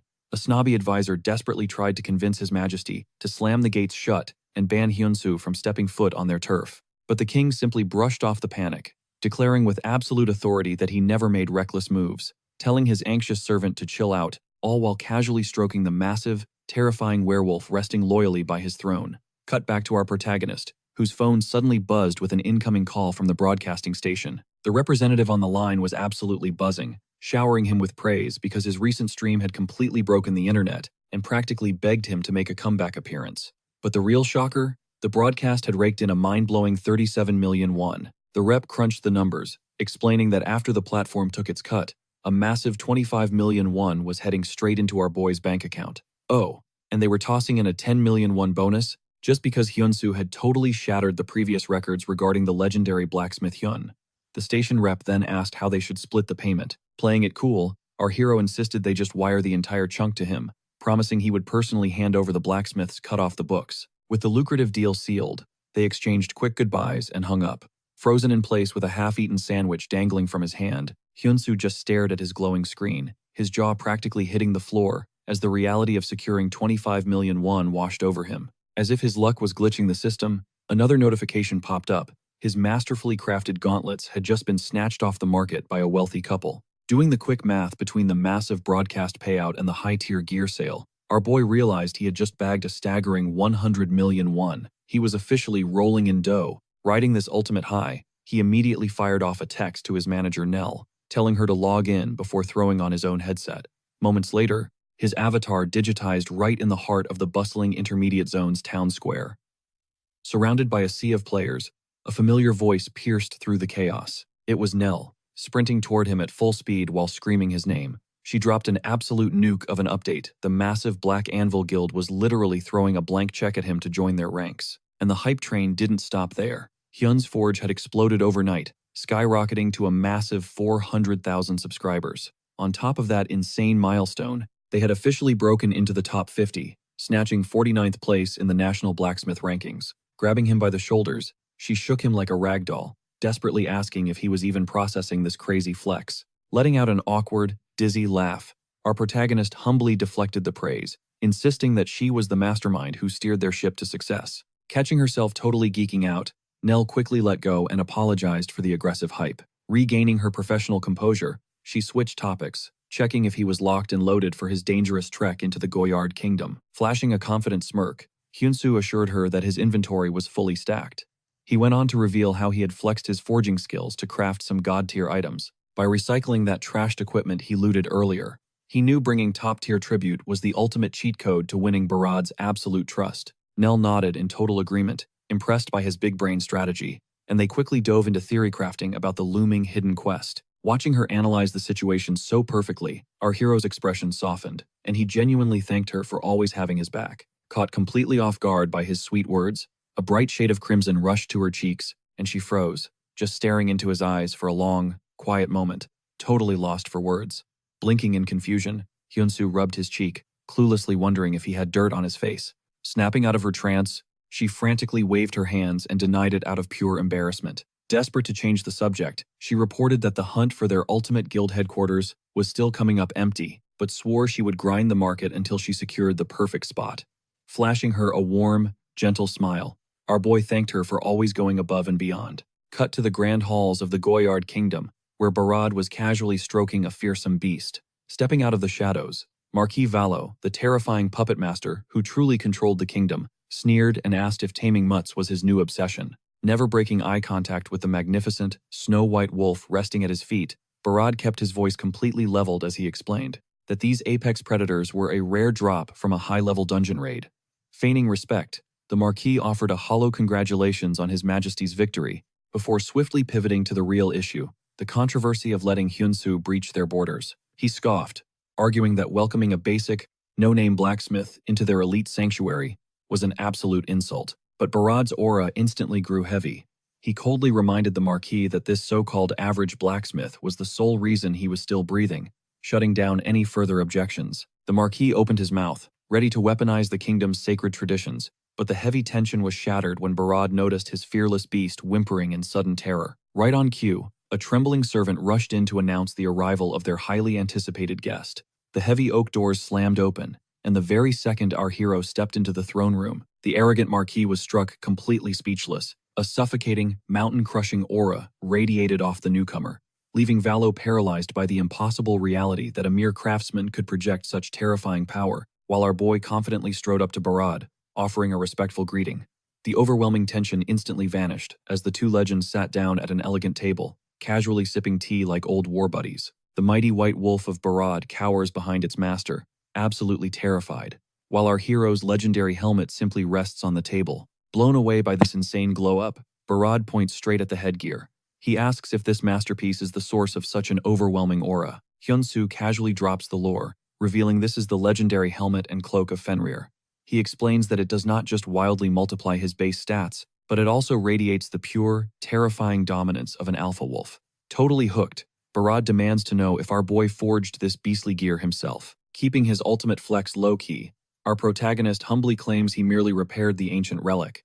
Shifting his gaze toward the trembling furball hiding behind the prince, our hero smirks, noting that the intimidation effect is clearly working flawlessly, while Barad frantically tries to soothe his traumatized pet. Getting down to business, Hyun-soo asks why he was urgently summoned.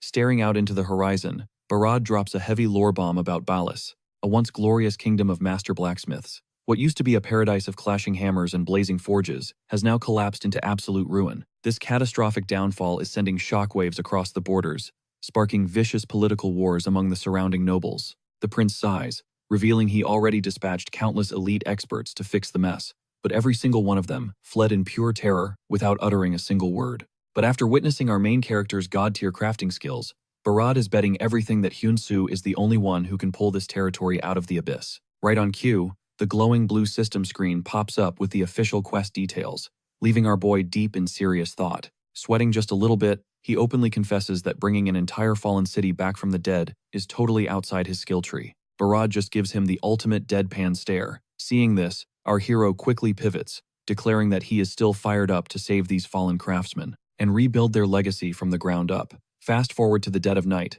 our elite trio, Hyun-soo, Nell, and Kim Ji-han, finally step into the cursed borders of Balas. Nell gets massive bad vibes, pointing out how every single forge is locked down tight. Scanning the shadows, Ji-han realizes this place is a literal ghost town, setting off all his internal alarm bells. Even Hyun-soo admits the atmosphere is insanely grim. Suddenly, a faint flicker of light cuts through the darkness, and Nell instantly points them toward it. They push open the creaky doors of a massive, cobweb-infested workshop, their voices echoing into the hollow darkness. Just as they assume the place is totally abandoned, a sharp rustle from behind a heavy wooden door freezes them in their tracks. The squad goes on high alert, watching intensely as a frail, heavily coughing old man slowly steps out of the shadows, clutching a rusty lantern. Trembling, he demands to know who these intruders are, and why they are trespassing in the dead of night. Our hero smoothly steps up, dropping a respectful apology for the sudden home invasion, and drops Prince Barad's name as their official VIP pass.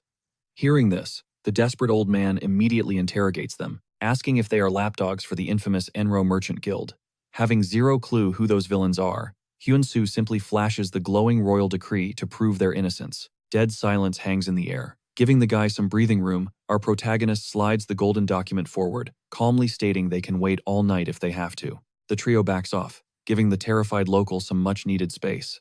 After a tense minute, the heavy door finally swings wide open, his defensive walls completely crumbling down. The old man lets out a shaky breath, muttering that seeing royal help in this cursed place is an absolute miracle. Stepping into the light, he reveals his true identity as Para, the former Grandmaster Blacksmith who personally served the territory lord. Cutting straight to the chase, Hyun-soo asks why a legendary forge city is completely pitch black. Para's eyes darken with pure sorrow as he reveals, the nightmare truly began the second the Enro Merchant Guild sank their poisonous fangs into the town. Our boy connects the dots, realizing this is the exact same shady group the old man was absolutely terrified of just seconds ago. Para warns them that the truth is a nightmare, asking if their minds are truly ready for this dark history. The scene seamlessly flashes back to the tragic golden era, back when the greedy vultures of the Enro Guild first discovered this hidden gold mine of master crafters. They rolled in blasting fake smiles and showering everyone with ultra-rare treasures. Seeing a massive chance to hype up their legendary weapons, the innocent female lord blindly swallowed the head merchant's sweet talk of free trade. The trap was set, and the guild officially dug their claws into the territory. But the real betrayal dropped during a fancy banquet, when that snake of a guildmaster challenged her to a high-stakes gamble. Being too pure for this ruthless world, the lord confidently accepted the bait, completely unaware she was signing their death warrant. The absolute second she lost that rigged wager, her entire kingdom was snatched away, plunging the city into the dark, tyrannical reign of the Enro Guild. Driven by pure panic, several blacksmiths attempted a desperate prison break, but the ones who got caught were brutally chained up as literal slaves by the vicious head merchant. Listening to this twisted horror story, Nell's blood absolutely boils at the sheer cruelty. Visualizing the hellish suffering these craftsmen endured, Hyun-soo silently vows that he will wipe this garbage guild off the face of the earth. Keeping his rage in check, Hyun-soo asks if Para is currently chained to these tyrants. The old man fiercely shakes his head, revealing he is a wanted fugitive because in her final moments of power, his lord commanded him to flee the slaughter, swearing him to a life-or-death oath to return and rescue his enslaved brothers. Breaking the heavy tension, Kim Ji-han confidently steps up, firmly believing that Paris' insane crafting skills could easily crush the guild in a rematch, honoring the lord's ultimate trust.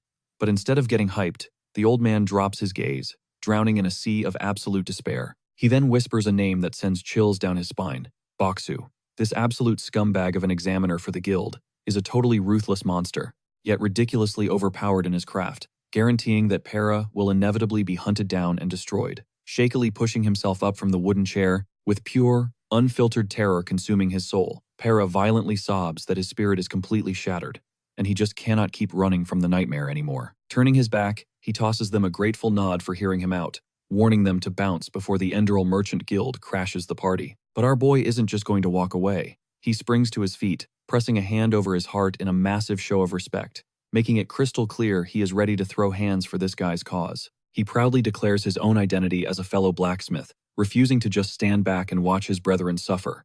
Para hits him with a warm, appreciative smile, but still turns down the lifeline. The old man starts reminiscing about the tragic fate of the craftsmen who came before, but a booming voice suddenly shatters the heavy atmosphere. Enter Baksu. He kicks the door wide open, his eyes immediately locking onto Para with a twisted, predatory gleam. This arrogant punk has been hunting the old man down for ages. Stalking forward like a predator, Baksu's overwhelming pressure sends Para crashing to the floor, instantly cornering him into a twisted, high-stakes bet. The steel sings as Baksu draws his blade, pressing the cold edge right against the terrified blacksmith's throat. Accept the challenge, or lose your head right here, right now.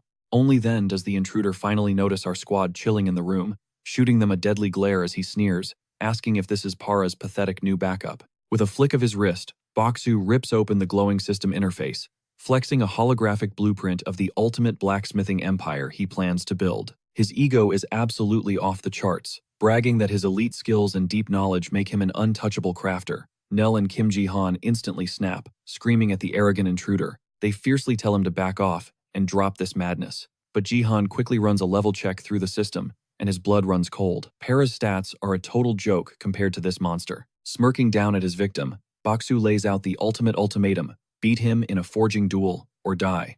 As the brutal assessment kicks off, the villain locks in a single, ruthless demand. The loser becomes an absolute slave to the winner's demands. Tossing the interface over, he demands the trembling old man to set his own terms. Swallowing his fear, Para desperately gambles everything, demanding the freedom of the local lord and all the captive blacksmiths if he pulls off a miracle. Baksu totally loses his cool, screaming about how much time he wasted tracking this geezer down. He barks at Para to grab his hammer, locking in the ultimate winner-takes-all deathmatch. Right as the old-timer steps toward the forging zone, our hero grabs his arm, eyes burning with concern. But Para just flashes a grateful smile, gently shaking off the grip before stepping into the arena. This is it, the ultimate test to forge a life-saving blade. He might be shaking like a leaf, but a blazing fire of pure determination ignites within his soul. But reality hits like a truck. Glancing over at Baksu's workstation, he sees a weapon so breathtakingly perfect that the old man can literally taste his own doom approaching. Despair crashes over him in heavy waves, the icy grip of death tightening around his neck.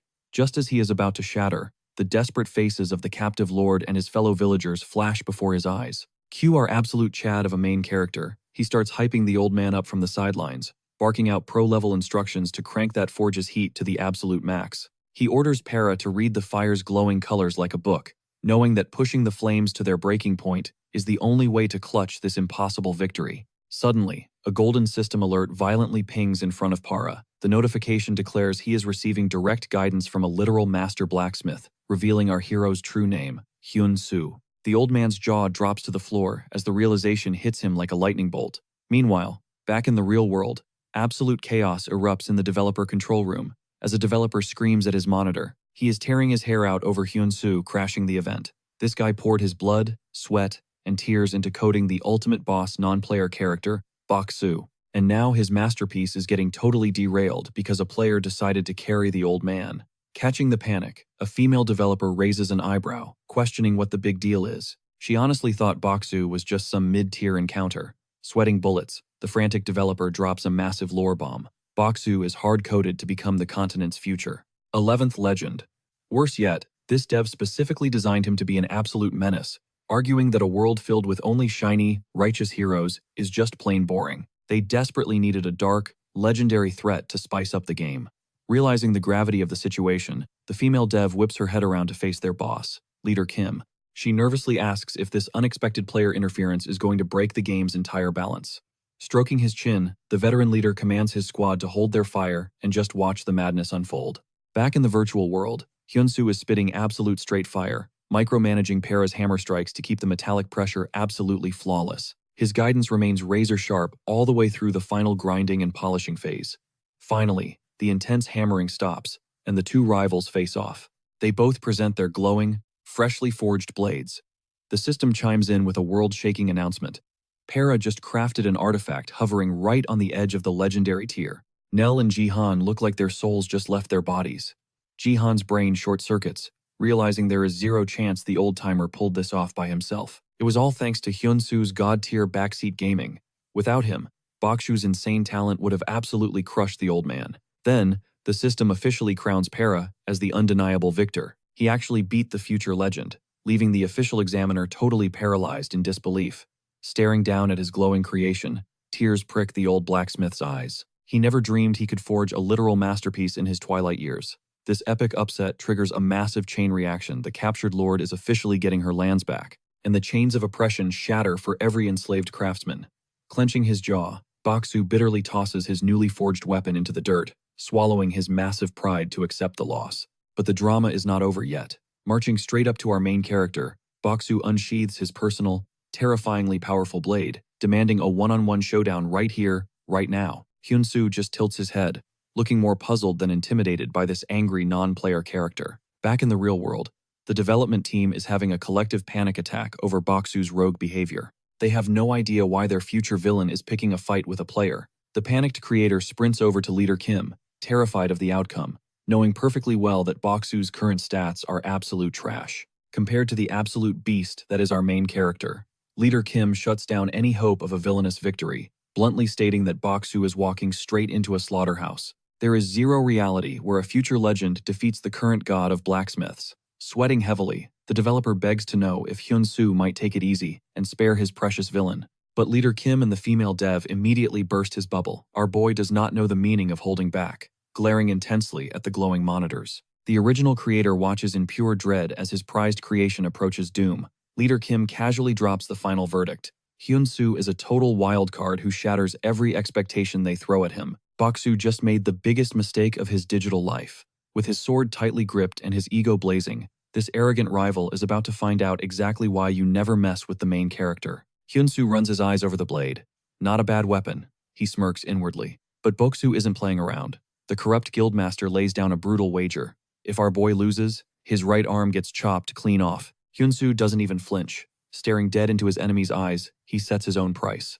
When I win, I'm taking that precious sword of yours. It is time to teach this arrogant fool a permanent lesson. The battlefield is set. The challenge? Extreme speed crafting. This isn't your average forging. They have mere seconds to forge a masterpiece, pushing their agility, absolute knowledge, and raw experience to the absolute limit. Bakshu scoffs with pure disrespect. Looking down his nose, he assumes our main character is just some clueless rookie totally out of his league. The timer drops. Both blacksmiths blur into motion, hammers striking with explosive speed. Bakshu is already tasting victory, convinced this match is in the bag. But underestimating our hero is a fatal mistake. Suddenly, an absolute supernova of light erupts from Hyunsoo's anvil. The blinding flash completely scorches Bakshu's vision. As the harsh glow finally fades, the iconic blue system window pops up.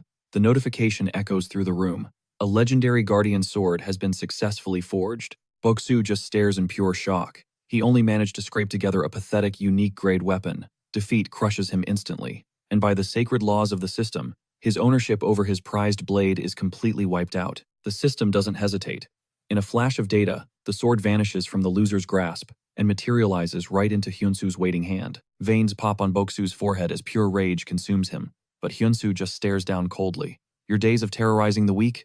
They end right here, right now. Our hero steps forward, his aura absolutely suffocating. He declares it is payback time for every single sin. The sheer pressure forces Bakshu's knees to buckle, sending him crashing to the floor. Hyunsoo rests the cold steel right against the tyrant's neck. Confess. he commands with chilling authority. Shaking with a pathetic mix of fear and fury, the broken guildmaster starts spilling his guts. He admits to choking the local blacksmiths with an insane 70% tax rate. Anyone who couldn't cough up the coins, thrown straight into brutal slavery. Hyunsu's eyes narrow into dangerous slits. And the lord of this territory? Did you lock them up too? Sweating bullets. Boksu shamelessly tries to justify his treason. He claims it was strictly business, just a necessary move to maximize his profits. Standing nearby, the old man Para screams in absolute agony. His heart shatters at the sheer injustice of it all. Cutting through the emotion, Hyunsu coldly interrogates him about the stolen fortune. Cornered like a rat, Boksu confesses the gold is stashed deep in the guild's basement. Our overpowered main character presses the blade closer. Is that everything? No more dirty secrets? The tyrant swears he is clean, but his eyes dart to a discarded blade on the floor. Snapping like a desperate animal, he roars that he refuses to go down this easily. He lunges forward in a cowardly sneak attack, but Hyunsu doesn't even blink. A casual, lightning-fast parry sends Boksu's weapon spiraling helplessly across the room. Following up, our hero delivers a bone-shattering punch straight to the jaw. Without missing a beat, Hyunsu hefts his newly won blade and cleanly severs the tyrant's right arm. Crimson stains the floorboards. As Boksu screams in agonizing pain, Hyunsu looks at him with zero pity. A single arm is a massive discount for the lives you have ruined, but executing him here isn't our hero's style. He turns his back on the pathetic mess and walks over to Para. He offers a genuine apology for the absolute chaos, swearing that this nightmare is finally over. The tyrant will never lay a finger on them again. Handing over the reins of justice, he asks the old blacksmith to name the penalty. But Para shakes his head. This right belongs to the true lord, who is still rotting in a dungeon. Meanwhile, Jihan and Nell are wrestling with the bleeding tyrant, tying him up like a caught pig. Boksu thrashes around, desperately trying to crawl away. Ignoring the pathetic display, Hyunsu locks eyes with Para to pinpoint the lord's exact location. The elder reveals she is locked deep inside the heavily guarded castle. Nodding calmly, our hero tasks Para with a vital mission. Bring her here. Let the rightful ruler pass the final judgment. Tears well up in the old man's eyes. He bows aggressively, showering our main character with endless gratitude for literally saving their entire world. Cut to the dark, damp depths of the castle dungeon. The true lord sits totally paralyzed in the shadows, hugging her knees in ultimate despair. Footsteps echo down the corridor, but she convinces her broken mind it is just an illusion. Nobody is coming to save her. Suddenly, Para's familiar face appears through the rusty iron bars. He frantically jams the keys into the lock. The lord's eyes widen in absolute panic. She begs the old man to run for his life. The sheer trauma of Boksu's cruelty has her convinced this is a massive suicide mission. Click! The heavy cell door swings open. Para reaches out a trembling hand, urging her to follow him to freedom. Stepping into the light, her mind is spinning with endless questions. Para's voice cracks with emotion. A total stranger descended from the heavens and saved us. As the Lord processes this crazy plot twist, he spills the tea about the legendary speedcrafting duel. She freezes dead in her tracks. Her brain simply cannot compute the data. Defeat the invincible tyrant in a blacksmithing match?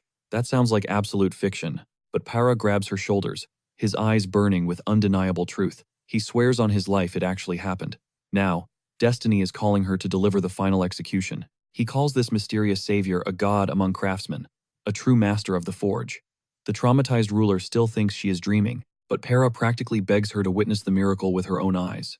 Taking a deep, shaky breath, she finally decides to step out of the shadows and face reality. Fast forward to the blacksmith guild.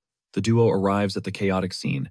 Pushing the heavy wooden doors open, her jaw literally drops to the floor. The untouchable monster, Boksu? He is writhing on the dirty ground, bound up like a helpless piece of trash. Because she is hiding behind a heavy, dark hood, our overpowered hero casually asks if she is the VIP they've been waiting for.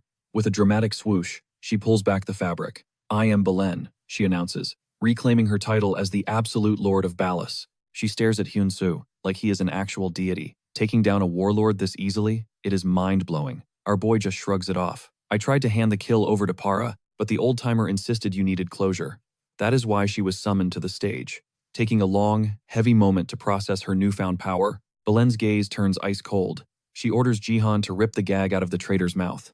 It is time for a little chat. The second the fabric is removed, Boksu shrieks like a massive coward. He spits venom, calling everyone in the room psychotic. Belen looks down at him with zero emotion. I gave you my total trust once, and you repaid me with chains and ultimate betrayal. Her aura flares with royal authority. I could forgive the hell you put me through personally. But this, Lord Belen's eyes flash with absolute fury. She is officially done playing nice with the tyrant who tortured her people. Without missing a beat, she commands Para to strip Baksu of every last dime and instantly shatter the blacksmith's chains. But this washed-up bully refuses to go down quietly, throwing a massive tantrum, barking about how he is the undisputed king of the valley. Bellin shuts that garbage down real quick, slamming him with a one-way ticket to the deepest, darkest dungeon for the rest of his miserable life. The reality check finally hits, and Baksu screeches like a cornered rat, begging and crying that he does not deserve this brutal karma. As the guards drag the kicking and screaming trash out of the throne room, his pathetic wails for mercy echo down the castle halls. The moment the heavy wooden doors slam shut, the thick tension breaks.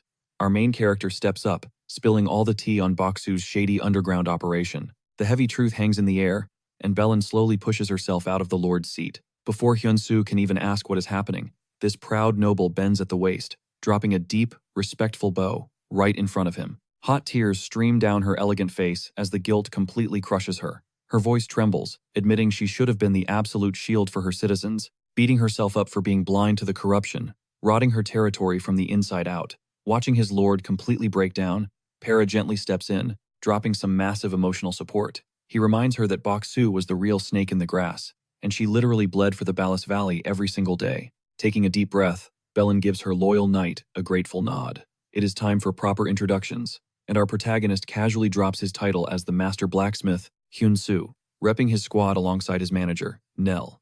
But Bellin completely catches them off guard by bowing an agonizingly second time, pouring her heart out for literally pulling her territory back from the brink of total annihilation. Our duo instantly panic, frantically waving their hands and practically begging a literal noble to stand straight, blushing super hard while claiming they just did the bare minimum.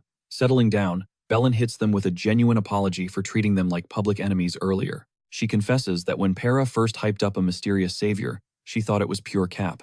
Growing up in a cutthroat noble society, she was hardcore brainwashed to believe every single outsider was just a leech looking for an easy payout. But seeing Hyun-soo's squad risk their necks for zero clout totally shattered that toxic mindset. She showers them with endless gratitude, leaving our boy completely stunned. Honestly, Hyun-soo only crashed this valley to knock out Barad's annoying quest, but seeing the genuine relief in their eyes hits entirely different. Saving the Bayless Valley and rescuing these master craftsmen feels like a massive win. Suddenly, the vibe shifts as Bellin, exchanging a knowing look with Para, decides to drop a massive nuke.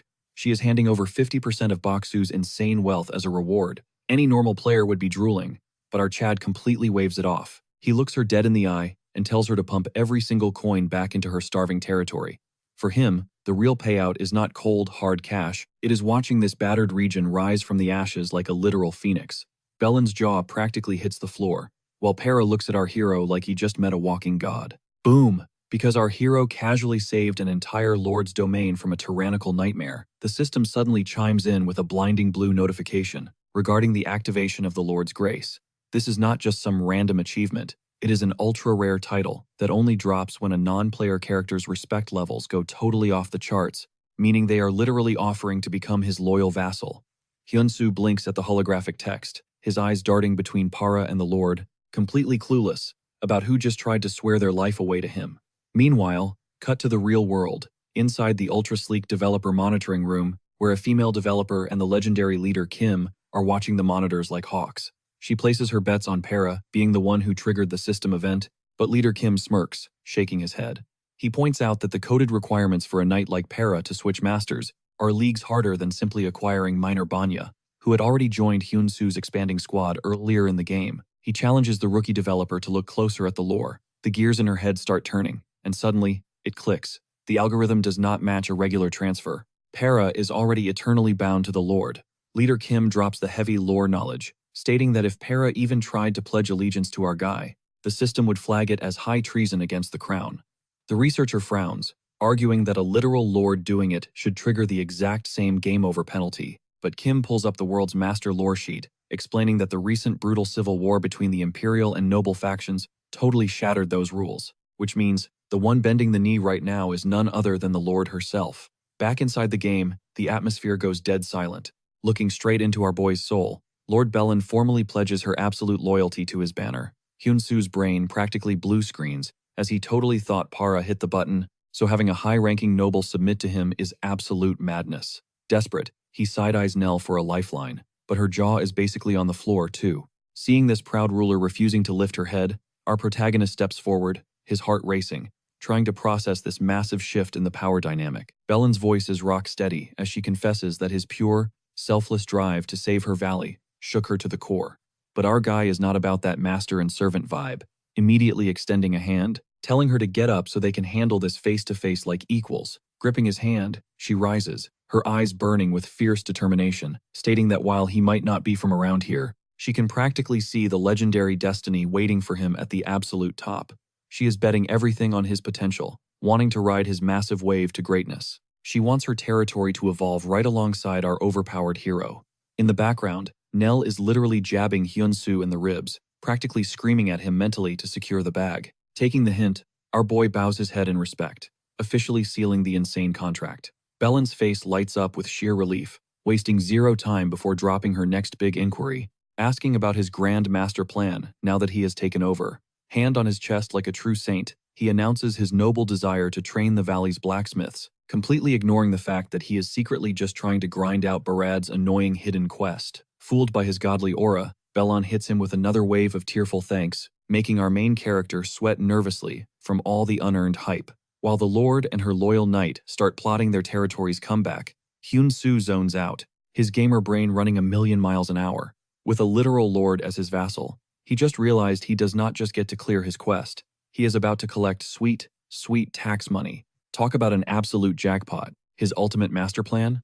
Leveling up these local blacksmiths so they can forge absolute god-tier weapons for the players. He calculates the massive profit in his head, but gets a little too hyped and accidentally blurts his master plan out loud. The entire room goes dead silent as everyone stares at him. Talk about awkward.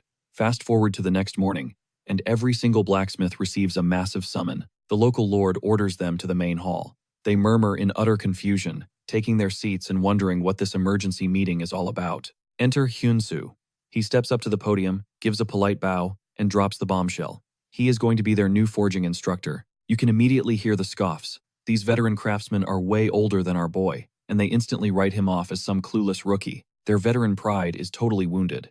There is absolutely no way they are letting some random outsider kid lecture them on hammering steel. But Hyun-soo doesn't even flinch. Actions speak louder than words, right? He grabs a hammer and heads straight for the anvil. Most of the crowd rolls their eyes, ready to walk out. But an elder veteran steps up, silencing the room, and demanding they at least watch the kid's technique. Hours bleed into the dead of night. Hyun-soo swings that hammer like an absolute machine, completely terrifying the audience with his monstrous stamina. Just as they are about to step in and stop him, the pounding ceases. Our protagonist casually wipes off a literal epic-grade masterpiece. Jaws hit the floor. One of the arrogant veterans slowly approaches the anvil, completely swallowing his pride to beg for a lesson.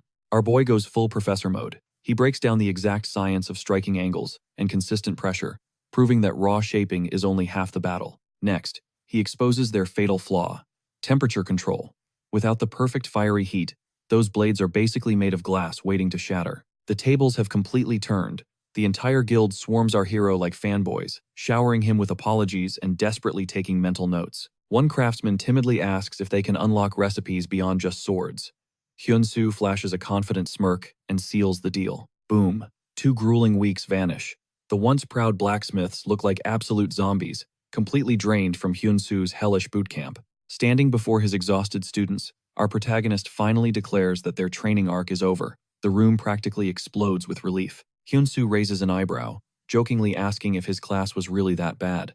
The veterans nervously laugh, admitting the grind nearly broke their backs. But jokes aside, the mood turns serious. They deeply bow to apologize for their past disrespect, and Hyun-soo warmly accepts their genuine gratitude. Shaking the guild leader's calloused hand, he praises their insane dedication and tells them the real grind starts now. His final parting words? Start flooding the market with these top-tier weapons, and show the entire server what this village is truly made of. Fast forward a bit. A random player wanders into Ballas Valley and absolutely loses his mind over a display blade, thinking it is forged from high-carbon steel. He grabs the hilt, and the system notification pops up. A literal, rare-grade weapon. Shaking with hype, he immediately demands the price. The NPC shopkeeper casually drops a hilariously low price in gold coins. The player's eyes practically bulge out of his skull in pure shock. He frantically asks how they can basically give away such insane loot. The blacksmith just shrugs, calling this masterpiece totally average for their town. the player's brain completely short-circuits. How on earth is a meta-defining blade considered basic trash tier in this backwater village? Letting out a hearty laugh, the NPC reveals their secret. A mysterious master passing through taught them the ultimate forging arts. Smelling a massive hidden quest, the player aggressively interrogates the shopkeeper to find this legendary master's location, but the blacksmith instantly shuts him down. He refuses to leak his savior's coordinates without strict permission. Talk about loyalty. This absolute secrecy just fuels the player's gaming addiction. He starts theorizing that this mysterious blacksmith is some ultra-rare hidden NPC. He sprints from shop to shop, only to find the entire market flooded with god-tier gear. Seeing epic-grade items sitting on dusty shelves absolutely shatters his reality. Clout chaser instincts kick in immediately. Seeing a golden ticket to internet fame, he instantly fires up a live broadcast for his followers. He hypes up the camera, screaming to his viewers that he is broadcasting straight from the supposedly dead zone of Ballas Valley. The chat immediately blows up with question marks. Why the heck is he streaming out of nowhere from a total beginner area? Flashing a wicked grin, the streamer promises to show them a literal game-breaking glitch, begging his chat to teleport over immediately. Meanwhile, the camera cuts back to our boy. He slowly blinks awake, rising from a much-needed coma after 2 straight weeks of zero sleep. He groggily checks his clock, realizing he is almost late for an offline meetup with Ji-hoon. But suddenly, his phone rings with Nell on caller ID. The second he accepts the call, she practically blows out his eardrum, screaming at him to check the community forums. Completely lost, Hyun-soo demands some context. Nell drops the ultimate lore bomb. Some massive gaming influencer stumbled into Ballas Valley and exposed their ridiculous weapon market to the whole internet. The broadcast went massively viral.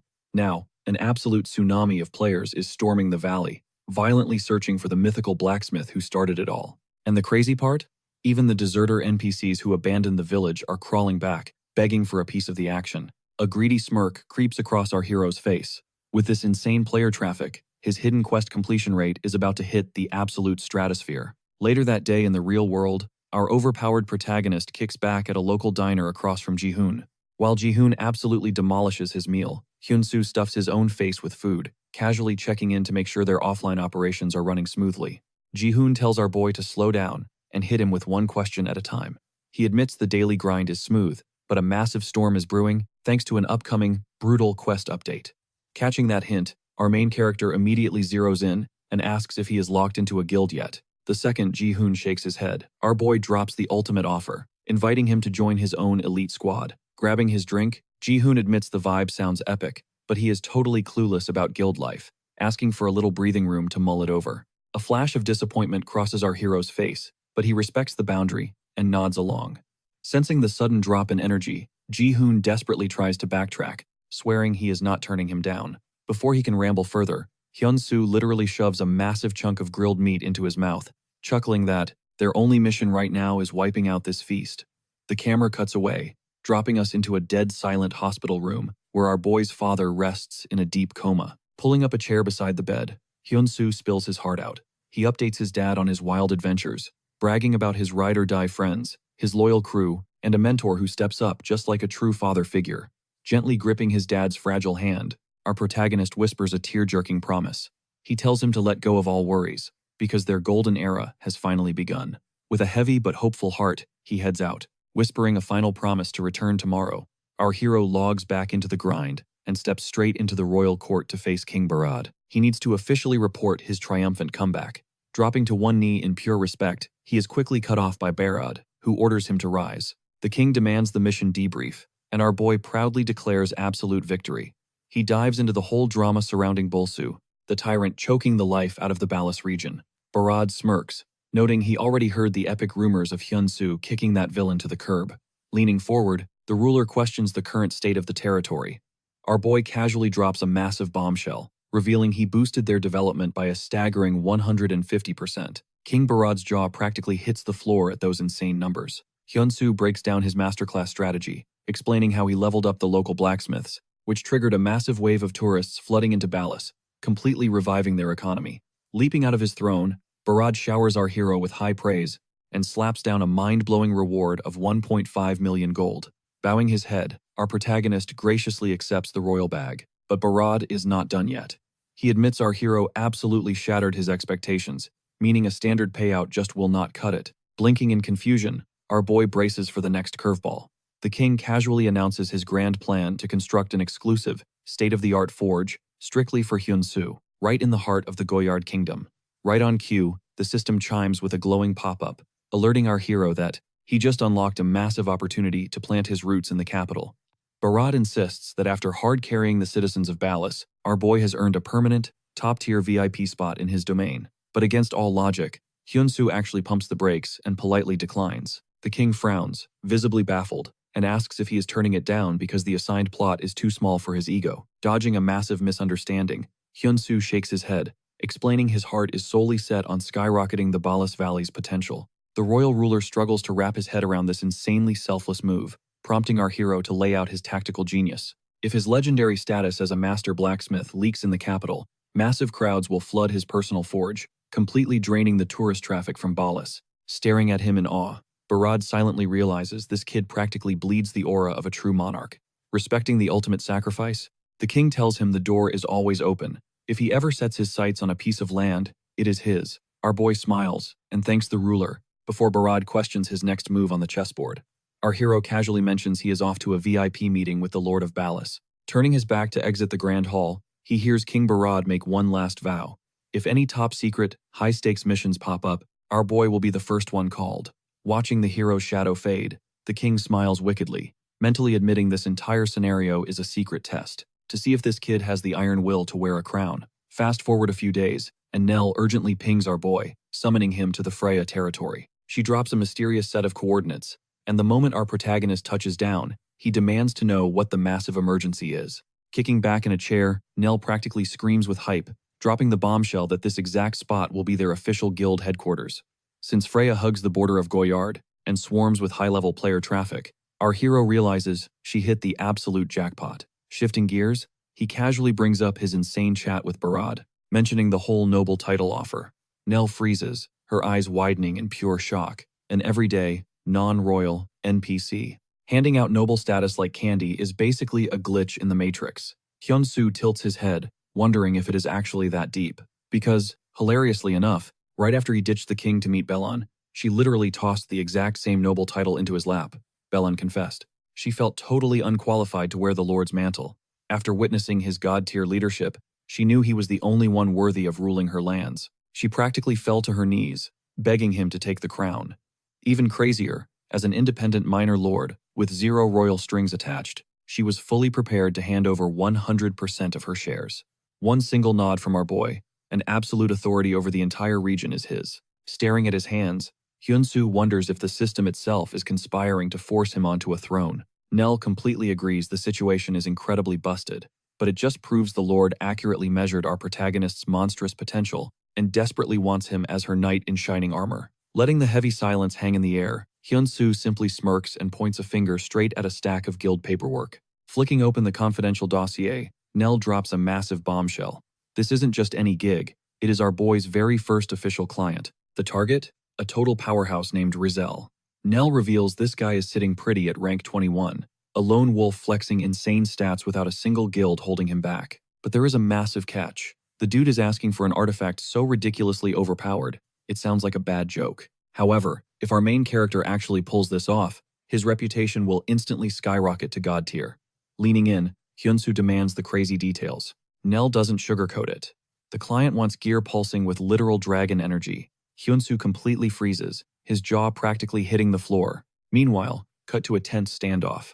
Rizal sits dead center in the lion's den, staring down Rowan, the legendary guildmaster of Black Anvil. The moment Rizal drops his impossible dragon conditions, Rowan instantly shoots him down. He scoffs, claiming the scaled beasts haven't been spotted in ages. To Rowan, it is a fool's errand, but Rizal isn't backing down, clapping back that Black Anvil flexes as the absolute #1 guild. They are supposed to forge the impossible, right? Rowan just shakes his head, stating this level of fantasy completely shatters the boundaries of reality. Shoving the heavy pouch of gold back across the table, Rowan shuts the door on his hopes. The job is a hard pass. Trudging through the neon-lit streets, Rizal feels the crushing weight of despair. He doubts Hyun's forge will even leave him on read, since those guys are notorious for ghosting everyone. Bracing for another rejection, he preps one final text. Suddenly, his system interface chimes. It is a direct ping from Hyun's forge, laying out their brutal terms. Holy, entirely unexpected plot twist. The commission is officially a go. Fast forward to the dead of night, Roussel pulls up to a sketchy rendezvous point chosen by our hero. Barely tapping the wood, a voice echoes from inside, granting access. Rizal flinches. The tone sounds way too fresh. Pushing the door open, a mysterious silhouette looms in the dark, shrouded in heavy shadows. The figure commands him to freeze. Squinting through the gloom, Rizal scoffs, asking if he is just some lowly NPC receptionist. Oh, big mistake. Shutting down that disrespect instantly, our boy steps out into the glowing moonlight. He smirks, formally dropping his title as the master blacksmith, Hyun. Rizal's eyes go wide. This legendary crafter standing before him is basically just a kid, totally breaking all his expectations. Shaking off the shock, Rizal cuts straight to the chase. He stares Hyun-soo down, demanding to know if this kid can actually trap a mythic dragon soul inside cold steel. Dripping with absolute swagger, our protagonist accepts the challenge without blinking. But he makes one thing crystal clear: no massive down payment, no magic. Secretly, Hyun-soo is just reciting the exact script Nell drilled into his brain earlier, faking that high-end corporate energy. Keeping his poker face locked in, he warns Rizal the price tag will be astronomical. You want premium dragon juice? You pay premium gold. Rizal's mind is racing. How in the world is this rookie going to pull off a miracle that even the titans at Black Anvil completely surrendered to? But logic doesn't matter anymore. He desperately needs this god-tier weapon for his father. The tragic reality? His dad's health is teetering on the edge of death. His dying wish is to witness a majestic dragon just one last time. Gritting his teeth, Rizal declares Hyun-soo as his final, desperate lifeline. Pushing his luck, Rizal insists on watching the forge fire up firsthand. In that split second, the pieces click in Hyun-soo's brain. He finally understands the crushing emotional weight of this quest. Flash forward to the blazing forge. Hyun-soo unleashes his broken skill, triggering God's urgent crafting. The hammer strikes reach an insane crescendo. Boom! An ethereal, majestic dragon materializes right in the workshop, leaving Rizal absolutely paralyzed with awe. As the phantom beast fades, Hyun-soo casually glances over. He asks if the client is ready to lock in the final product. Still trembling, Rizal screams a desperate yes. But wait, let us rewind the clock 1 hour. Back in the strategy room, Hyun-soo and Nell were tearing their hair out over this exact commission. Our boy was totally baffled, trying to decode the logic behind such an insane ask. Smirking, Nell slides the original contract across the desk. Get this, Rizal literally wrote, he did not care if the sword's base stats were total garbage. His only win condition was seeing that reptilian beast spawn. Even wilder, this desperate dude had been spamming the server with hundreds of identical pleas. He had been sliding into the messages of every major guild, master, and elite summoner, begging for any glitch or exploit to manifest a dragon. Processing the intel, it hits Hyun-soo like a freight train. The weapon is just a flashy projector, but the mystery deepens. Why the insane desperation? Nell nods, equally captivated by the drama. Plus, there is a massive roadblock. A true dragon has literally never spawned in the Aries region before. While our hero falls deep into his mind palace, looking for an exploit, Nell aggressively slams another scroll onto the table. She offers an easy way out, reminding him of his viral livestream on AJ Broadcasting. Hyun-soo had hyped up the chat, promising to forge a ridiculously rare, limited edition weapon specifically for an archer class. And right on cue, a sharpshooter going by the tag Ian has been relentlessly filling up their inbox to claim that prize. Scanning the profile, our boy's eyes light up. He totally remembers Ian, the guy who dropped heavy coin on his custom gauntlets. Ian is begging for the most broken bow in existence. For a cheat-level blacksmith like Hyun-soo, building an overpowered bow is a walk in the park. But instead, he snatches Rizal's impossible dragon quest right back, his eyes burning for a real challenge. Nell flashes a knowing grin. She totally predicted his adrenaline junkie mindset. Wasting zero time, she messages Rizal to drop the glorious acceptance notification. Behind the scenes, our hero was already brainstorming pure madness, calculating the exact formula to hard-code a mythical dragon into physical metal. He planned to use a specific phantom blade as the base blueprint. Snapping back to real time, the tension in the room is thick enough to cut. The freshly forged sword rests heavily on the table between them. Hyun-soo breaks the silence, admitting the dragon spawn was a one-time glitch. Because he rushed the forging process, the spiritual coding is wildly unstable, meaning he seriously needs to take this thing back to the anvil for upgrades.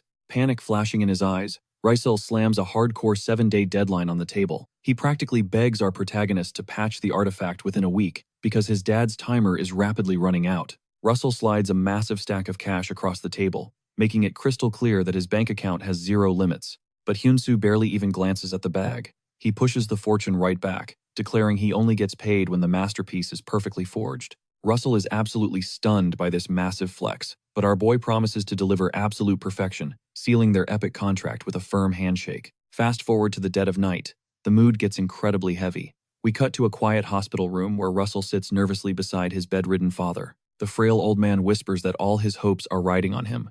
Russell desperately grips his dad's hand, begging him to hold on just a little longer to finally witness the legendary dragon. You can literally see the life draining from the old man's pale, hollowed face as he deliriously calls out the name Taesung. Swallowing the bitter pill, our guy gently corrects him. His real name is Taeha, and Russell is nothing but his in-game alias. But the truth cuts incredibly deep.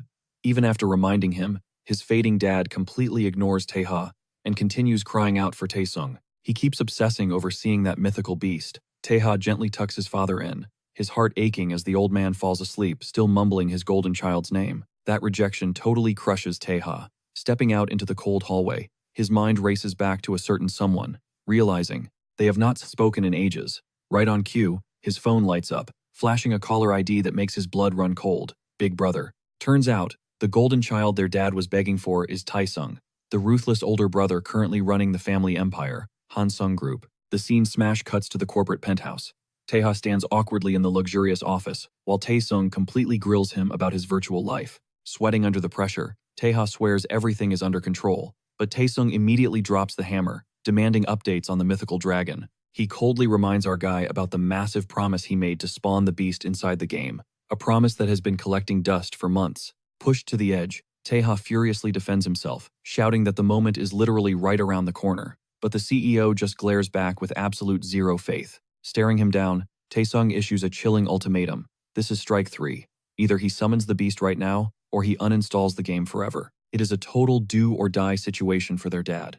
But remembering how insanely overpowered Hyunsu looked earlier, Taeha is absolutely convinced the ultimate carry will secure his victory. The sun rises on a brand new day, and we catch our main character chilling at the National Museum, totally locked in on an ancient blade. It is not just any random weapon, but the exact masterpiece he poured his soul into, restoring alongside his own dad way back in the day.